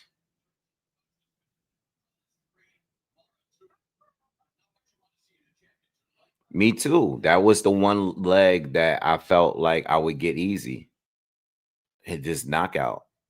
And now I'm like, I'm at the way Lara's fighting, man. He doesn't really seem like he really hurts this guy. This guy seems to just be like, whatever. He's calling at him like, come on.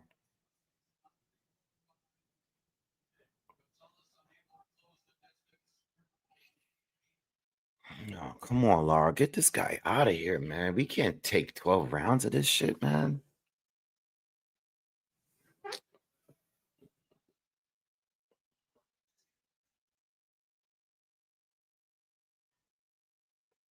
Is he the GOAT Golden State Warrior? No.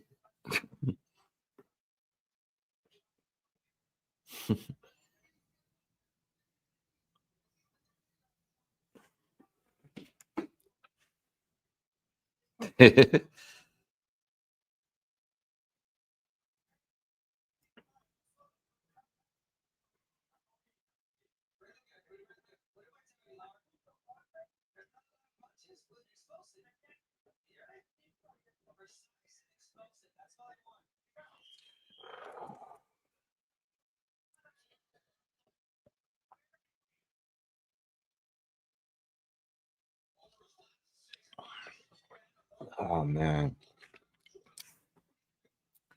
Round 8 of 40. That's what it feels like. This fight is taking an eternity to end. Please stop. Make it stop. This is a horrible fight. Gonzalez is just being aggressive, but being useless. Like, I never see a fighter be so aggressive and be completely useless. He Can't land anything, and Lara just can't knock him out, and this is terrible. Oh, Lara landed another clean left. He just can't do it. He can't do it. This guy is taking his power.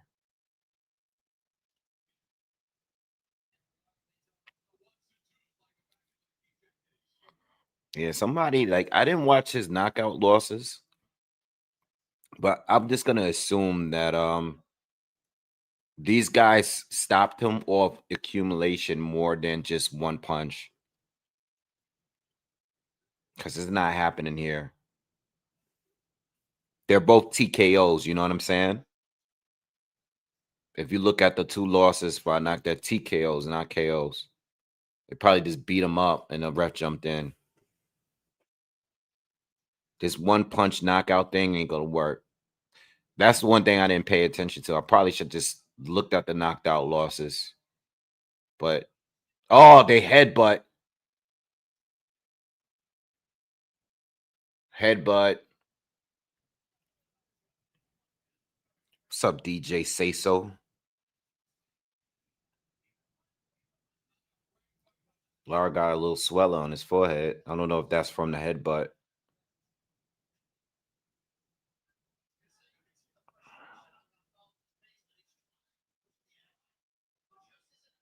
Gonzalez won a fight. Yeah, that's what they're saying. Gonzalez won a fight, but you know, he can't really hit Lara, and then Lara can't really knock him out. So we just kind of stuck, y'all. Crowd's booing again. Oh, another headbutt, right? The same way. Lara got bumps on his head, too. I think Lara's pissed off now. Because Gonzalez keeps talking shit to him. I wonder what Gonzalez is saying to him. He keeps smiling. This guy, yo. Yo, this guy is a fool, man. Lara just caught him with the two-piece. Oh, come on, Lara. Knock this guy out, please.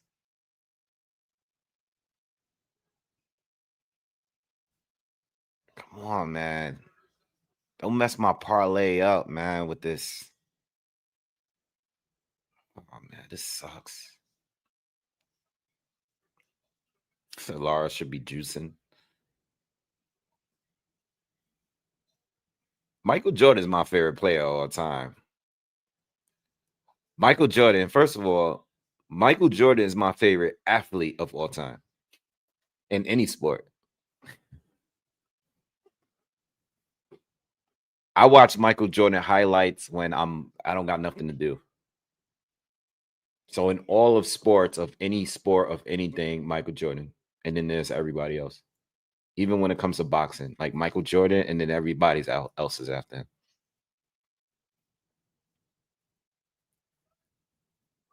Yeah. So that's my favorite athlete.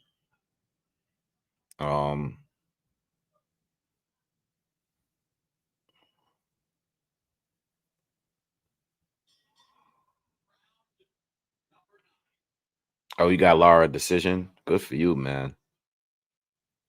Yeah, the Frank Martin knockout was crazy. I mean, like, Janibek was the favorite to win.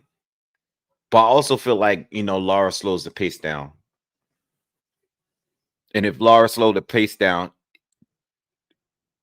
there was a possibility of him winning the fight. You know what I mean? But I wasn't expecting Janibek to stop him, and I wasn't expecting Lara to really stop him neither.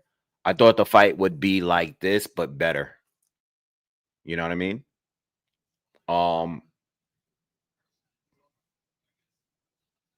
Good shot from Lara there, but we need more. Yeah.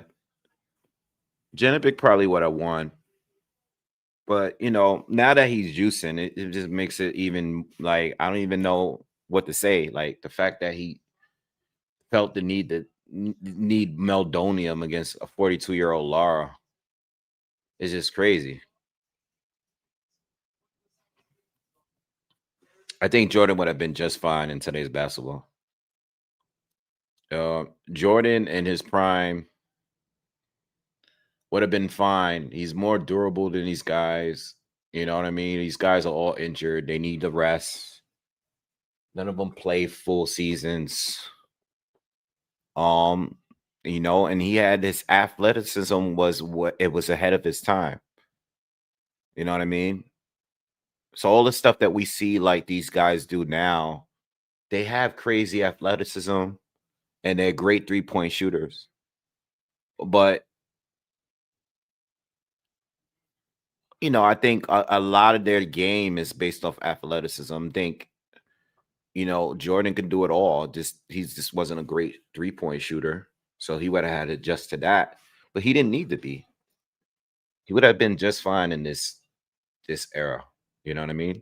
I don't think everybody from that time, the 80s and 90s, would have did well, but I think Michael Jordan was athletic enough to deal with these guys and do what these guys do now, you know. But it's a different game, you know. You would have to adjust with the times, but he would have been fine.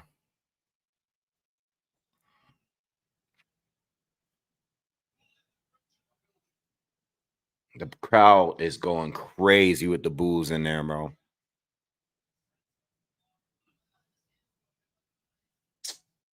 I should have never put money on this fight, man. What the hell was I thinking? Nah, I was confident. I can't even be mad. Yo, they showing the camera on the crowd, everybody booing. Damn, bro. Lara don't care about them boos neither.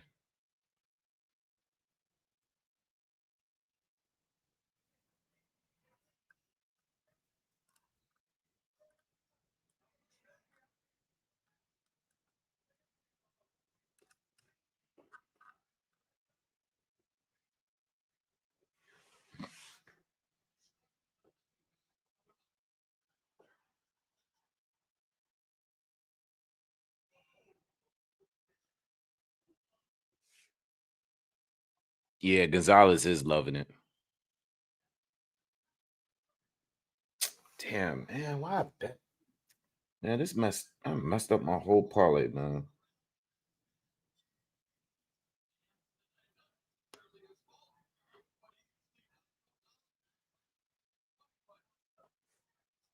Good body shot from Gonzalez. He's being aggressive.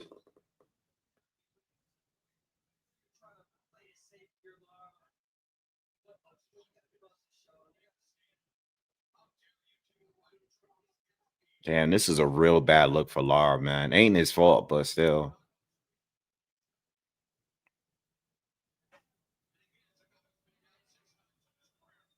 That was a low blow from Gonzalez. Got away with that one.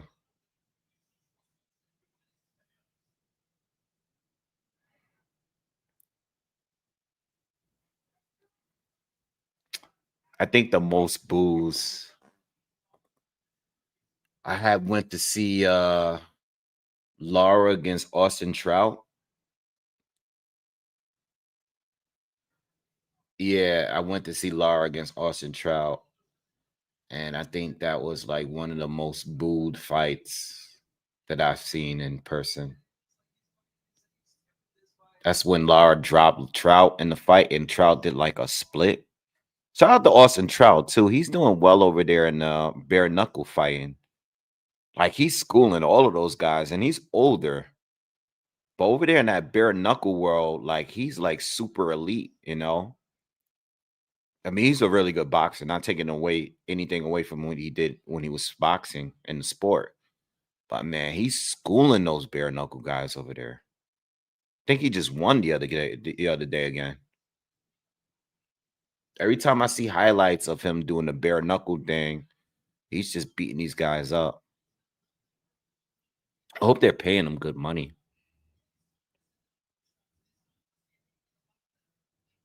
Get as much money as he can before he got out the game completely.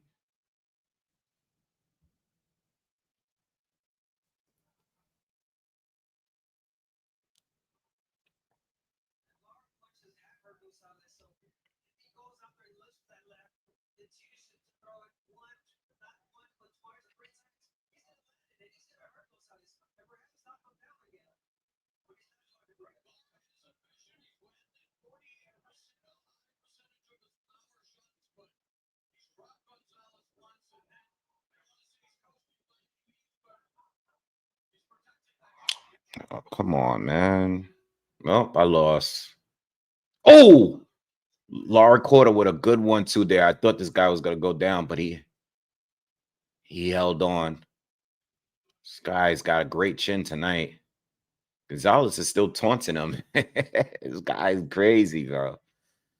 Yo, this guy Gonzalez don't even care, bro. He don't care about he don't care about anything while Lara is talking about. He don't care about anything he's talking about. He's in there just having a good time, man. He probably got a nice check. He's in there just enjoying himself, man, for real. Hit that thumbs up for me anyway, man. I know the fight is kind of slow and all that, but hit that thumbs up for me if you can.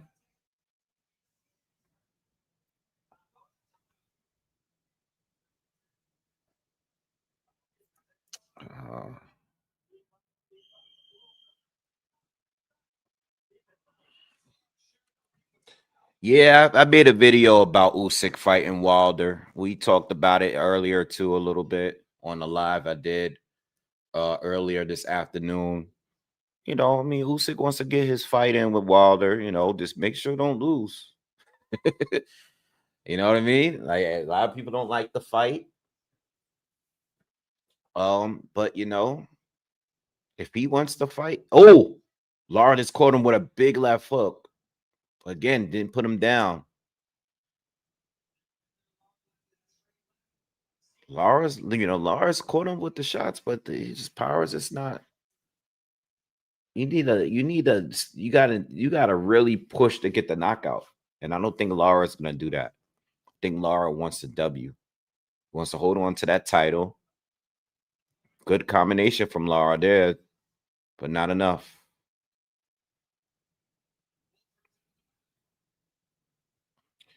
Yeah, you know, Usyk, you know, listen, if he wants to take his fight with Deontay Wilder, you know, I said that he just probably wants all the names from that generation on his resume. Don't lose, though, because you don't want to hear it, you know. Nobody is going to want to hear, oh, he's past it. Don't get caught. I don't think Wilder is going to beat him. I don't even think Usyk is a good style for Wilder. Never did. But don't lose. So, like I say, don't be going out there, think it's an easy night. This guy catches you, you know. Wilder at this point don't got nothing to lose. He got everything to gain right now. You know, he's been stopped. You know, he's past it. You know, like so you Wilder end up pulling off an upset. We gotta have a whole different conversation about this heavyweight thing. You know what I mean? I still want Wilder and Anthony Joshua to fight. I don't know why, but I still do. I still want that fight.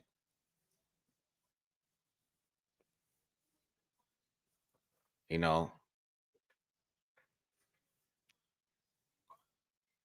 Oh man, this fight sucks, man. Oh man.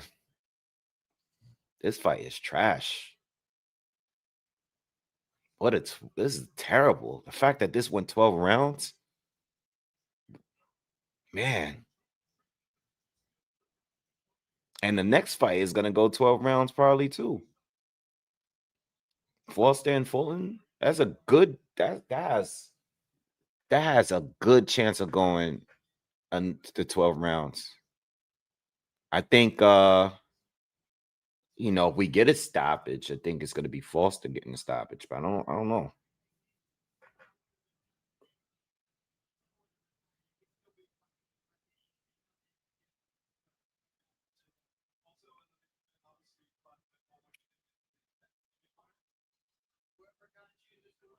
I mean, listen, Wilder got a super puncher's chance to beat anyone. You know what I mean? He's always gonna be a puncher's chance in there, but you know, I don't want to see that fight, man. If I'm being real, Boss man, thank you. He says Wilder should go pedal to the metal on Usyk first round. I wouldn't say that, but I think he, like fight is fight. That's all. Fight is fight. And if he can get him, he catches him. He could catch him. That's great. Again, he has nothing to really lose. Because if he ends up catching Usyk, he puts himself back on the map, just like that. And he'll do something that Fury or Joshua or Triple D and all these other guys that Usyk got on his resume couldn't do. Even though he lost all those people, he'll have something that none of them will ever have.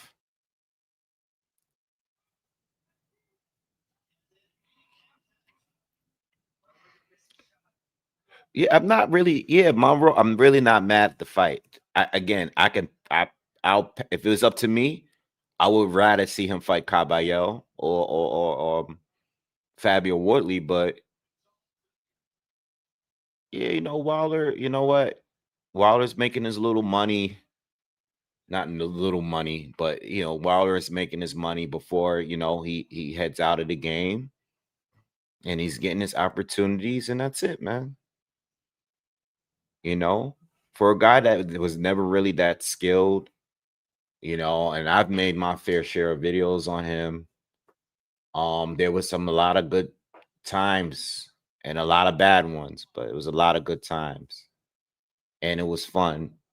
And to be honest, as far as America, there's no up and coming guy to take his spot yet. There hasn't been a guy that's gonna get what we got here out of Wilder was we got some excitement in heavyweight boxer that we haven't gotten since the 90s, early 2000s. So I was happy for the moment, I will say that. Woog was good, bro. He says AJ versus Wilder and Kovalev versus Adonis were two generational fights that boxing and fans needed but didn't get. Yeah. Kovalev and Adonis Stevenson never happened. It was so stupid, and they could have really fought in their primes. They really could have. And the styles were good, The styles were good for both, because both fights, you got two guys with power, good boxing ability, and Lara got him hurt. Lara got him hurt in the last 15 seconds. He put him down. Is he out? No, he's getting up. No, don't get up, man. Don't get up, bro, please. He's gonna get up, bro. Oh, man. Lara put him down. He didn't finish him off. Lara celebrating the fact that he knocked him down in the last 15 seconds. Damn, man. Now they tease me thinking I'm going to hit my leg still burnt in the parlay, man. Dude, Lara want to celebrate. Boom. He hit him with that big left hand. And you know what's funny? He hit him with the left hand. He still stood up again. Then Lara went to try to finish him off and caught him again. But he should have been doing that all fight. All I kept saying to you guys, like, Lara got to throw his hands more.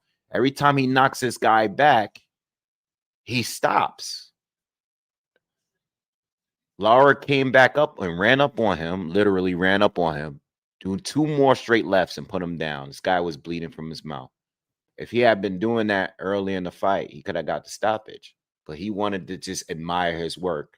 Land the left hand, buzz him, guy will fall back, and then he'll just recover, and then the fight will continue. Man, they messed up. Everybody messed me up tonight, man.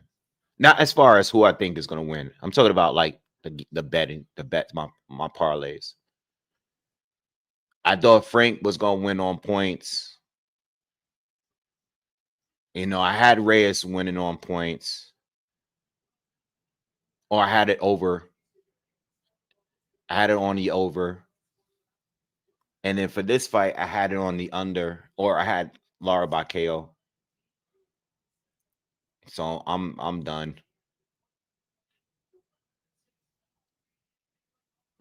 Next fight, I got Shock on the money line, but I have a little bit on the draw too, just in case. What's up, Rich Franklin? Yeah, but Woog, yeah. You know, it is what it is. We're not gonna get them all. There's gonna be fights that's in every generation that's not gonna happen. You know what I mean? We never got Lennox Lewis and Bo. You know, this is gonna be certain fights you're just not gonna get. You know, and Joshua Wilder never fighting each other is ridiculous, though. For real, there's no excuse. You know, there's no excuse. And you know what? To be honest, Joshua and Tyson Fury never fighting is just as bad. I'm not from the UK, so I'm not as mad at it. But if you really think about it, if you from the UK, and Fury and Joshua never fought each other, that's crazy. That's crazy. Like, you guys really never fought each other, and you're both from the UK? That's crazy. That might be worse. That might be worse than Joshua and Wilder never fighting. How Tyson Fury and Anthony Joshua never fought each other? That's crazy.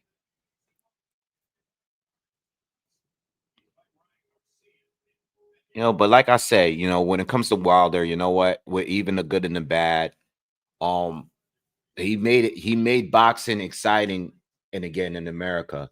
I mean, again, like I've had, you know, I have my lives here and I went out to fight parties to watch the fight because I wasn't always doing the live commentary. So certain fights I would have fight parties, and certain fights I would have go out to watch the fights. And when I went to see Wilder and Fury fight for the first fight, I went out to see it, and I was just like excited. I just shocked to see how many people that came out to watch that, because at one point nobody was really caring about what was going on with the heavyweights. So what I say, like Wilder did definitely bring American heavyweight boxing back. He did. He did. People love to see those knockouts, man. Like I went to Luis Ortiz route. Luis Ortiz Wilder one was one of my favorite fights I've seen live. One of my favorite ones. It was so dope. The energy in Brooklyn was always dope when you would see Wilder out there in Brooklyn. It was, I seen Wilder twice there. Okay, yeah. I think me and my dad went to Brooklyn. We went to, was it when he beat Dominic Brazil? Was that in Brooklyn too?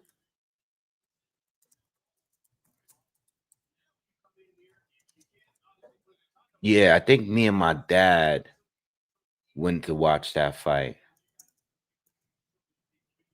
Think so. Yeah, the energy was always dope watching those fights. So you got to give Wilder credit. And you got to give him credit too for making Fury popular here. You know, his trilogy with Fury made Fury popular here in America. You know, I know in the UK Fury was big, but in the US Fury got big after fighting Wilder. Nobody cared about Fury when he beat Klitschko. Nobody knew who he was out here.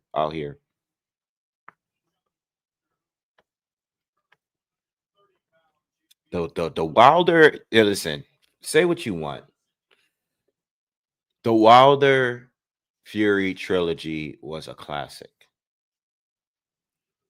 You know, I know people that grew up in the 90s are always going to say, yeah, that time was better. I'm just saying, though, Fury and Wilder trilogy was a classic, though. It was a classic. It was a great time. Making content on that. Yeah, it got corny with the Glovegate situation and all that, but it was a great time. I mean, even as a content creator, I think some of my biggest viewerships were like from that time. You know what I mean? It was a classic. It was a great time. One of the best times in the boxing game in the past 15 years. You know, I'll never forget the live. My favorite live outside Spence and Bud. My second favorite live was Fury and Wilder. Probably 2 and 3, you know. Can't repeat that. That moment, I mean, I had Wilder beating Fury in a rematch. I was like, nah, you know what? I was like, Wilder finished the first fight stronger. You know, he dropped him in the 12th round. I think Wilder's going to just do better in the rematch like he did in other fights. I was like, he's just gonna, you know, like he did against Luis Ortiz and stuff. I was like, yo, he's gonna catch Fury at some point in the rematch. Man, I would have never expected Fury to come in heavy and just walk through his punches like that and just beat his ass. I never was expecting that shit, man. I never thought that was gonna happen, man. I mean, the live is still up, man. Like, that was the most shocking thing. Like, for him to just beat Wilder down like that. Never thought that was gonna happen. It was classic. And then even in the third fight, when Fury knocked him down, then Wilder came back and knocked him down. That third fight was a classic. And it was two big slow. Like, Wilder put mad weight on. Fury had the weight on already. They were both slow, you know, sloppy. But that third fight, classic. Classic fight, bro. You know, Fury. I mean, listen, they all had a classic moments. Wilder had a classic moment in that 12th round when he dropped Philly, when he dropped Fury and Fury got back up. Yo, I mean, Fury was laid out. He got back up like the Undertaker and shit. That was a moment. You know, and then Fury had his moment by stopping Wilder. And then in the third fight, they both was just boom, boom, going back and forth, knockdowns, 2 apiece. Joshua had his moment with the Klitschko fight. Classic.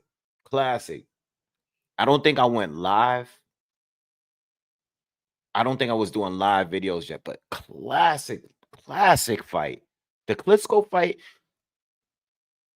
Fury beat Klitschko, but no one cares, bro. It was when Joshua and Klitschko, that fight was a classic. Klitschko was fighting this dude. None of that hugging stuff he be doing. Klitschko had a fight like he didn't have nothing to lose. That's what made that fight was a classic. To this day, Joshua's best fight was the Klitschko fight. That was a classic. That was the height of his career. And then with yeah, you know, I mean, I think that was a good time. Even Andy Ruiz knocking out Joshua in New York here was the craziest thing that happened. Yo, ETEJK. I don't know how to say your name, brother, but thank you for the super chat. He says, salute Wade. You definitely got to bring your pops to Curtil fight, man. And everybody want me to go to that fight, man. I haven't decided what I'm gonna do yet. I want to go live, man, for that. I'm trying to go as live as possible. I'm trying to like go into the new year going live for everything. But I'll figure it out, man. I'm 50-50 with it. I kind of do want to go to the fight. I'm not gonna lie. I do want to go to the fight. But I'll figure something out by then. Thank you, bro. Appreciate that. Yeah, AJ's fight classic was the Klitschko moment. But yeah, no, that was a good time, man. That was a good time. It was a great time. All right, Shockey Foster just got to the ring. I know Shockey got to feel a way that, you know, he's going to the ring second when he's the champion here. I know this interim thing situation, this is weird, but, you know, it is what it is, man. all I care about is the fight at the end of the day anyway.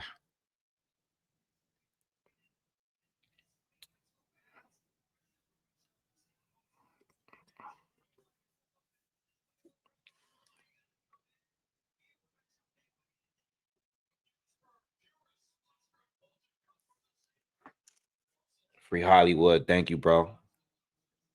Appreciate the super chat, my man. Yeah, Klitschko gave AJ the knockdown. AJ was able to catch up, get a second win, come back. Had that crazy ass uppercut. That was a great fight, man. Classic. But yeah, things kind of died down, you know. Usyk had his moment too. Usyk's moment was the freaking eighth. What was it? Was that the 8th round, the 11th round? Usyk against Fury when he had this guy.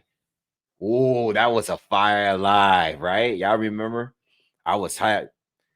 I was like, yo, I ain't never seen Fury like this. I ain't never seen like when Wilder knocked out Fury or knocked him down in that 12th round, crazy. But I ain't never seen Fury hurt like that. Like the dude was like, oh, going to pillar. Like Usyk was beating his ass around the whole ring, bro. That was a woo. Yo, we had heavyweight boxing was fire. I just think now that AJ, Fury, Usyk, all these guys, Wilder, and time is almost up, man. And I like some of the newer guys. I like Fabio Worley gave me a classic. Fabio Worley already gave me a classic, man. Even the Joseph Parker fight, but that fight with that kid, Americans ain't gonna see it as a classic, but the fight with Frazier Clark, classic, bro. The fact that I was just there for that was classic.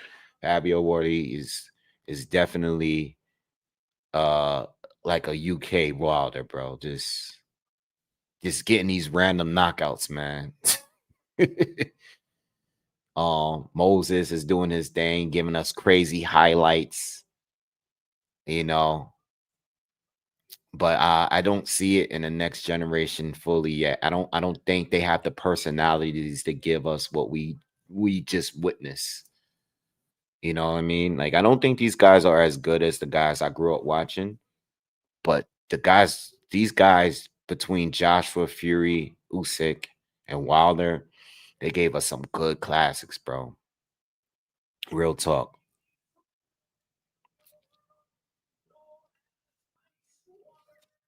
I don't know if Wilder has the most knockouts in boxing history as a heavyweight. I don't know, but even if he does, bro, he has 43 knockouts, 44 wins. Yeah, but it's quality, you know what I mean? Not many quality knockouts. No, he doesn't have more than Mike Tyson. Mike Tyson got 44 knockouts. 50 wins, 44 knockouts. Now he has a higher knockout ratio than Mike Tyson. But he doesn't have he doesn't have more knockouts. Mike Tyson in 57 fights has 44 knockouts. Wilder in 49 fights has 43 knockouts. Yeah, but I'm sure there's other people. I just think of Mike Tyson. All right, Shockey, Foster, Fulton, round 1's about to begin. All right. I'm kind of nervous about this one. I'm not gonna lie. This one got me nervous. I know I'm predicting Shockey to win, but I'm a Fulton fan though. I'm more of a Fulton fan. All right. So now Fulton got the beef and broccoli Timbs. So he got the beef and broccoli Timses now. He don't got the other Tim. He don't got the butters this time. He just got the beef and broccoli joints and the brown shorts.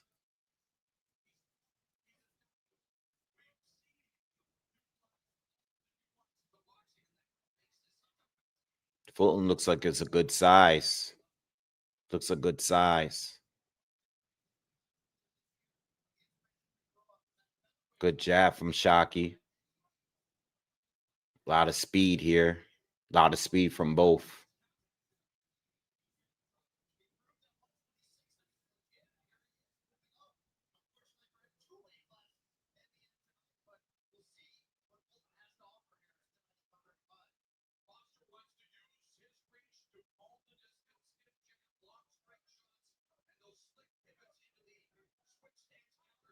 Not much from neither yet, you know.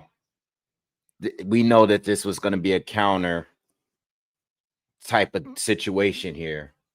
Both standing each other. You know what I mean? Like, just overly fainting. Both got very nervous energy, twitchy energy right now. Fulton feeling like Shockey's doing a good job touching him with the jab a little more, but overhand right from Fulton didn't land.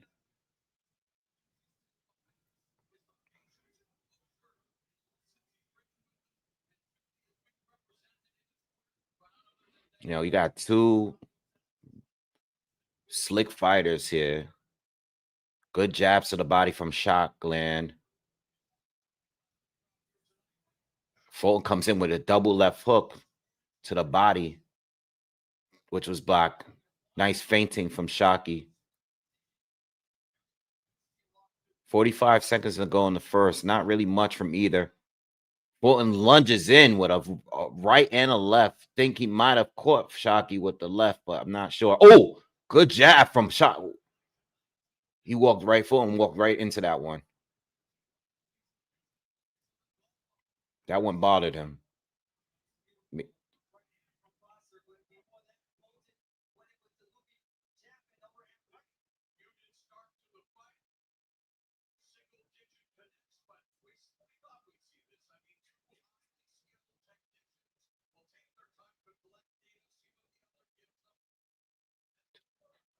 Shock is coming. Force is coming forward.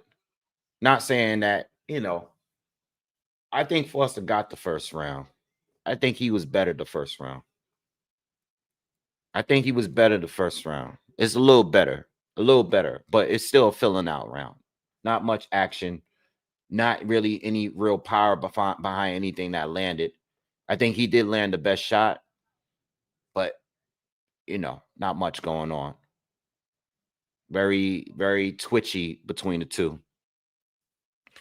And that was one of the points that I brought up in the breakdown. You know, we haven't seen neither one of them fight someone that's similar. You know, we've seen a lot of guys that they fought, but not with this slick style. And I was curious to see how it's going to work and who's going to be better at this kind of fighting. Because neither one of them has a guy like the other on the resume. The thing was with Shock, though, he can actually switch. So right now he's fighting the righty. Overhand right by Fulton misses.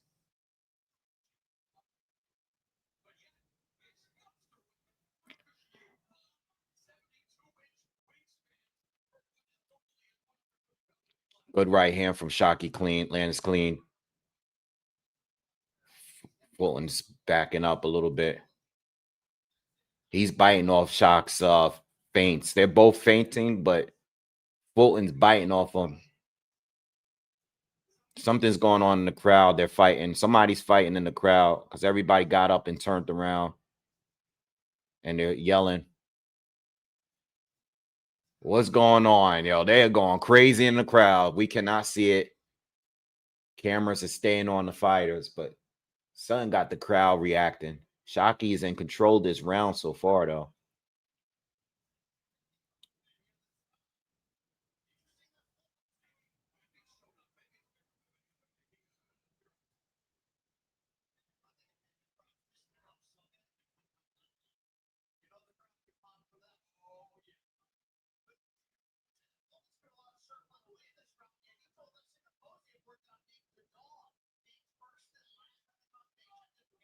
Yeah, Shockey's getting him with the feints. Those feints is getting Fulton, is throwing off Fulton. He bites off every single one of them. Shockey's gonna land the right hand. He went for it just now, missed. Fulton caught him, was ready for that one. But no counters, nothing from Fulton connected yet in this round. He's more defensive. 1 minute to go in the second round.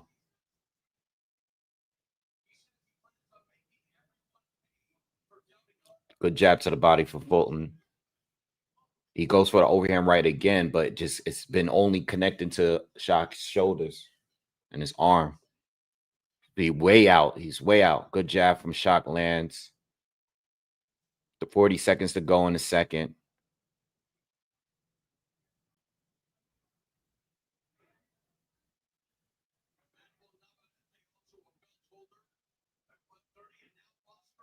Combination from Shock. Barely grazed Fulton. Fulton's on the defense again. Good jab from Fulton lands. Good jab to the body from Shock. Slow round, but Shock's in control.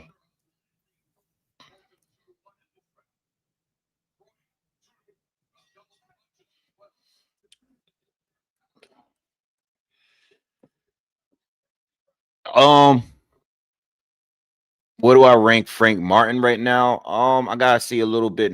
I gotta see a little bit more. But what I will say is that he's improved. You know, we did the live earlier. I think he's improved. I love the way how he set up the left hand. We saw it coming. You know, we called it. He was attacking. He was throwing a lot of left hands to the body, and every round he would throw 1 or 2 left. I mean, you know, Barthelemy looked past it. So I don't want to you know, I'm glad that Frank is back. Hopefully they can throw him on another card soon. But I want to see more. I want to see more. It's too soon to really call it. Gary Russell is out here in the crowd screaming out instructions. For who, though? For Fulton or for Foster?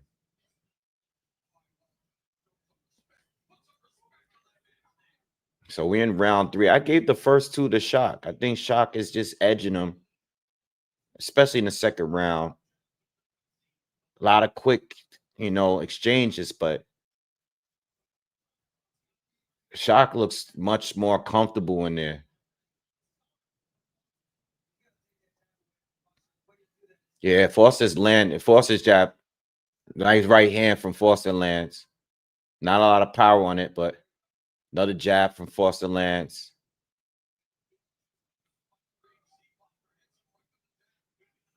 Fulton with the overhand right. He caught him on that one.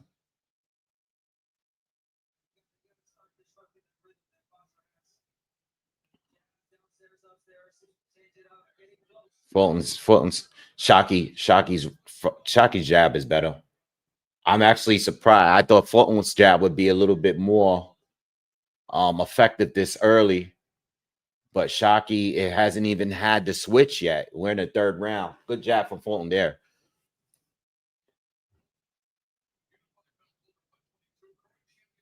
Another 1-2 for Shock. Again, these right hands starting to connect a little bit more from Shock. Jab to the body from Shock lands. Halfway through the 3rd. Good jab from Fulton. That one raised him, but Shock is more consistent with his jab.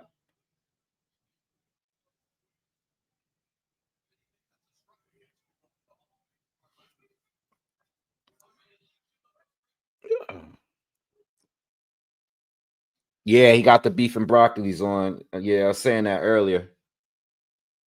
You know, the thing is with Shock, the difference between these two is Shock lands more jabs and more right hands. Fulton lands a jab here and there, but he's not in control of this fight right now. Shockey's is actually outworking him too. He's throwing more punches and he's landing more.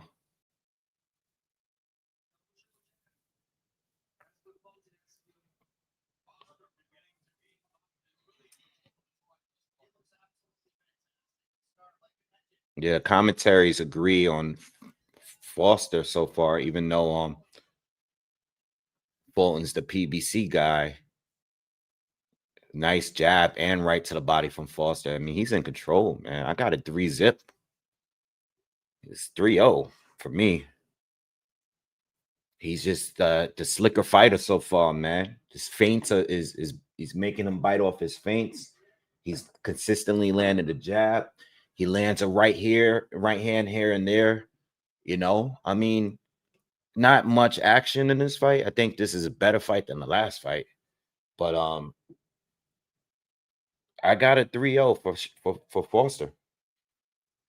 Pretty clear too, you know. I think the first round was just a filling out round, but even in that round, I think he was doing a little bit more.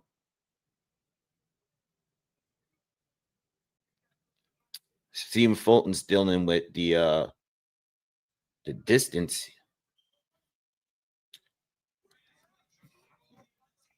You know, I'm not too surprised because in the Carlos Castro fight, Fulton was getting out jabbed in that fight as well. Now Shockey comes out as a southpaw in the 4th. Let's see how this goes now. Right? This might change everything. I don't know. Let's see. Let's see how Shock deals with this adjustment. 2 right hands from Fulton so far, but Shockey is probing a lot. Oh, he caught Fulton with a straight left. Uh-oh. Fulton might be in trouble, y'all. Shock looks confident, man. He looks very confident, and Fulton doesn't look comfortable. He doesn't look comfortable in there. Fulton got his hands up, and now he's in a high guard, and he's trying to get in range. Foster is just probing, touching the gloves, and he's winning the fencing battle. Now he's shooting a straight left through the guard of Fulton, who's trying to get in range. Shockey's just touching him wherever he's available, touching him to the body. Fulton comes in, throws a left and a right hook, and they tie up. Shockey's putting on a nice show right now against straight left. That snapped back Fulton's head. Yeah, Shockey is having an easy night so far. They're both good and slick, but one is better.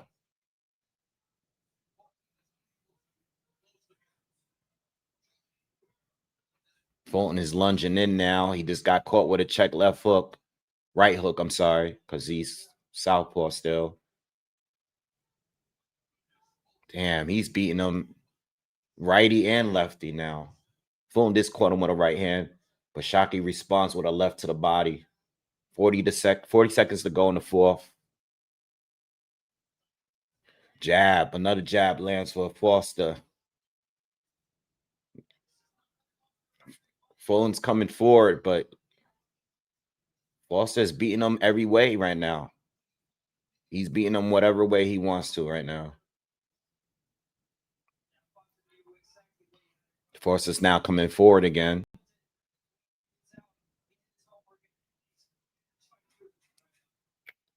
I don't know, man. Fulton got nothing for him. I'm gonna be real. 4 rounds in, and Fulton does not have nothing for him. Nothing. 4 rounds. I'm not gonna sugarcoat it. He has nothing for him. Shockey has been beating him in every way so far. No, it's just 4 rounds in, but the first 3 rounds, Shockey was winning as orthodox, and in that last round, he looked even better. southpaw. I don't know if he stays in southpaw. But he's beating them either way right now. You know what I mean? Nova did better. Conceição did better so far. So far, Nova and Conceição had more success in these early rounds in their fights with Shock. Fulton just can't figure it out. I don't know what they're telling him over there in the corner, but he's getting outworked. He's getting outboxed. He's getting schooled, and Shockey hasn't even broken a sweat. Fulton's starting to come forward now. Shockey's still in a southpaw stance. We're in the 5th round. Fulton's starting to be aggressive now. He got caught with a check, right hook. Fulton's being more aggressive. He came forward, landed to the body. Now Shockey's coming forward on him. Another check right hook for Shockey. Oh, straight left from Shockey. Oh, he's good. Oh, he's good. He's good. He's good. This dude is good. Nice jab from Fulton right there, but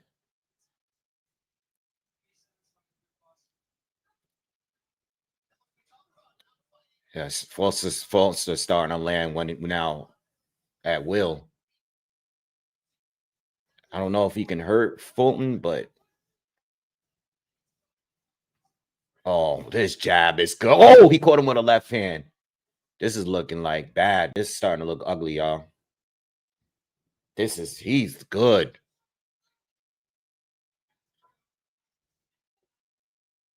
Damn. I hate to see Fulton look like this, but it's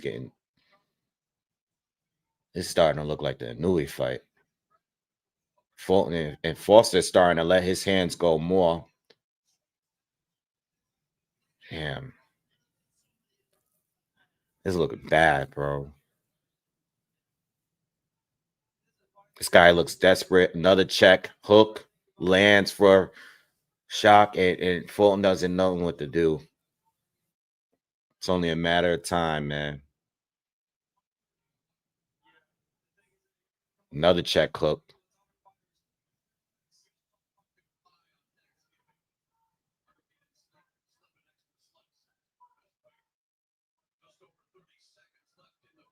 Oof.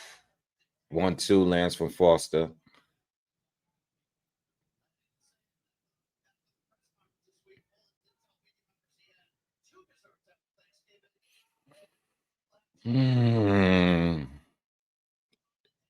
This 5th is coming to a close, man, and I don't have any answers. You know, I can't even tell you what Fulton could do right now.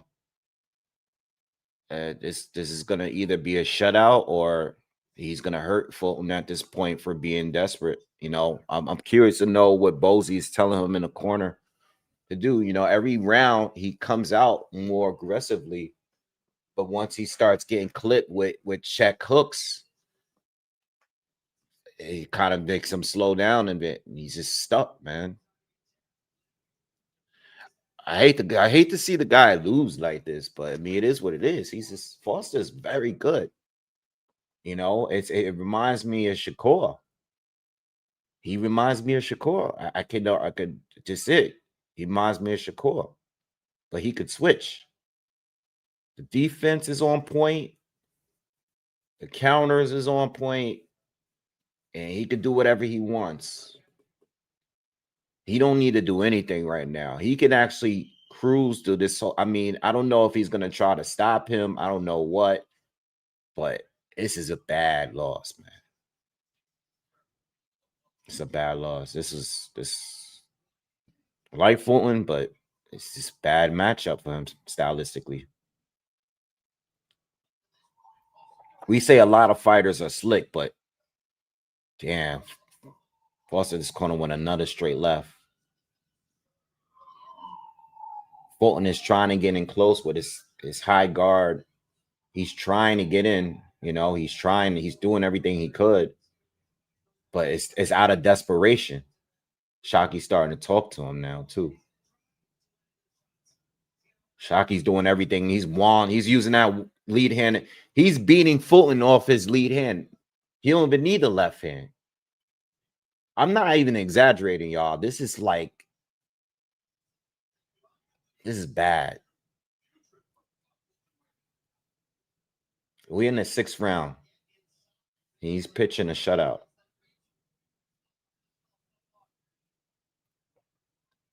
Damn. Tell you one thing. Crowd is bored. They quiet, but they ain't booing. Big left hand from Shock. They ain't booing like they were in the last fight. Shock is letting his hands go.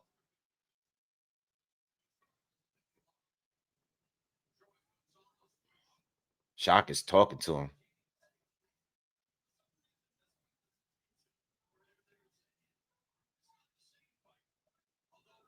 Ooh. Shock went with a big left hand there. That was blocked, though.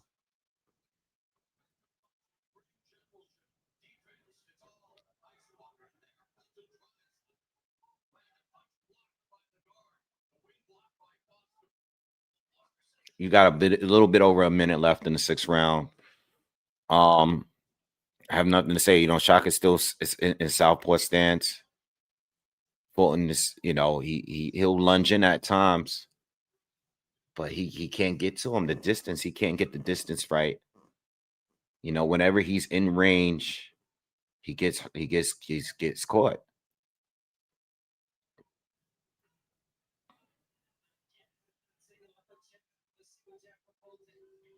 Good right hook from check right hook from Shock.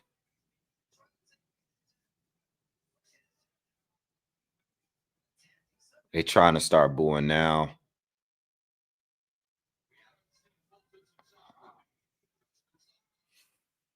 Oh man. Shock got him in the corner, hit him with a left, and Fulton ties up.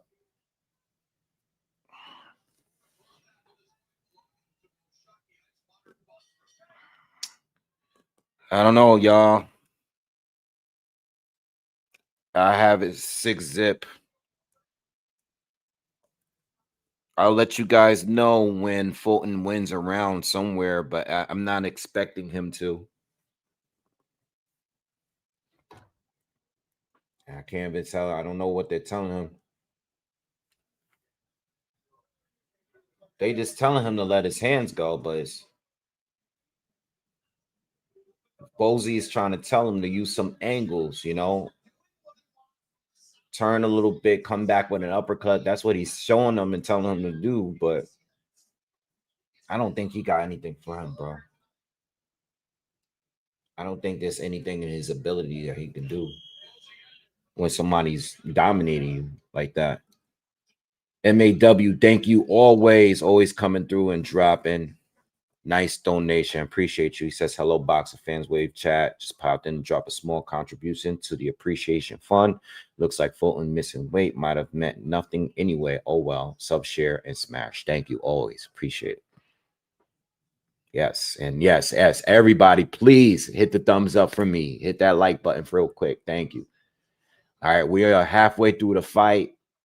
I have it 6-0. Foster is dominating Fulton in this fight, and he caught him clean with another straight left hand.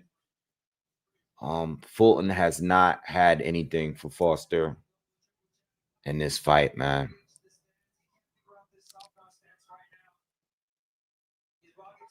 Yeah, no, I said in the breakdown, he has way more ways to win, way more wins to win.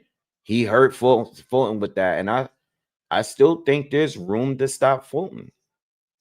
That's why I went from the decision win to just the money line win, because I think, you know, I think Shocky got some pop. And if he's starting to put the pressure on Fulton, and this, I don't think Fulton can do anything about it, man.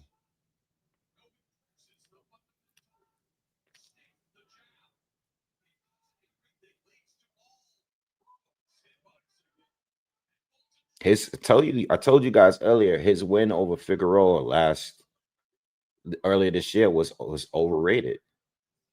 It was overrated. You know, when you beat a guy that's not fighting his fight, it makes it look like you are way better than what you were. You know what I mean? And people didn't pay attention to the Castro fight. You know, that guy Castro was whooping his ass. People just didn't want to be real about it. Shocky's closing in on him, y'all. It's only a matter of time before Fulton takes a knee. Fulton looks like he's traumatized right now. Right hook, almost put him down. Check right hook, caught him again. Every time Fulton lunges at him, he pays for it. There's nothing he could do. He fights on the back foot, he gets trapped. He comes forward, he gets caught with a check hook. There's nothing you can do, man. Jason Aiken, thank you for the contribution. I appreciate that.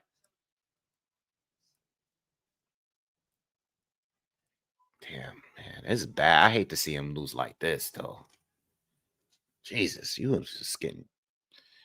He make you look like he's making a really good fighter look regular. Just like Inoue did it. Inoue did it first.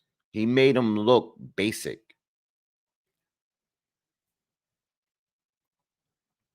He made him look basic. He flew out there to Japan. It was a great move, but made him look basic, stopped him. Shockey out here doesn't have a single scratch on his face. Nothing. If you're not watching the fight, Shockey looks like he's just getting a good workout in, man. All right, they putting Vaseline on his face for no reason. He has Vaseline on his face. That's all he got. He got some sweat and some Vaseline on his face. Got nothing else. They showing Killer Cam, who, part of the I don't know where Mace is, but Cam is out there.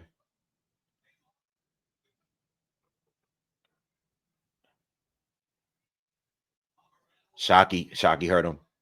Oh, no, he didn't hurt him. But he did catch him with a big shot in this 8th round. Larry Hazard actually has a good scorecard. He's given Shockey every round. Shockey's beating him up, y'all. Big left hand. Shockey's beating him up. Oh, he's beating him up. Poor Fulton. Damn, man. Tim's ain't worked this time, man.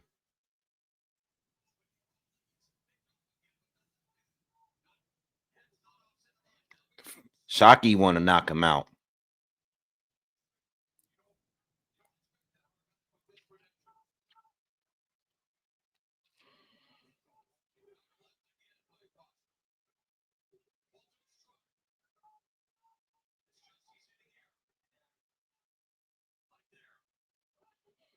Shockey look good, man. Ooh, big straight left from Shock.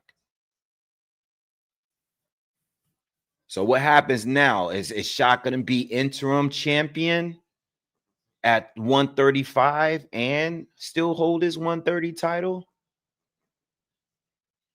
How does that work?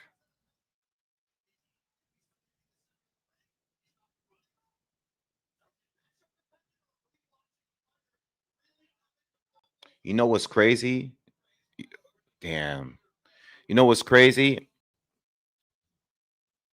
Before I did any film study, I told y'all, I said I got Fulton winning. I think Fulton's gonna, it's gonna be a chess match, yada yada. I started doing film study, and I was like, nah,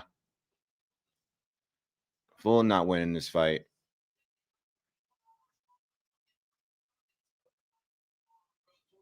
This guy can win whatever way he want. He won in either stance. He's winning on the inside, the outside, whatever way he wants to win. He should go for the knockout. He should go for the knockout. He should.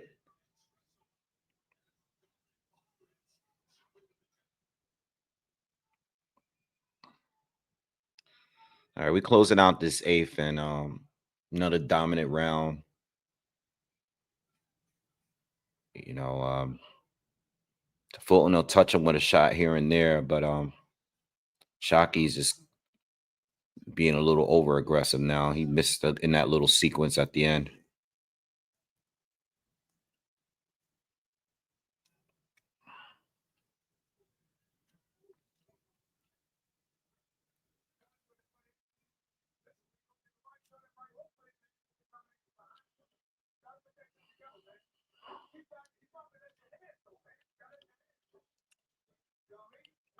No.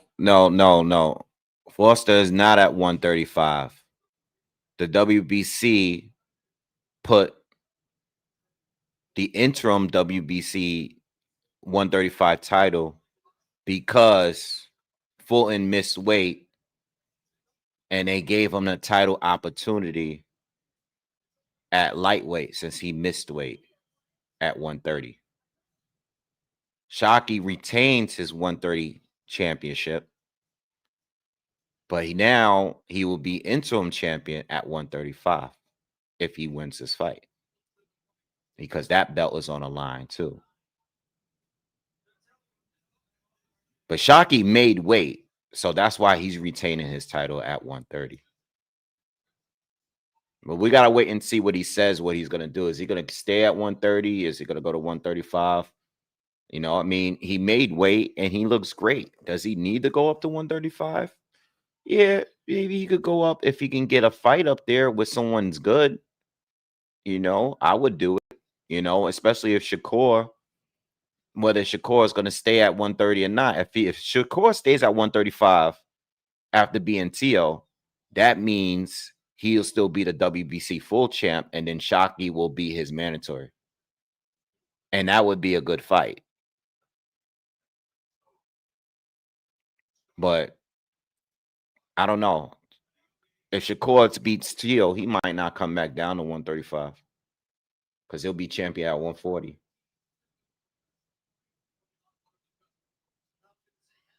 Shockey's starting to put the pressure on Fulton. I think he really want to get the stoppage. I think he really wants to do it, but he's being aggressive, but he's still fighting smart.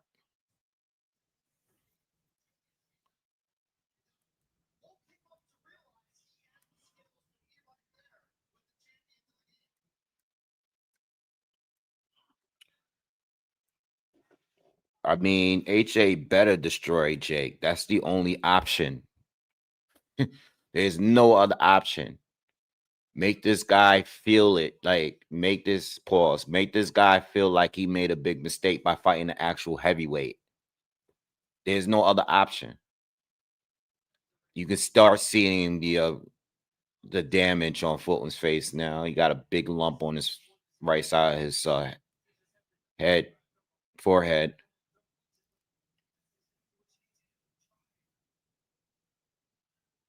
Damn, this guy ain't win one round, bro. This is sad.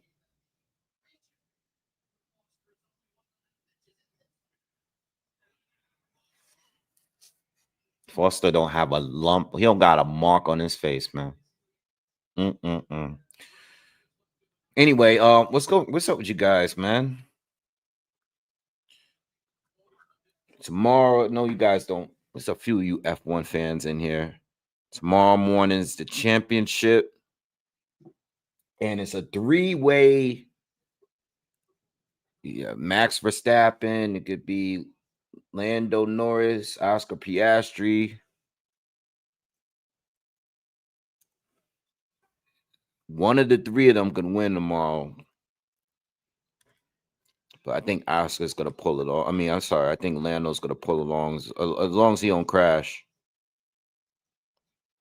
And there's no malfunctions. What time is this? 8 in the morning? Damn. 8 in the morning, freaking race, man. I gotta have to set my alarm. Definitely have to set my alarm for that. What's good, Wook? Shout out to What's Good Wood, man. That's my guy. If you haven't, he does breakdowns just the way I do it. Very similar channel. Good dude, solid dude, no drama. Very good detailed breakdowns. Definitely follow my guy, man. He's a good channel, man. Very positive dude. Real good, nice dude. Off the YouTube stuff too. So make sure y'all definitely subscribe to What's Good Wood channel. He makes very good content. He's a very positive dude. I like this dude, man. It's a very good dude.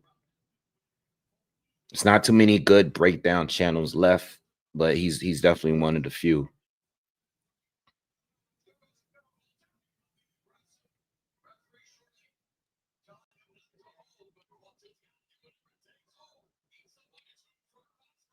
Foster's just beating him up, but I'm surprised he hasn't dropped him or anything yet. Even with the aggressiveness, Foster's just he's coming at him, but he hasn't been able to drop him. Fulton's been relying on his defense to survive here, keeping his hands up and moving. But Shockey is starting to walk him down. Like I told you guys in the breakdown, say he's going to walk him down in these later rounds. He's starting to really go to Fulton's body now, and Fulton is just stationary.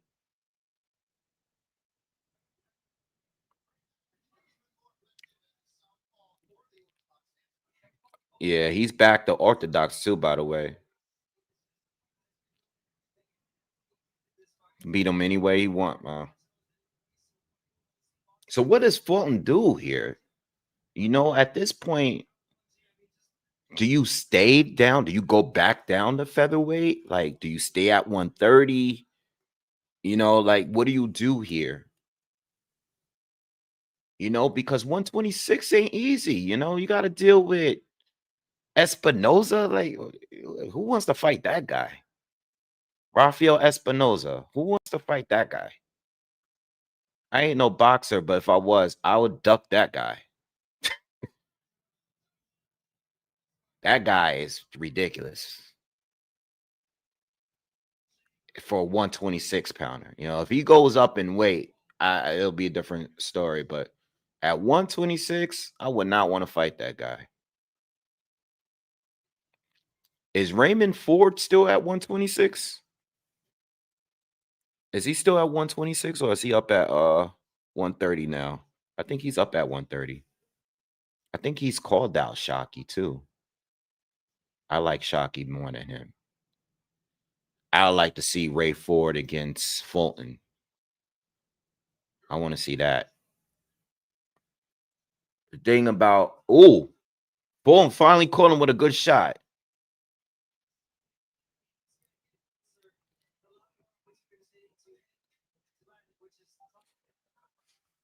Max Mustafa start on pole tomorrow morning. He got the pole today on the qualification. Norris is 2. Piastri is 3.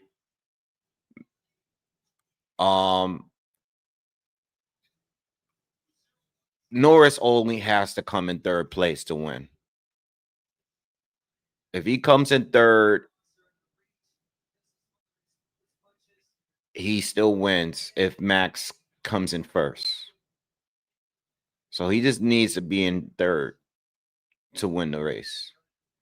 As I'm saying, if there's a car malfunction or a bad pit stop situation or some kind of crash, then he's done.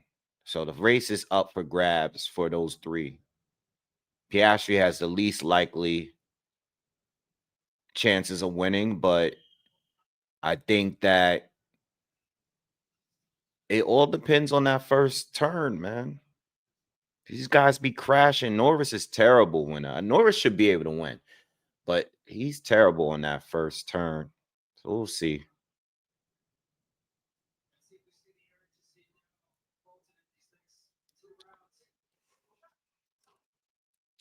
I got Roach, man. I got Roach winning today. I got Roach winning on a money line, though. No knockout or decision. I just got him winning straight up. I don't know how that fight is gonna go. It could go either way. It could go any way, whatever, knockout decision. But I think Roach is gonna win. I'm not as confident in that fight as I was in this one, though, because I don't know what Roach can really do. A lot of it is based on the Tank fight, and Isai Cruz is a nightmare to deal with. So let's see how Roach does. But it should be a good fight, though. Ooh, Shockey's beating him up, man. Fulton's face is starting to look pretty busted up.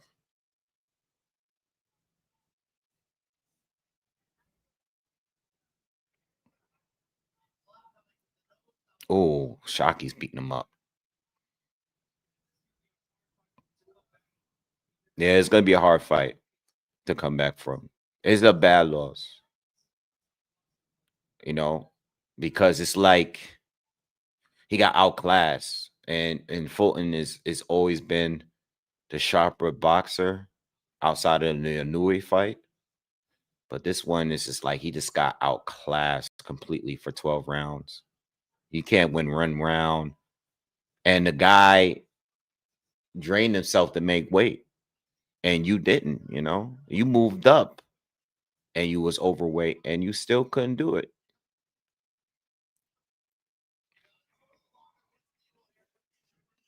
It's gonna be bad. Yeah, I don't know what's going on with Lewis Hamilton, bro.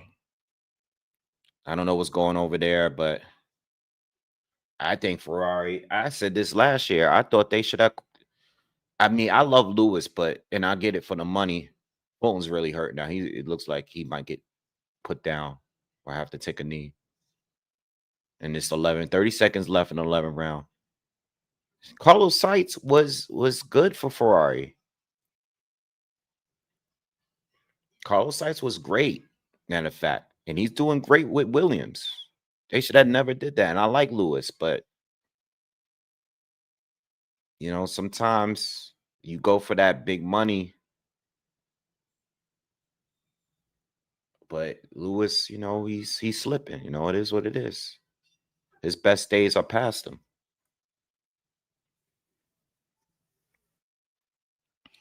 Yeah, Henry, I don't know, man. Fulton, listen, he's showing, he's doing what he can. I think Bozy don't have any real instructions, He's just telling him, it's all here as I'm doing is telling him to let your hands go. It's nothing he can do. Shockey's over here smiling. He don't got nothing. Yo, if I was Shockey, he can go straight up and go out right after this fight and celebrate. And he doesn't even look like he was in a fight tonight.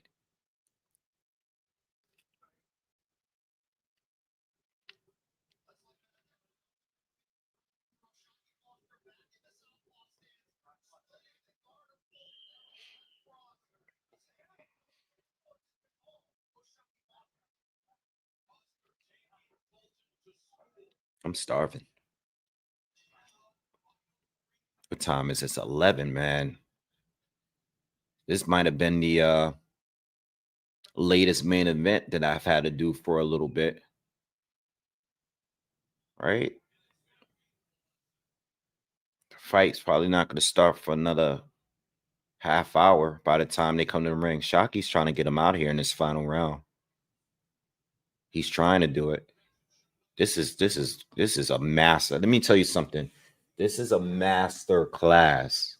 We know Inouye did it already. But for Shockey to do this, and he's clearly won every round, and he's still pushing on this dude.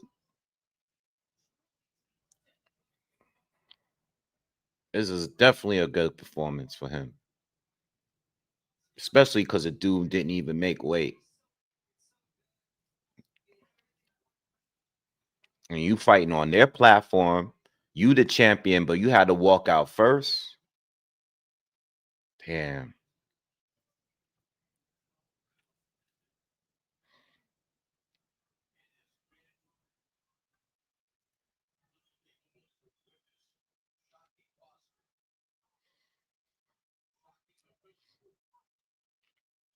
Damn. I feel bad. I feel for Fulton, man, but it is what it is, man. This is what it is, man. Tim's didn't work tonight.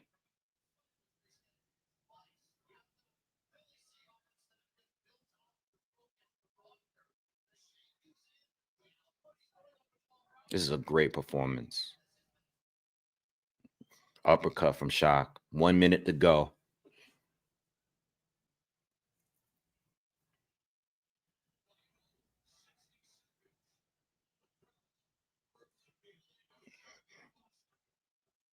This guy can't touch him, man.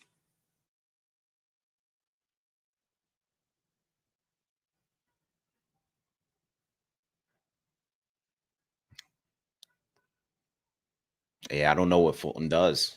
Do you go back down? Do you go back down?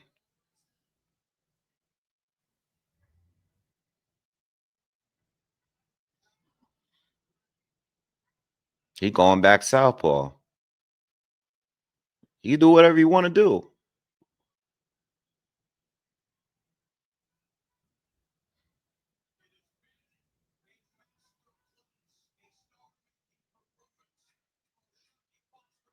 All right, fight's done.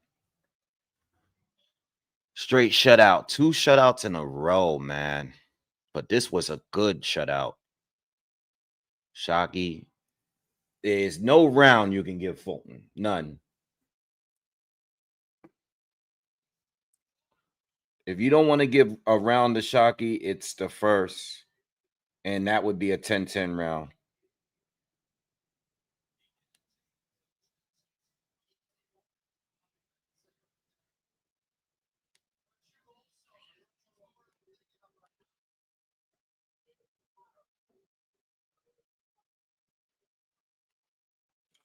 All right, y'all. We got one more fight to go. All right. We already know what these scorecards should look like. I do want to hear what Forster got to say, though. Want to see what he's gonna do. Like, is he gonna stay at 130? People ain't gonna want to fight him watching that. But we'll see. I don't know what Fulton does, man. I don't know what I don't know.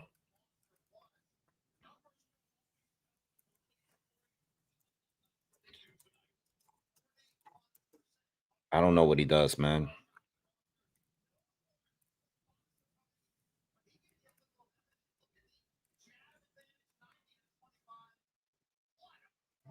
Who's at 130 right now?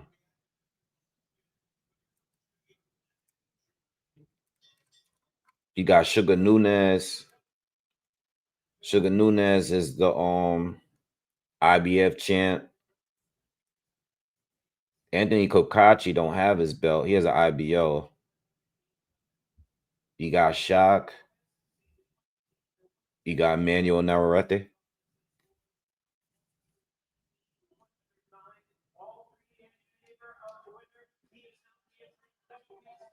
Yeah. Nice. Nice. Good. Good. Good. It is what it is. Respect. Yeah. I want to hear what he got to say.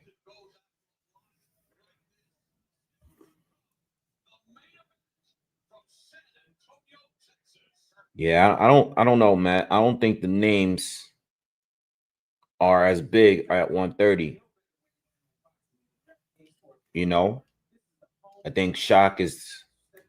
You got Navarrete. You got Navarrete. That would be the biggest name. I mean, if Shock want to do the UK thing, he could fight Anthony Kokachi. But there's no other names there. You could do Raymond Ford. I personally think that fight would look similar to this one. I think that fight would be similar to this one. And that's it. There's nobody really at 130, man. There's no one there. 135 and 126 got better fights. You know, Fulton might as well stay at 130. I think Fulton would have a better chance picking up a title at 130 than he would at 126 and 135. You know, they try to give him a freebie with this one. Yeah. Nah. All right. Are they gonna do a post-fight interview? What's going on over here? They're not gonna let the man talk. See, that's bullshit. I know he's not PBC, but they should let the guy do an interview. You know, you put on a performance like that, he deserves an interview. You know, they pissed off. I get it, you know, but you know what? They pull all that bad karma up there, man. The guy misses weight. They're making him come to the ring second, and he's not even the champion. All that stuff those are the ingredients to make a fighter get exposed like that. You know what I mean? But it is what it is. You know what? The right man won, and that's it. You know, and I like Fulton a lot, but you know, just not a bad matchup. Not a good stylistic matchup for him. All right, man. Who y'all got for this fight? Who y'all got for the main event? All right. I've been seeing back and forth all day. I got Roach. Straight up. Y'all got Pitbull, y'all got Roach. Who y'all got in the comments? Who y'all got?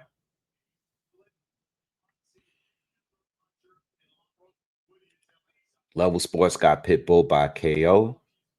Dino has Roach. Yeah, it's gonna be a long flight home to Philly. Calvin got Pitbull. Okay, Pitbull, Roach, Pitbull, Roach. Yeah, I like it. That means we gotta fight. Because I'm seeing a lot of I see a lot of splits here. Yeah, I see it.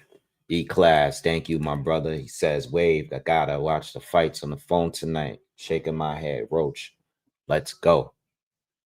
I got Roach. I'm gonna go with Roach, man. Yeah. Ayo got Roach. Daniel got Roach.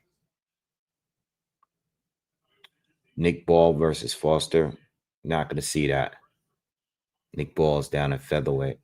Foster's at 130, 135. Small Roach people in here.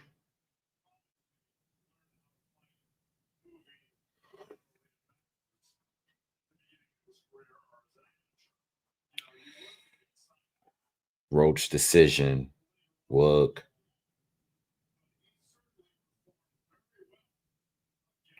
Roach is a slight favorite. E-Class, thank you for that too, by the way. If I didn't tell you, thank you. Thank you for everyone that donated tonight. If you haven't already, please smash the like button. Subscribe to the channel.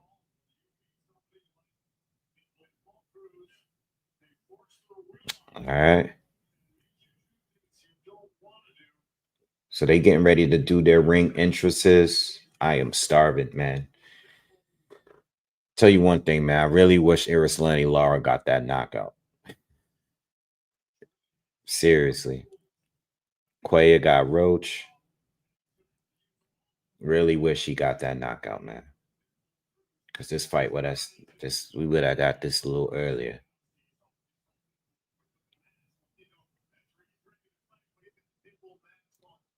Crowd look like it's got a good showing, though. There's a lot of people out there.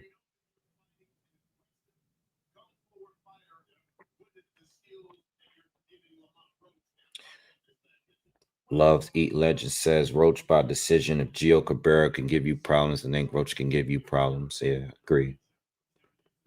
I think Pitbull.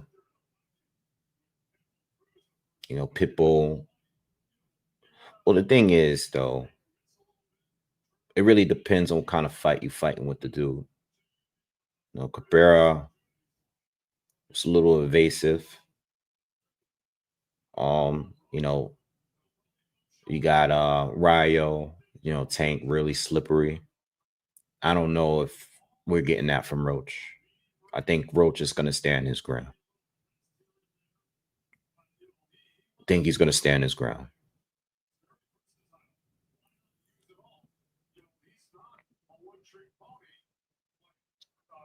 So, waiting for these guys to come out here.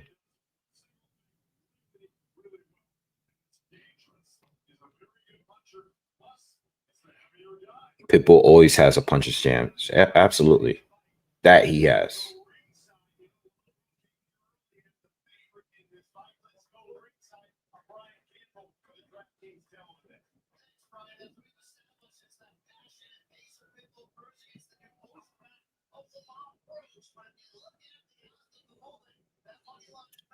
Well, I don't think Roach is trying to keep Pitbull off him.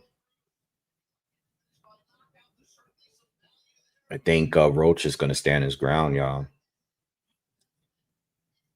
It just depends on if he can do it or not. I want to see how he reacts to Pitbull doing what he does. Roach is actually coming out now. He's doing his ring walk first.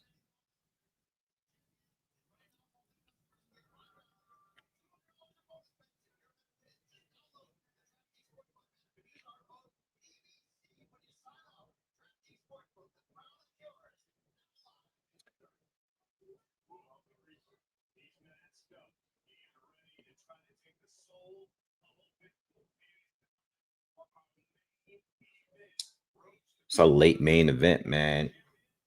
Haven't had to stay up this late in a while. It's been a minute. Doing all these Saudi Arabia cards.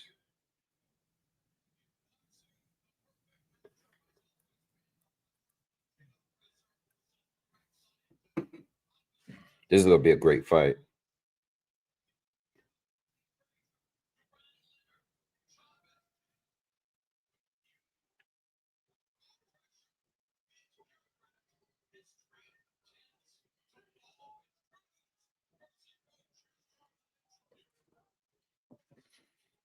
I'm starving, man.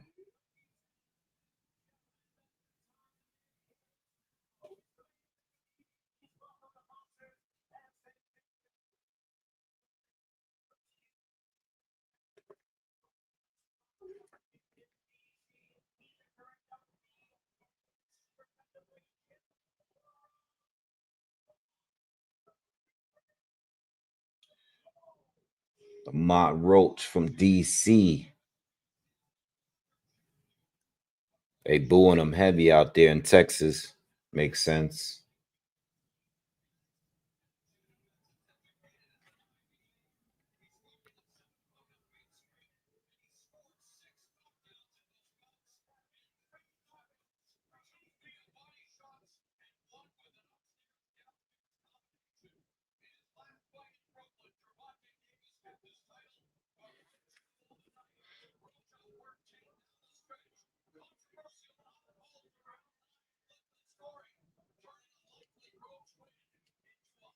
All right. Let's go.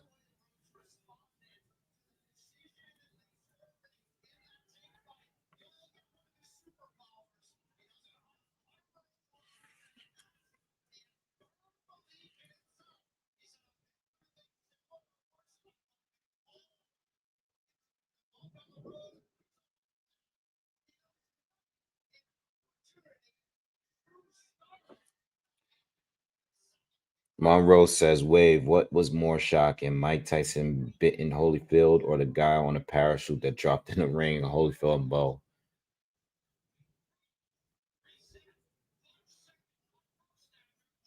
I don't know, bro. They both was crazy. I watched both live.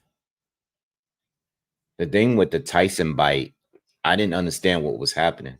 all I saw like Holyfield jumping around in the ring, and I was like, "Yo, what just happened?" The parachute was just like, I was just like, "What?" Nah, I think those were two. They're equally both kind of crazy. Cam is in Lamont Roach's corner.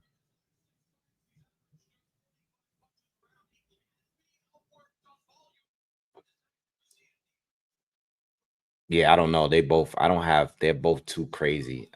I don't know. I remember watching both live.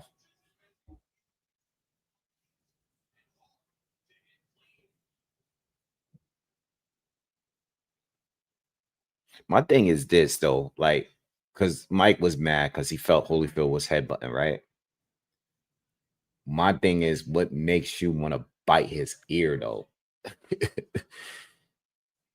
Yeah, they beat the hell out of the parachute guy, yo. That was bad. It was all on camera too. What makes you want to bite somebody's ear though?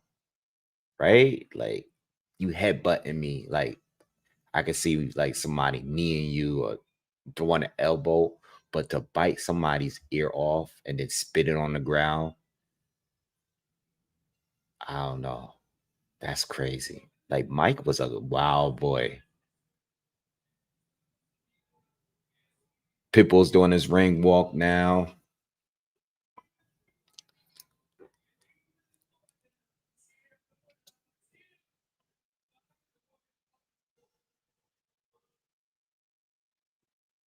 Yeah, Cam was doing a lot of promo. I saw Cam have them some of the fighters join his show. You know, it is what it is, and talk with Flea and all that.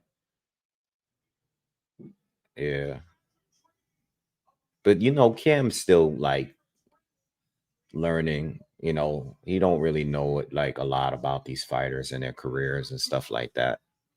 You know, they still him and Mace is still, you can tell like they still like learning about a lot of stuff. But you know, it's still entertaining though, just because it's them.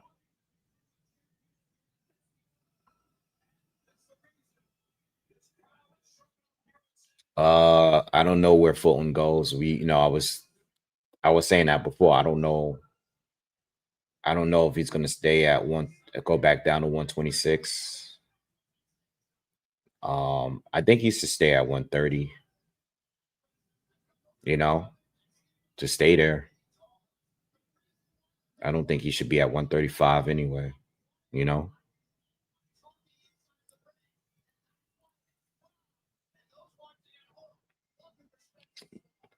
Nah, the same thing that happened to 50 Cent is what happened to Rock Nation. You know what I mean? Like they try to get into the sport, but you know, they already got enough promoters. They know the business, you know, it just wasn't gonna work.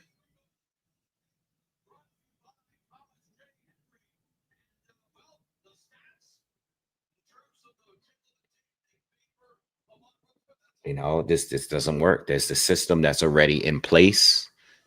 And if you the new person that's in the game, you gotta have like turkey money to come in and just be able to do what you want to do, you know. That Saudi Arabia money is different. It's more than what Rock Nation and 50 was able to do. They had to start from the ground up, pick up some good fighters here and there, but nah, it wasn't gonna work.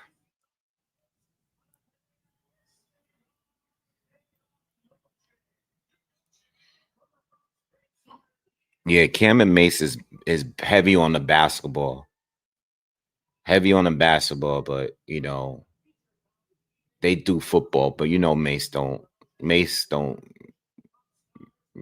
don't rock with football like that, you know, or boxing. Definitely not boxing,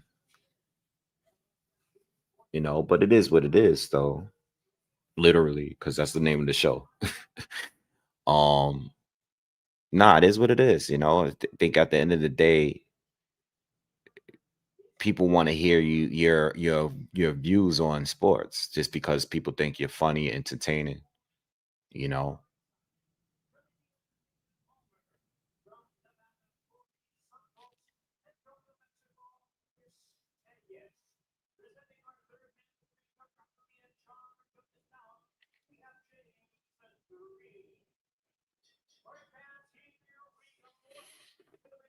Should be a good fight though.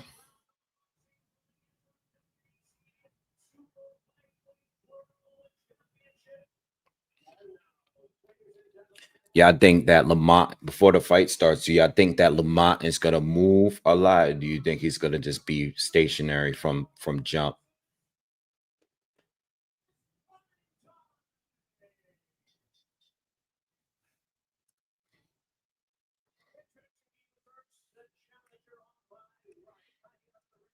Like I think he's gonna move, but I don't think he's gonna be as mobile as some of the other guys that fought Pitbull.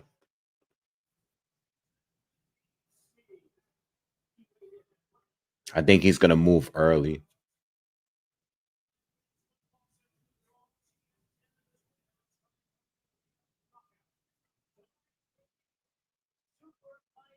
Yo, seeing Cam in the ring is crazy. Like it's throwing me off. Like, yo, what is Killer doing there?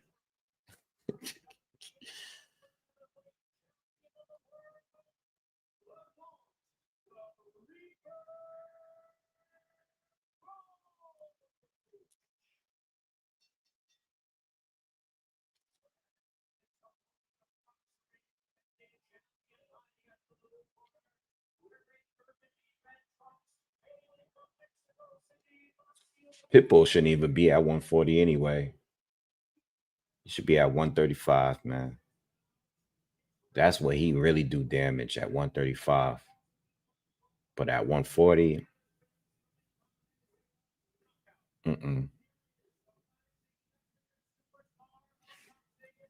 yeah, he played a good Alpo. Yeah, he was perfect for Alpo's role because Alpo really liked that though.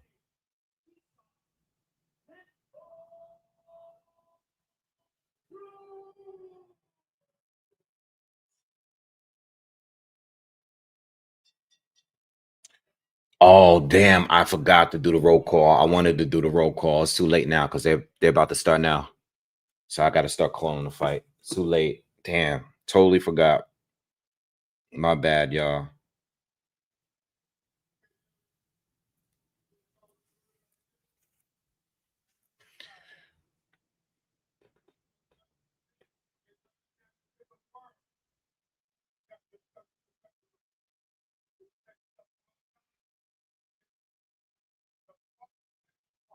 All right, here we go.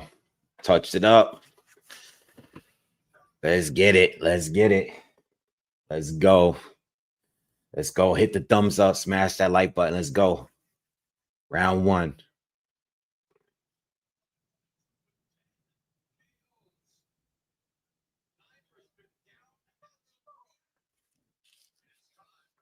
All right, let's go. Let's go. Let's go. Round one, y'all. Round one. Pitbull comes straight at him.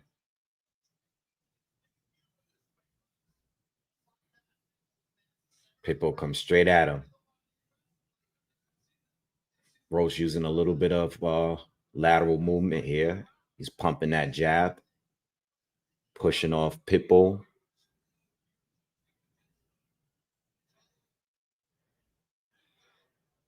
Good left hook from Pitbull, but it's blocked by Roach.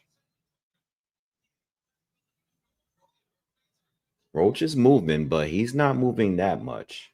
He's moving, but he's standing his ground a little bit. Nice right hand caught Pitbull. Roach is doing a good job using that lead hand to control Pitbull a little bit. Overhand right lands for Pitbull. Ooh, right cross lands for Pitbull.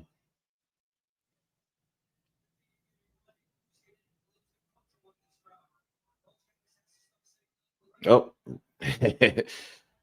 Roach picks up Pitbull, ducks underneath him, picks them up.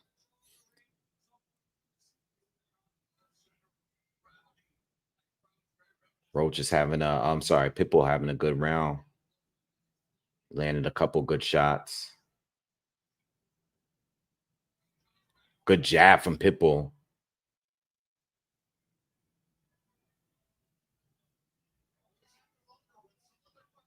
Pitbull's coming in lunging, just boom, boom, boom. Low shots. Good 1-2 from Roach. Woo, that was clean. Oh, they trading. And Roach ties up. Roach, stop looking cool. Do what you got to do. Stop trying to please the crowd. Yeah. Good 1-2 from Roach again. 45 seconds to go in first. Good round from both.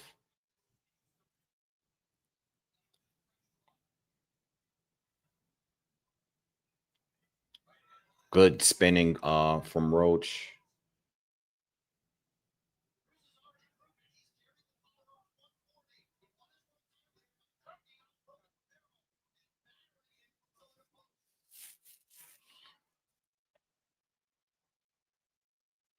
Oh, good jab from Roach. Got Cruz off balance.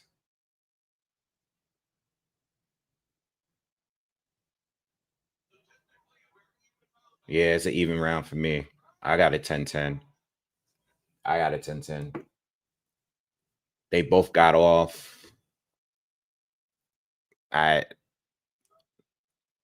can't score that one. It's 10-10 for me. Let me write these down. One thing I will say is, though, Lamont Roach has to stop looking into the crowd. Every time he gets caught, he can't start looking into the crowd. You know what I mean? Just fight.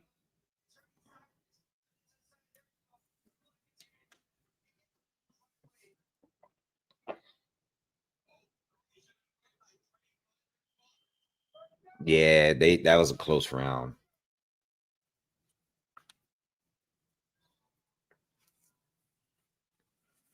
Yeah, this fight, bro. Stop trying to look pretty.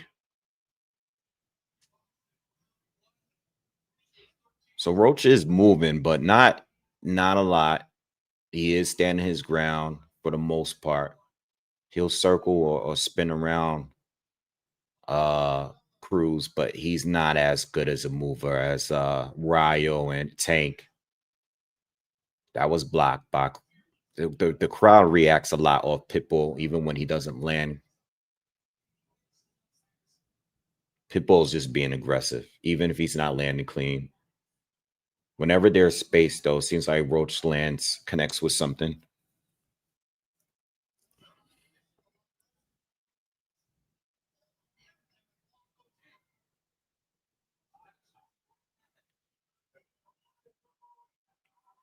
A lot of tying up, though. I'm not going to lie.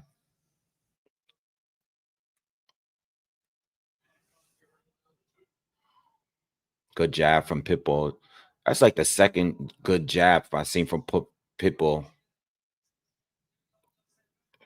Oh, good right hand from Roach there. Ducked underneath it. Roach is feeling confident. He landed a couple good shots there when Pitbull's on his way in.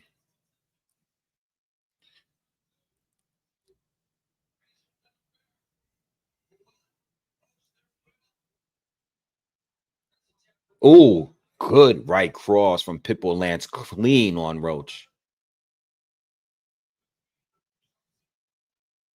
They both trade hooks.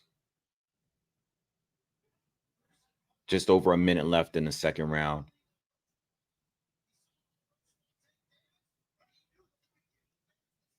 This is a good fight. They both landed some good clean shots. Close rounds, though. Nice counter right hand from Roach.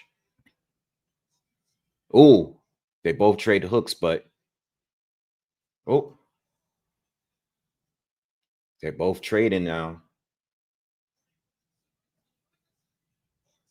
Pitbull, Roach is standing his ground. I don't know if this is smart this soon in the fight. I don't know.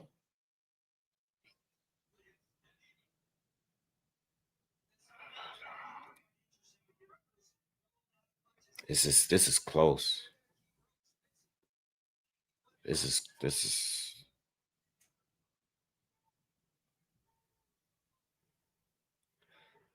oh, good hook from Roach.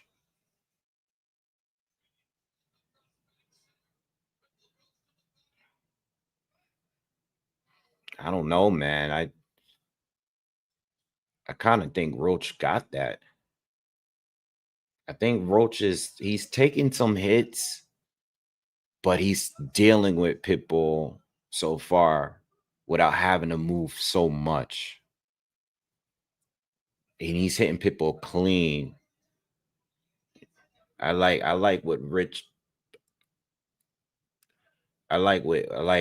is doing so far. I think he's doing a good job, but he's getting hit too.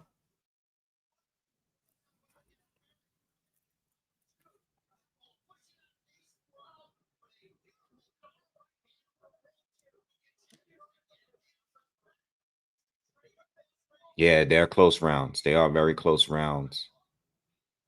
Roach displayed some good defense, rolled the punches well. He's been able to get low and connect some good hooks on Pitbull. Risky though, man. Very risky, man. Very risky when these exchanges, trying to catch him in between the punches.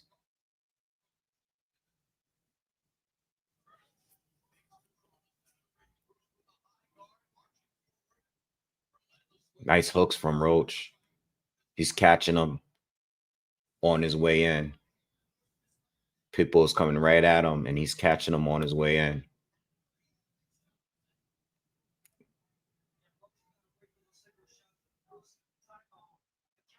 Good defense.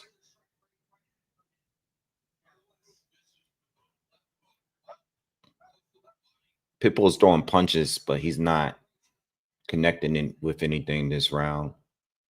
Just hitting the sides and the arms of Roach. Roach is starting to probe now and connect with that right hand, dunking underneath the hooks from Pitbull. Good job. This is a good job. This is a good round from Roach so far in this third.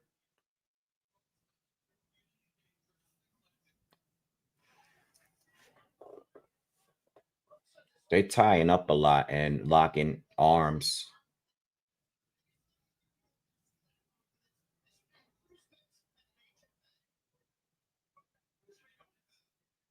Ref keeps breaking them. They can't fight out of the breaks. Too much holding. Crowd is getting annoyed.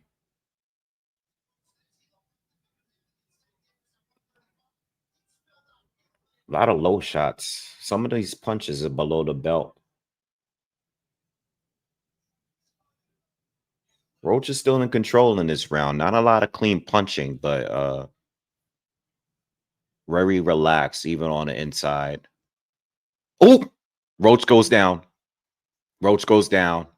He traded hooks with him and caught one. He got caught. He got caught. He got clipped. He went down. It was click. He got back. He didn't fall down, but his glove touched the mat, and then the ropes held him up. Cruz is Roach was winning the whole round, and Roach is trying to tie up. Roach is pissing me off because he keeps talking into the crowd. Stop trying to look pretty. Just fight. He's annoying me with that. I've been saying it for the last 2 rounds. Stop looking to the crowd and just focus on your opponent. Losing focus on the fight. Now he's talking to Pitbull. Stupid.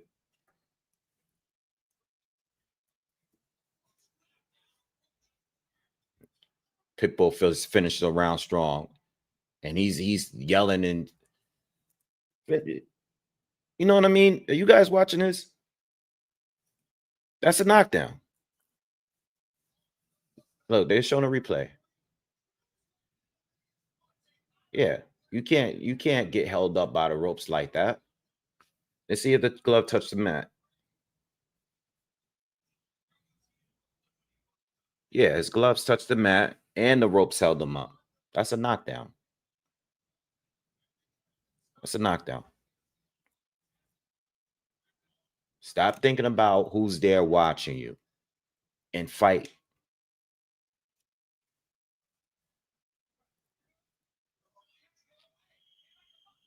Just hope they telling him like, yo, just focus.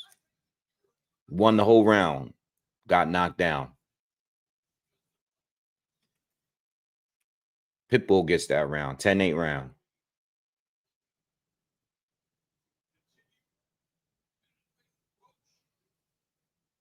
You got to be careful trading those hooks with him. That's not how you win. Pitbull got the shorter arms, and he keeps his chin tucked. Roach is sitting in the pocket now. He wants to trade. Got caught with a hook just now. Roach is talking to him and staying in the pocket. Come on, Roach. Come on, man. What are you doing? He gets hit low. He turned around. He's complaining to the ref.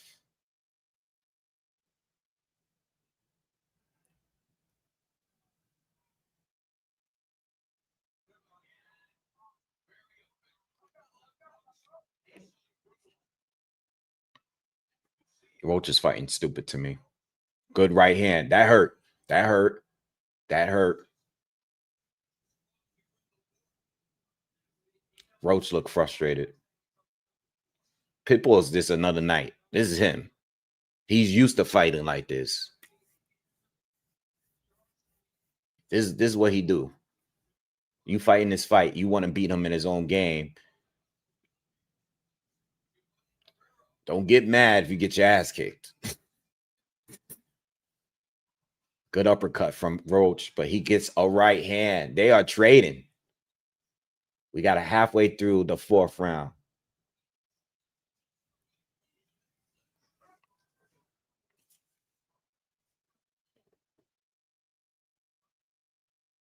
Good 1-2 from Roach. Ooh, good uppercut from Roach. Ooh, I like that one. Whole minute left in the 4th. Uppercuts from Pitbull on the inside. They still in the pocket. They've been in the pocket all round. Roach just try to come forward and bully him. Roach goes to the body. Pitbull goes back to the body.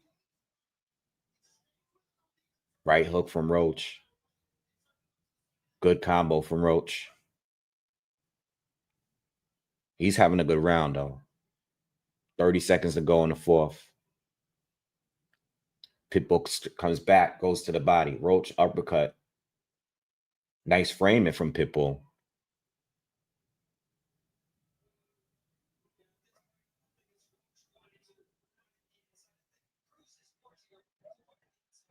Roach is frustrated, man. He's frustrated, and he's going to get warned from taking a point because he hit him during the break. Oh, good hook. That's a close round, y'all.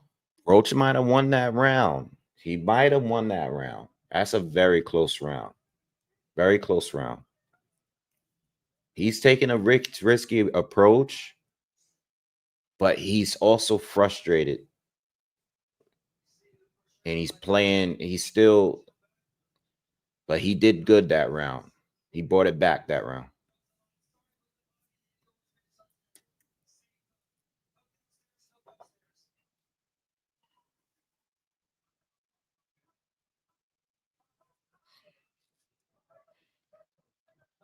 I think he really wants a knockout.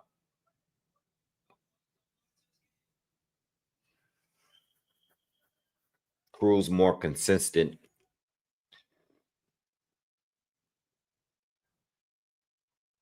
I don't know. I don't know what Roach should do. I don't know if he should fight this fight, though.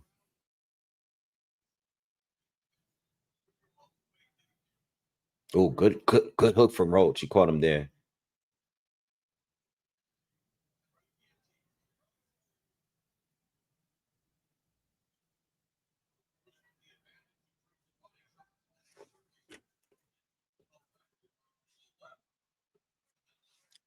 All right. Another blow from Cruz. And I just got a bad feeling the way this fight is going. Somebody's going to get a point taken. It's just too much happening.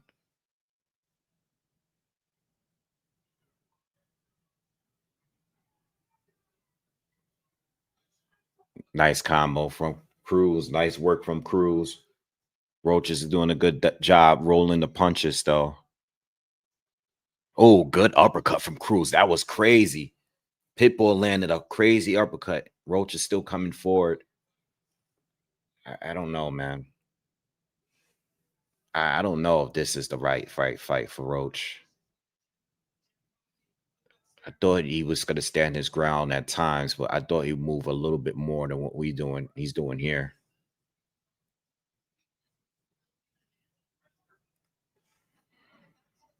Oh, Pitbull caught him on a short right. He got shorter arms, bro. He's gonna be quick. He's gonna get to you first. He's gonna get to you first, man. You gotta be a little smarter. He got caught. He's gonna get dropped again. He's fighting stupid. Oh, watch the headbutt. Watch the headbutt, Pitbull. I saw that.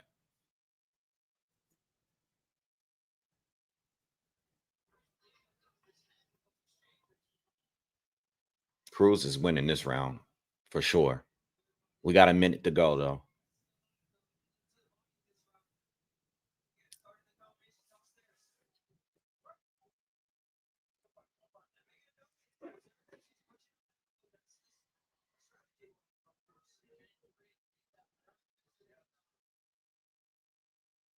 Ooh, Roach caught him with a big left hook there. 30 seconds to go. Roach is starting to move a little bit again.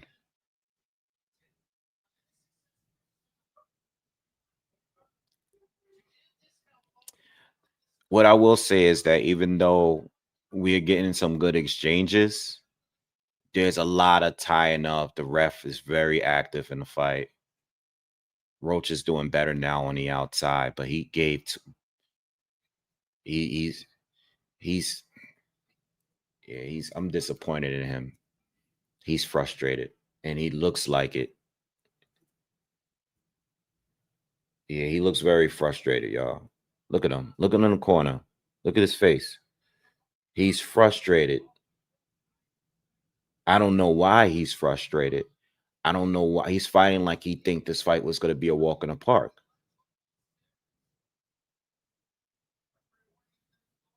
Pitbull won that round.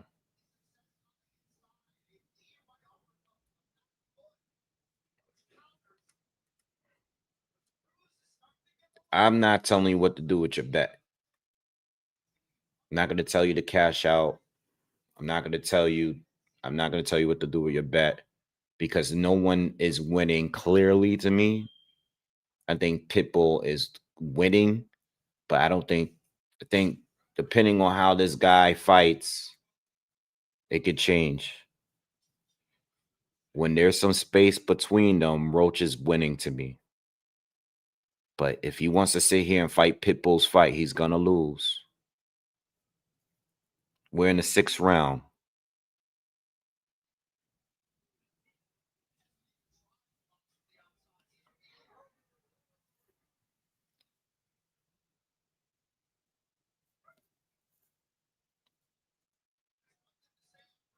We're in the 6th round. Oh, hook. Hook from Cruz lands.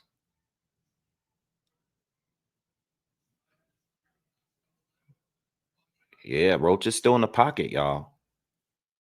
He still want to be there and stay there.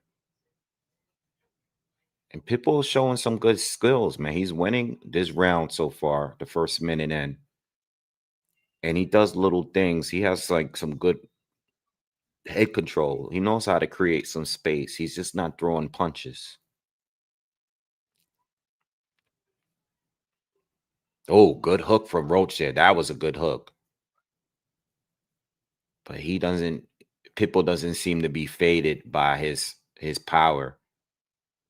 Pitbull still's coming forward. Roach was doing better when he was ducking underneath and using his jab. It's a wrestling match, though.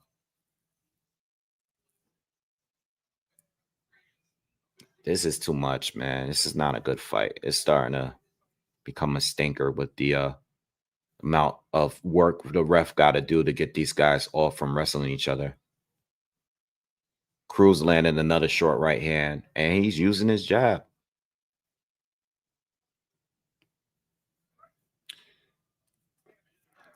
Yeah, Roach is PBC. They're both PBC. Good jab from Roach. But he doesn't use it enough. Ooh! Roach just hit him with a monster left hook. Wow. I don't even know how Pitbull, that didn't hurt him. That was a big heft. That was a big hook.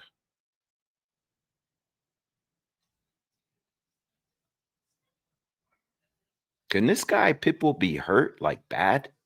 This guy got a hell of a chin.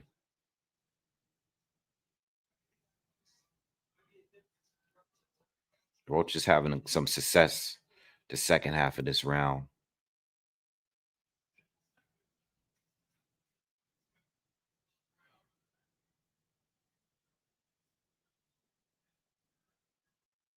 These are all close rounds. This is another close round.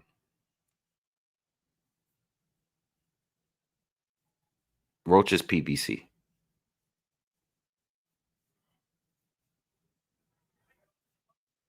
Yes, they did score the knockdown.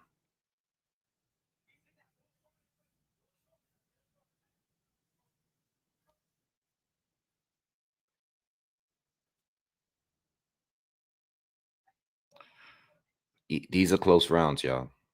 That's all I can say.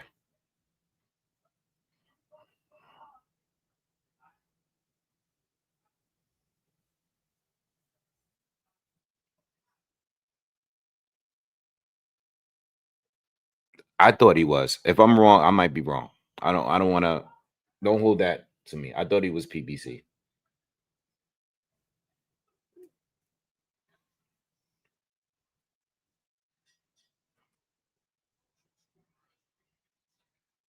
I think rounds.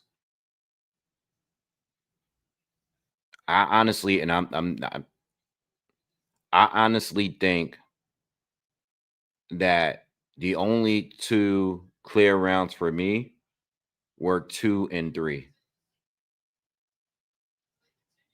Every other round has been questionable for me. Every other round.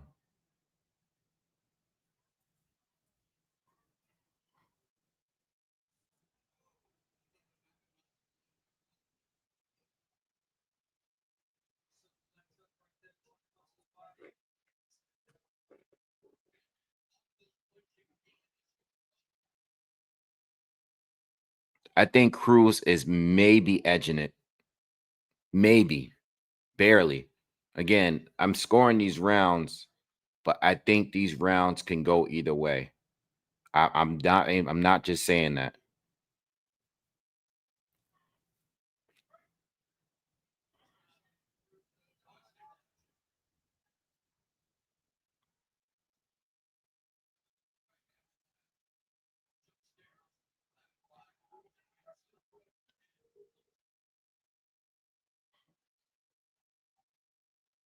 Ref is too involved, man. It's taken away from the action of the fight. Oh, good hook from Roach. Roach gets success when he's hooking.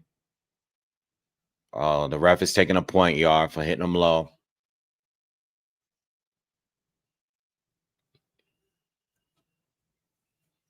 That changes everything, y'all. Oh, now they're trading.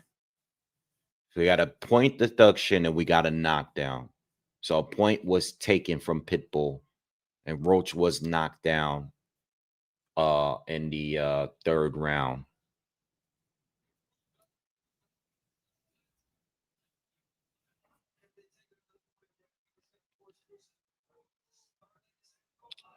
Oh, nice. Roach catches him because this is a dogfight. Roach catches him with the hooks on the way in. Pitbull catches Roach on the hooks where they're throwing it at the same time. If you guys understand what I'm saying. Like when they're in the pocket, that's where Cruz is the favorite to me. When there's some space in between them and Pitbull's coming forward, Roach gets him when he's getting ready to getting set to throw.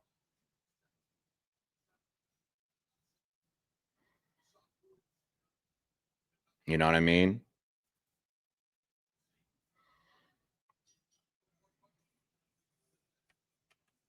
Yeah, he could be winning. He could be winning. These are close rounds. Every round is a close round.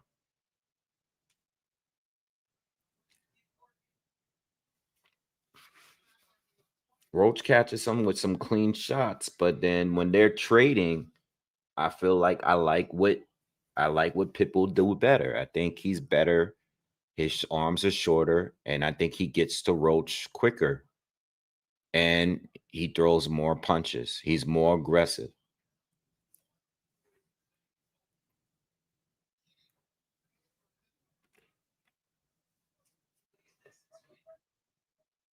I'll tell you one thing. There's a lot of other fighters that did better against Cruz than what Roach is doing right now.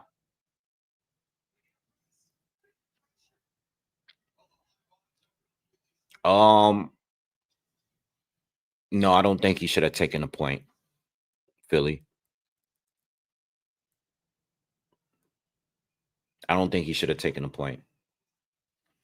I think if I were the judge, I think if I were the ref, I would have went into the corner of Pitbull and gave him a hard warning. I would have had his camp translate and tell him, like, listen, the next time you hit him low, I'm taking a point. You know, if you hit him on a break, I'm taking a point.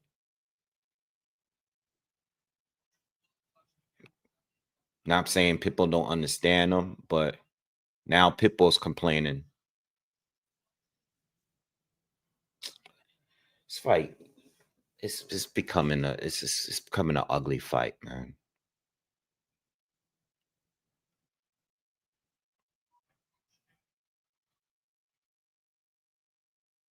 I have a 3-4 for Pitbull with 4 swing rounds. Good uppercut from Roach. See, now Roach is moving, and this is where he looks good. But let's see if he sticks this. He's having a great round so far. I've never seen Cruz like use lateral movement before. That's what he's doing. Nice hook from Cruz. He trying to lure the Roach into that hook he drew.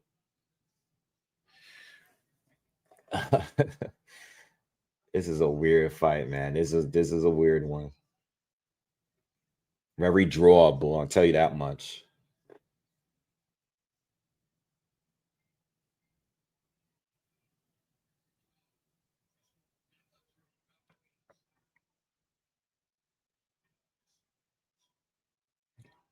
Good lead left hook from Pitbull, but Roach caught that one.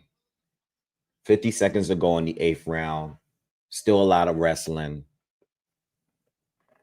But Roach is having a good round. As long as he keeps the distance, he's good. He's got it.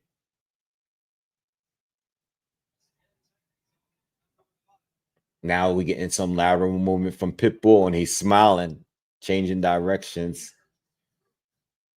Yeah. Cruz is trying to lure him into a hook. Good jab from Roach. Now he's starting to use his jab again. I forgot he had one. Forgot he got a jab. We on the 8th round, closing out the 8th round.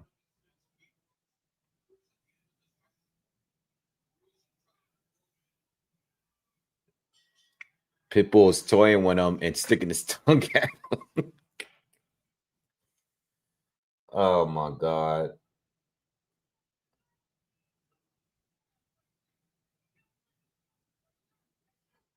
That was weird with Pitbull. What's going on? Is he? I don't know what was all that about. Like that was totally out of character for him. Was he getting frustrated? Was he trying to hide the fact that one of those shots that Roach landed earlier actually buzzed him? Like all that running he was doing. Yeah, well, this dude's bugging out, yo. Pitbull's going crazy with the yo. This is crazy. What am I watching him? I feel like this is gonna be a draw. I hate this fight, man. This is not what I thought I was gonna see. Just a bunch of complaining and holding. Referee's doing this, all this. He's too involved in the fight. Pitbull is actually using lateral movement now and trying to time Lamont Roach on his way in. He's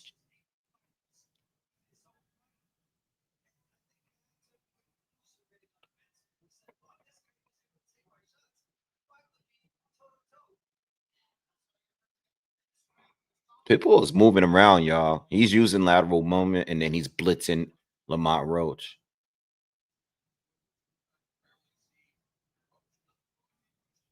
Pitbull's winning the round so far, though.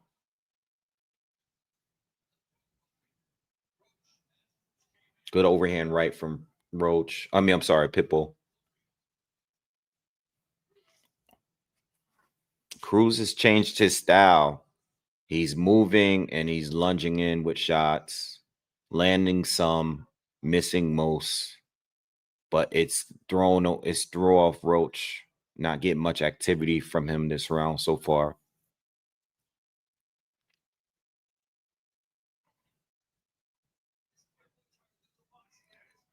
Pitbull is boxing, y'all. He's moving around and he's jabbing. And Roach is following him in a straight line.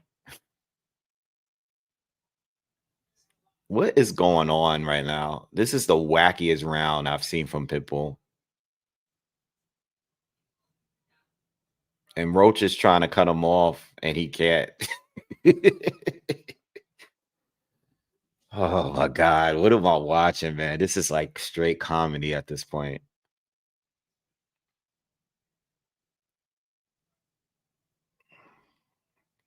"48 seconds, and I have to say, like, I think Pitbull's winning this round so far. Nice left to the body.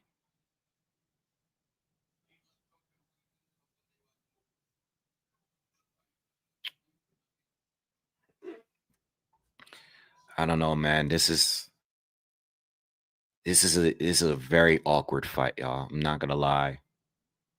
This fight just went in a terrible direction. Pitbull's doing all this moving, and Roach is like too flat-footed to deal with it. Good lead left hook from Roach there. And now they're wrestling again. They're both frustrated. I see that shoulder bump from Pitbull. Can you go over there and tell this guy to calm down?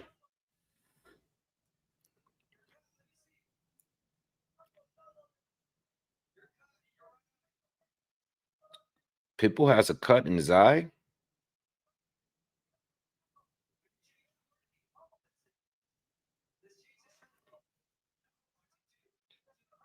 Pitbull, Roach.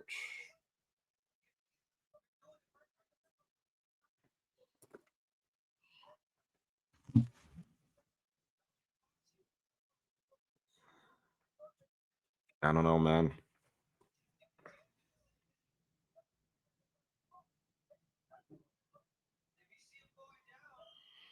Yeah, I think Pitbull might be stressed as I think Pitbull is frustrated now.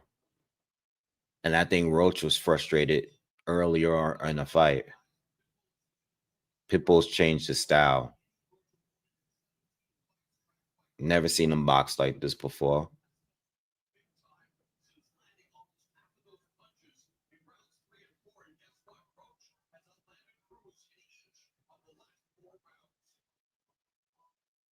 I'm not impressed with neither. I'm gonna tell you that much.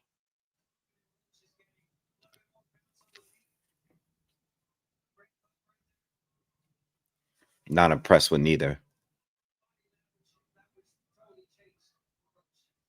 Ooh, that was a trip though.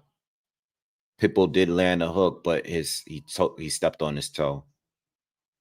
Pitbull's coming back to fighting the way he fights now.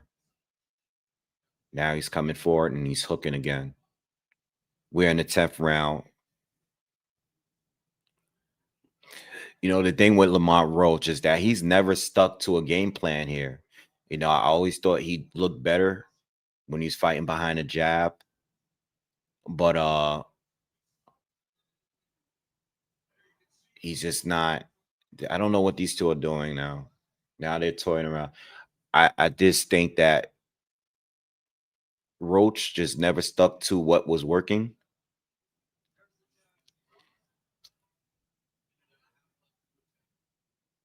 And Pitbull, he's clearly frustrated too.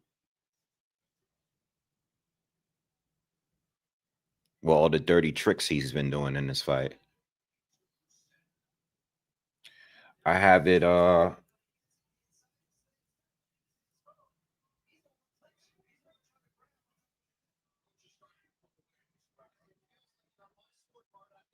2, 3, 10.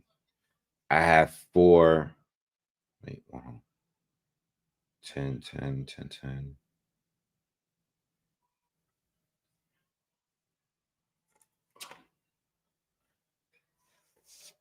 One, 2, 3, 4. 1, 2, 3, 4 with a 10-10 round. Yeah. So I have it 4-4 and the first with a 10-10 round.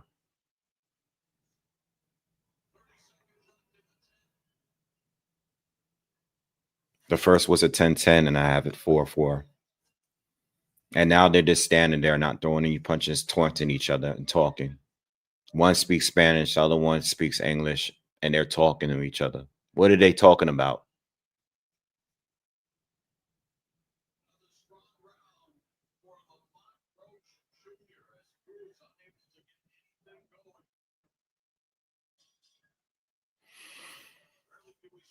What are they talking about?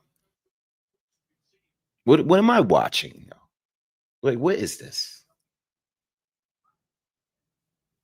The preliminary fights were better than this. What is this?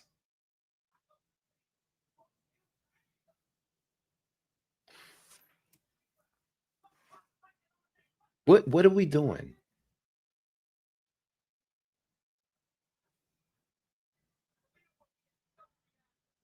I'm telling you right now, if they draw this and they end up rematching, I'm not covering the rematch. I'm gonna tell y'all right now, I'm not covering the rematch. They're gonna need a hell of a undercard for me to even. I'm staying far away from this. I got Roach on the money line. I'm staying far away from anything that has to do with a rematch of this fight. I do not want to pay to see these two ever. I don't know what this is.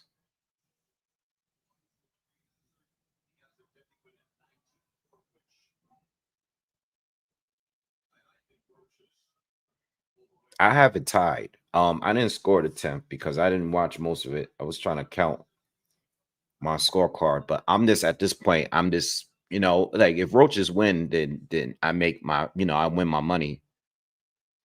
But I'm not even like enjoying this fight. The ref is too involved. I don't like these fights where the ref is this involved because he has to tie, he has to break them up.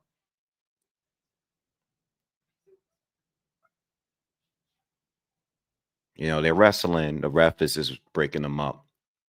Y'all spend more time wrestling with each other than actually throwing punches.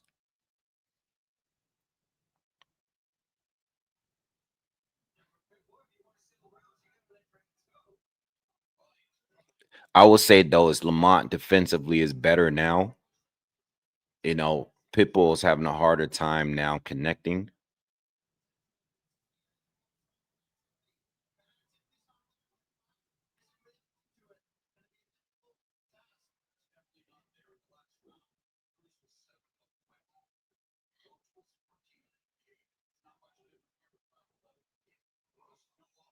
Yeah, I thought the styles did mix going into the fight because I knew Roach was gonna sit in the pocket a little more and stand his ground. But I didn't end up thinking that this was gonna be this ugly of a fight, especially with the level of frustration from both sides. Um, Not a lot of clean punching from either at this point.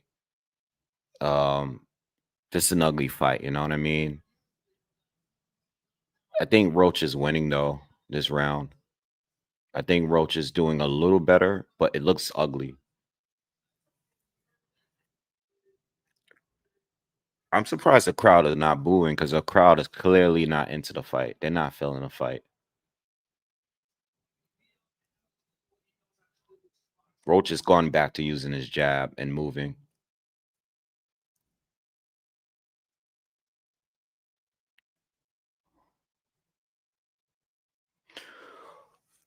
Oh man, you guys suck, man.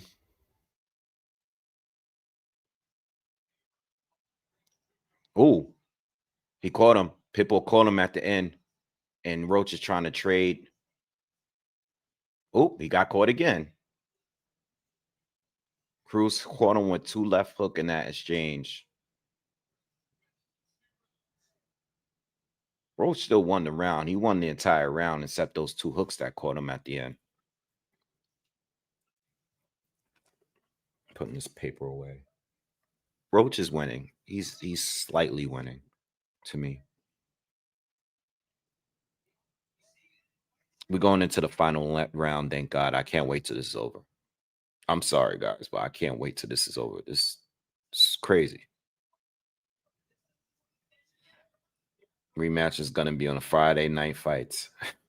It needs to be.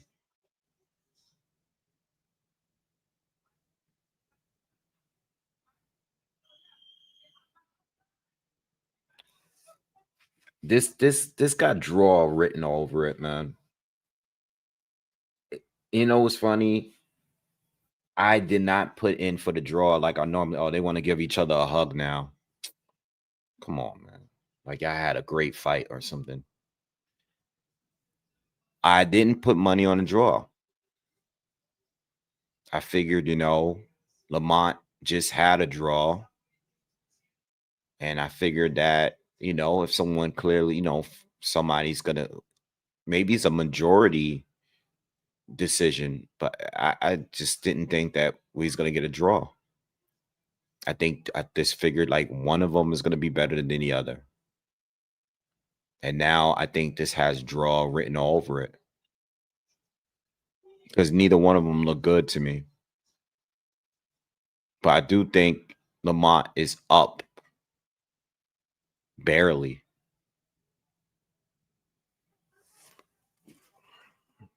Yeah, he's up. But these rounds, some of these rounds could have gone to Pitbull, especially the earlier rounds. Good cook from both right there. Nice exchange.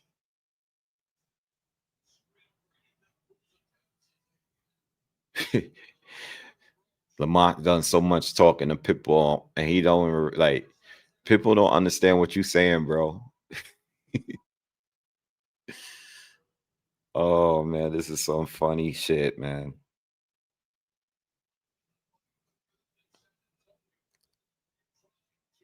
Oh man.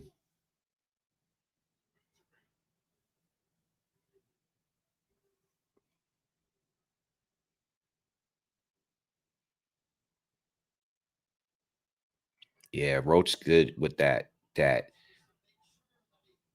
Ooh. I'm still amazed though with Pitbull and the fact that none of these guys can really hurt him.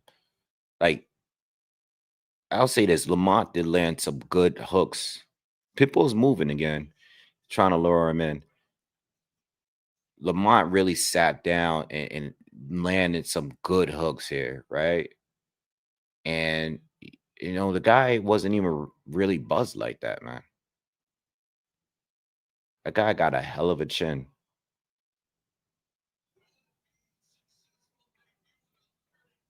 Another hook lands from Lamont.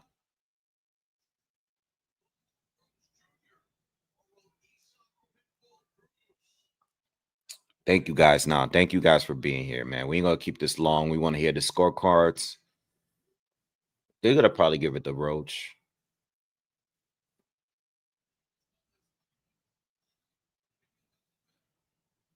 Nice slugging at the end. I don't know, man. Let's see what they do.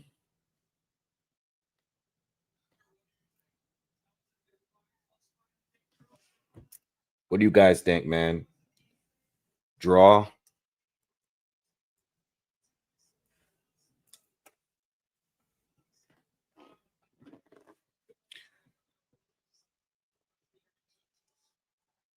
Yeah. I agree. The earlier fights were better.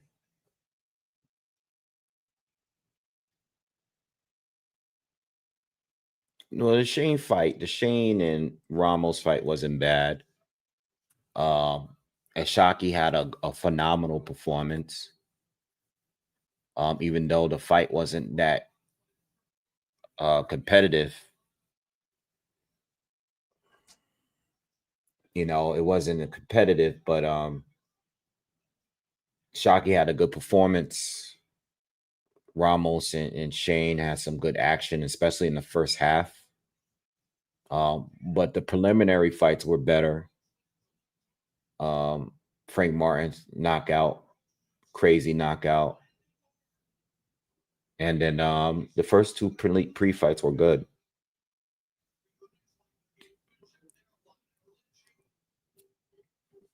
So we had some highs and some lows in this fight.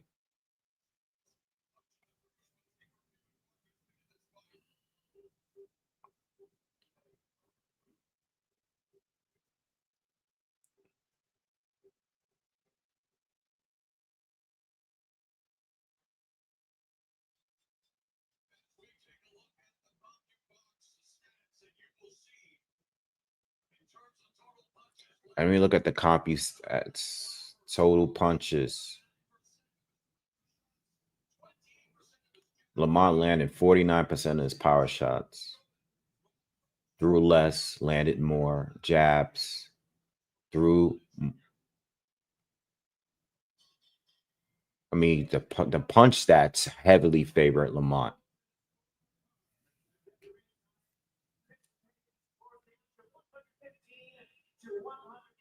One 115, 111 Cruz.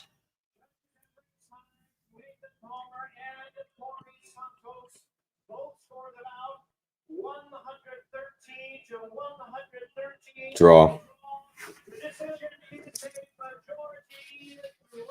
You ain't get robbed, bro. You ain't get robbed.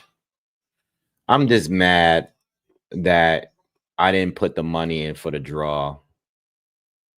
I always do, and I didn't for this fight. I don't know why I didn't. I don't know why I didn't.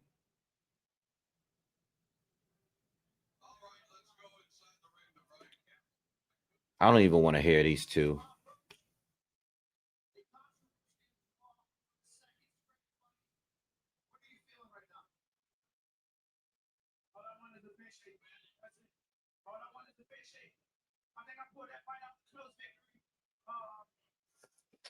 You know what? I'm turning this shit off, man. I'm sorry. I'm disgusted with that fight. Terrible fight. I can't even do a. I'm just so disgusted at that fight. Like, what was that?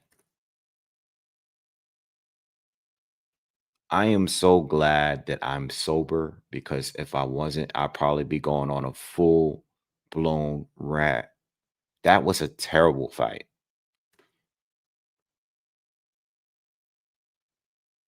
Terrible fight, man. They're gonna have a rematch to that. I'm staying far away from that, man. I ain't dealing with that. They better have. I mean, we can't even count on the undercard because look what happened with this undercard. You know what I mean? Janibek popped, Fulton. Well, I mean, they still fought. So I mean, but Fulton didn't show up. He got dominated. Just not a good look, man. Just disappointed tonight. And, not for nothing, but it's not a good look for Lamont Roach. He didn't live off the hype of beating Tank. I think he could have won this fight. Let me just say, this is why I'm disappointed in him. He started out the fight wrong. He wanted to, you got Cameron in your corner. Like he got caught up in the hype of what he did with Tank Davis. If you looked earlier in the first few rounds, every time he gets caught with a good shot, he's looking over, he's looking out into the crowd like, nah, that didn't hurt. You trying to be too pretty. Just take the fight seriously. You're fighting a good fighter. Just take the fight seriously. Stop worried about what everybody around you think. Just focus on the fight. I thought there were moments where he was doing the right thing. He wasn't overly moving. You know what I mean? He was using his jab. When there was some space in between them, he was doing well. And then the flip side of that is Isaac Cruz, because I never really seen him frustrated like that. I never seen him acting out like that in the middle of this. Like, what was he doing? The tongue stuff, the moving, like it's just a weird fight, man. Like, that's one of those draws where they should just don't even consider the rematch. I just think the styles doesn't fit well. And I just think that they just both need to move on. You know what I mean? Do not make a rematch for that. They just both need to move on. Not every rematch is warranted. Let Roach go on and fight Tank for a rematch if they're gonna do that. But I can tell you that like Roach didn't look impressive in this fight. I think he let a little bit of the hype get to his head and started thinking he was better than what he was. You know what I mean? That's what I saw in this fight. When you get you get so big headed that you think you could meet a guy in his own style, and you let the fight go just because you didn't want to fight smart. You wanted to beat him in his own style so bad that you know what I mean, that you gave the fight away. You shouldn't be mad at anybody but yourself. So, it is what it is. Scorecards, all scorecards doesn't really matter because all of those fights, half of those rounds are swing rounds. At least half of them are swing rounds.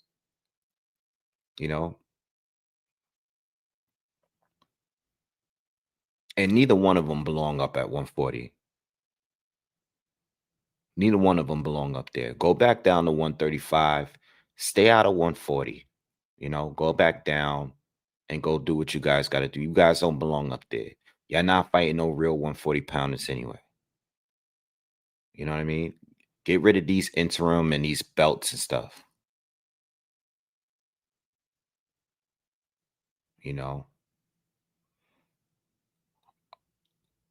115, 110 to Cruz is kind of wild, but I don't think neither one of these guys. I'm not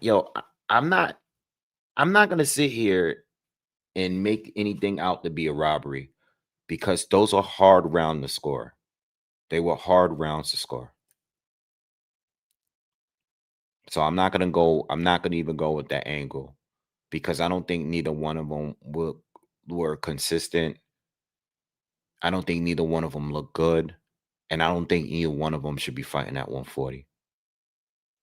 You know, it is what it is. I can't believe I didn't put money on the draw. I mean, I am the draw guy, and yeah, all right. But I'll never. I don't want to do anything. Have nothing to do with a rematch if they have one. All right. Guys, I'm gonna get on out of here, man. It's late. I'm hungry. You know, we had another good show. We did 7 hours, man. But I gotta get some food, man. Where I gotta find a way to relax. Gotta get up early. The F1 last race for the season is early in the morning. So I'm gonna get some food, I'm gonna get some rest and get up early. And then you know, I don't know, maybe I'll watch some of the highlights. I'll try to watch the fight without any distractions. And maybe I'll give a good analysis of the fight. I might rewatch it, and then I'll get back on here tomorrow. All right, guys, thank you always for coming through, man. Shout out to everyone that's here. Love you guys. Really appreciate you guys supporting and staying dedicated and coming here every time I go on a live on a Saturday. And you know, like if you guys has been here during the days, I'm gonna try to open up the panel and let more people come in on the lives. All right, maybe we could do that again tomorrow. But I will be here tomorrow. All right, and we'll talk a little bit more about this and other news. All right, so please, if you are new, subscribe to the channel and hit the thumbs up now on the way out.